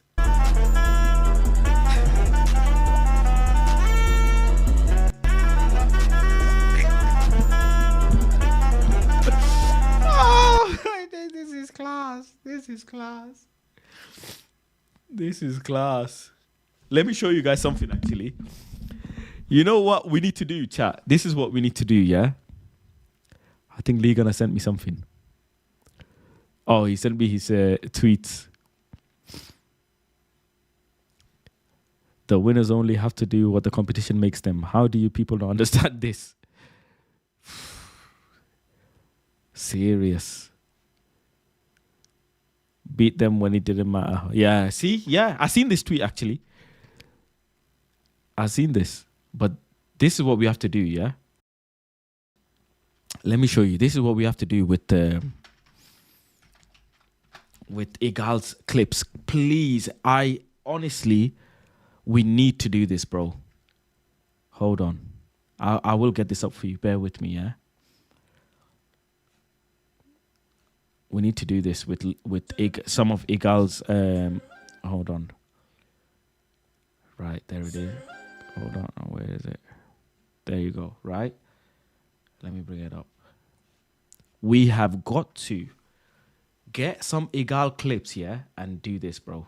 Mama, I love you. P.O.P. All the time. I'm legally blind. I can see barely. They saying I drove a getaway car, but I'm legally blind, so how I'ma drive a car? I ain't no robbing type of person. I wouldn't do nothing to no innocent man. I've been robbed. I've been pistol whipped. They got that on file. I'm innocent. I ain't do nothing, and I don't care what nobody say. I'ma get out. I already did my time for what I did. My drug case, my assault case. That's all, hey, you did, cause I'm innocent. I don't care what nobody gotta say, hey. And mama, I love you. P.O.P. all the time. I'm legally blind, I can see barely. They saying I drove a getaway car, but I'm legally blind, so how I'ma drive a car? I'm innocent, I'm legally blind. Hip squad, baby, I did not drive no getaway car. I'm legally blind. Hip squad, baby, I did not drive no getaway car. Please, please, I beg you. Can we make this, bro? Please. Please, I will pay. I will pay, bro, for this, bro. What's this Lee sent me? Let's see. Hold on, let me bring this up. What else Lee sent me? It's time for Igal, ladies and gentlemen. Igal is now going to be here with us to give us his say. Smash that like and share button. Igal in the house. 1, 2, 1, 2, 3, 4. I need a girl to ride. I need a girl to make my. It's like nearly 4 a.m., bro. Gentlemen, Igal is now going to be here with us to give us his say. smash that like and share button. Egal in the house. 1, 2, 1, 2, 3, 4. I need a girl to ride, ride, ride. I need a girl to make my wife. I need a girl who's mine, oh mine. I need a girl in my life. I need a girl to ride, ride, ride. I need a girl to be my wife. Nobody else, she's all mine. I need a girl. Yeah, in yeah. my Yo, I'm life. internationally known on the microphone.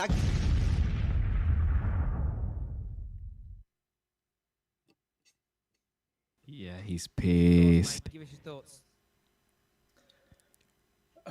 It's getting worse. It's getting worse. Every single game, it's getting worse and worse and worse and worse and worse. We have not scored a goal at all this whole entire season. 3 games, no goals, Terry. 3 games, 3 losses, Terry. 3 games, 9 goals, Terry. Okay, to let everybody know, my stance is from the beginning to the end. This is gonna take a while. So Terry, at the beginning of the game, you see the lineup. What do you see? You see Callum Chambers holding Kolasinac in a back 3. Okay, in a back 3. We just signed a backup left back, so Kolasinac wouldn't have to play. We were trying to get rid of him to Turkey. Why are we playing him? Makes no sense. Callum Chambers holding. This is a championship defense. Callum Chambers holding. I love my team, but I got to tell it as it is, guys. This is fucked up. Callum Chambers holding Kolasinac, Cedric are in this team, and we're how many years in to trying to get over this whole situation? We've been rebuilding for how many years? We still have Callum Chambers. We still have Holding. We just signed Cedric. Kolasinac is still here. As much as we want to talk about everything, these guys are not of the level. Now let's continue. Move on. I'm like, okay, you know what? They're playing. I can't change the team. Let me just try to have a little bit of optimism. My wife told me straight up, Terry, before the game, we're losing 4-0. I'm like, babe, if we lose more than 4 goals, I guarantee you I'm gonna buy you something. Now I'm gonna have to buy her a gift. I'm not even joking. Dead serious. So I'm gonna buy her a gift to make to over that. Then Terry, we played a 90-minute game. Xhaka got a red card at the 35th minute. But at that point, until the end of the game, we orchestrated 1 shot. Worst, as Gunnar Express said, one of the worst performances in history. At halftime, we were down 3-0, and it was the easiest 3-0. Fucking hell.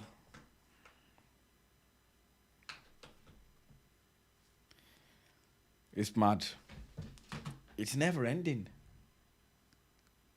I can't. My head is hurting, Lee. At times, the players look scared to even attack the defender. I don't know what the manager can do at this point, but even he is out of his depth. It is a situation where right now he's in Manchester. Pep had him as his assistant. He can have him back as his assistant because the way the club is set up, the way the organization of the team is set up, the way that everything is run at Arsenal Football Club right now, to be in 20th, to have 0 goals, is not an overstatement anymore. After Villarreal, to be honest, I barely had any support left for this manager. But at this point, I have nothing to give to him. He does not give us anything to hold on to as fans, to be able to say, you know what, there's something there. There is nothing there anymore. It's a rotten course. The club is rotten. The manager has to go. The players have to go. Everybody has to fucking go. And this is just the beginning of the season. At this point, the season's finished. The manager's finished. The club is finished. Write off the whole season. Bring in a new ownership. Bring in everything. Because at this point, we need a complete overhaul from the beginning to end. It's going to be more and more the same. Am I going to wait?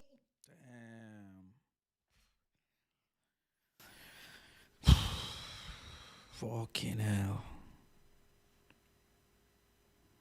This is sad, man. This is sad. This is so sad. Fucking hell, man. Lee, how do you cope with this shit?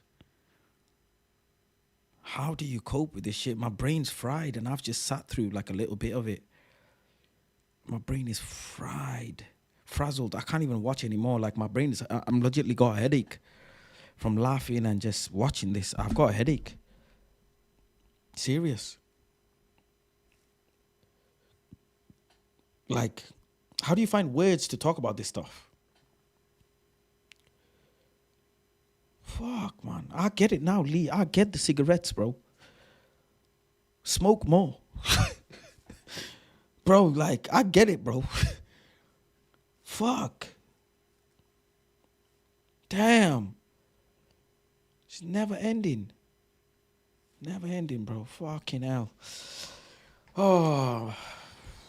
Listen, big up to everyone, man. But this shit is fucked. It's legitimately fucked. You can never escape this. You cannot escape this. You can't. You can't, bro. You can't. Who's live now that I can redirect to? Let me see. Who's live that I can redirect to? Because, bro, I've been live for so long. I don't know how Lee does it, bro. I do not know how he does it, bro. This is mad. This is so mad. No football. No football is live. Bare NFL right now. Yeah, nobody's live that we can redirect to. Yeah, nobody's live. Alright, chat, big up, man. Fucking hell. Jester's live. Oh, yeah, Jester. Let's go to Jester. What's his channel? What's his channel called, Lee? Thousands of... Oh, Lee, man. Now I'm never going to cuss you for them long streams, bro, because I get it now. I swear I get it, bro.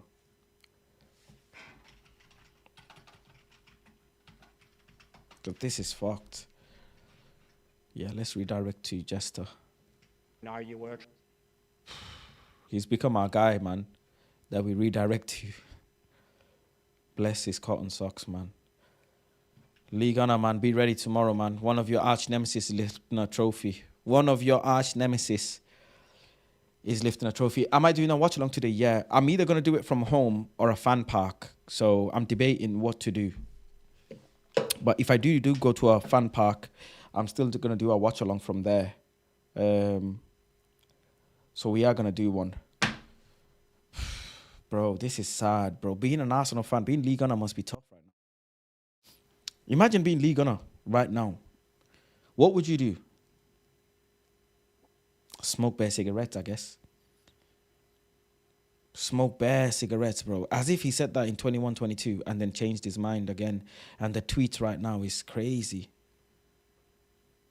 The tweets right now is fucking hell, man. Listen, it's been a mad stream, bro. I'd never planned to stream this long, but we're here. We are here. Anyway, sub up, people. If you haven't subbed already, like the video. Make sure you check out Lee Gunner. Make sure you check out TJ, Saeed, everybody who redirected today. This is fucked. Tomorrow we'll be live, bro, and I might be doing a 15-hour stream if we don't win. But I think the only way, I can understand now is Lee has suffered so much that his only escape is his streams now. Like, this is just... That's the only way you can say it, bro. His only escape is the streams, because I never knew it's this bad. Obviously, because I don't consume Arsenal football like Man United football. But we don't have Igal of Man United. We've got Marcel, but he's not that, like, you know what I'm saying? Extreme. This is extreme, like on another level. This is extreme to a different planet, bro. Planet Igal, man. Fucking hell. Fucking hell. But yeah, bro. Jester. Big up to Lee Gunner as always, man. Live tomorrow, obviously, and then we'll be live again. We'll be live again after the game as well, and then Cooking with Faz will be back this week as well. But yeah, big up to everyone. It's been a mad stream, bro. Mad stream. Peace, love, and guidance, and I'm out, bro. I'm out. Love. Just a stream. Make sure you head over there, put Faz Raid, and I'll catch you guys tomorrow, man, or today. Love.